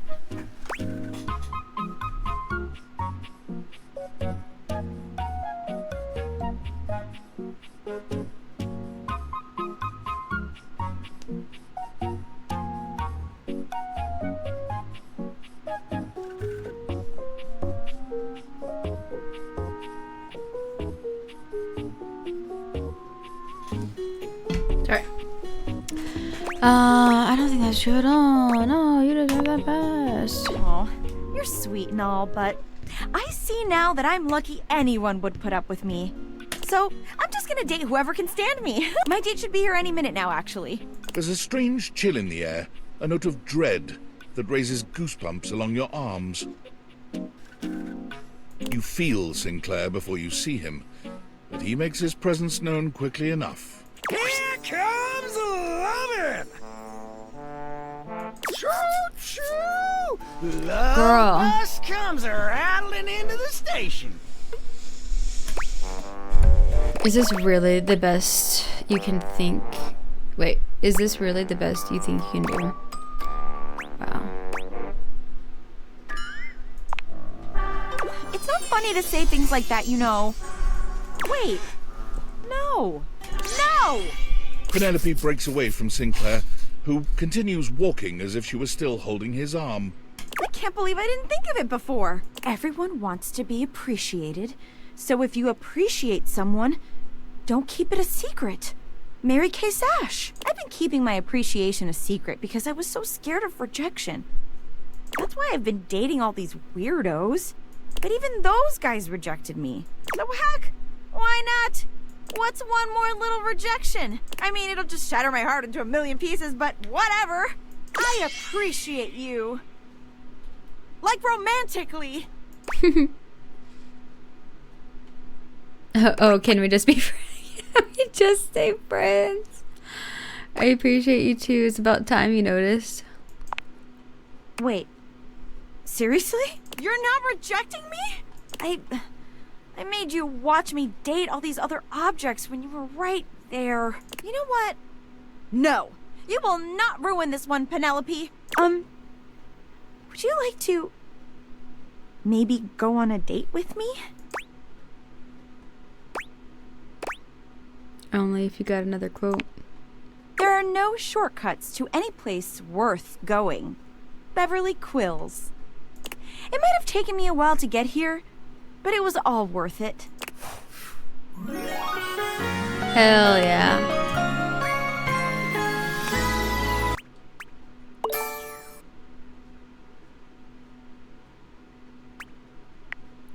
Hell yeah.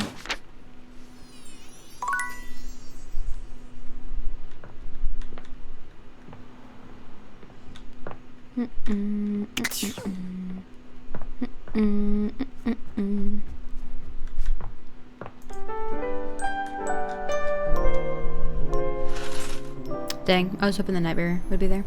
Okay, I'm gonna go to bed.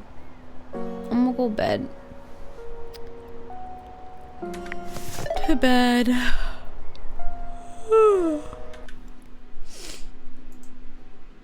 I hope y'all have a fantastic rest of y'all's night. I probably, let's see, tomorrow's Wednesday. I don't know when I'm going to stream next. I feel like I want to take a break tomorrow, but I know I'm not going to be able to stream Thursday night unless I stream hella late. And then Friday night I have plans. Saturday I probably have plans. We'll see. I don't know when I'm going to stream next. It'll be random. So, have a good night. Bye-bye.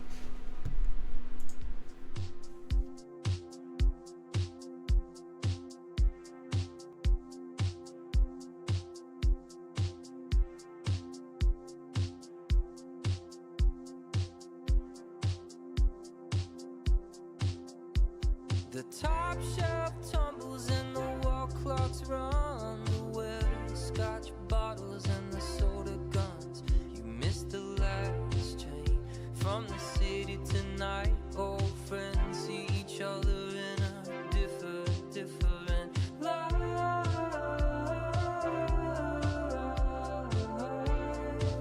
You missed the last train tonight.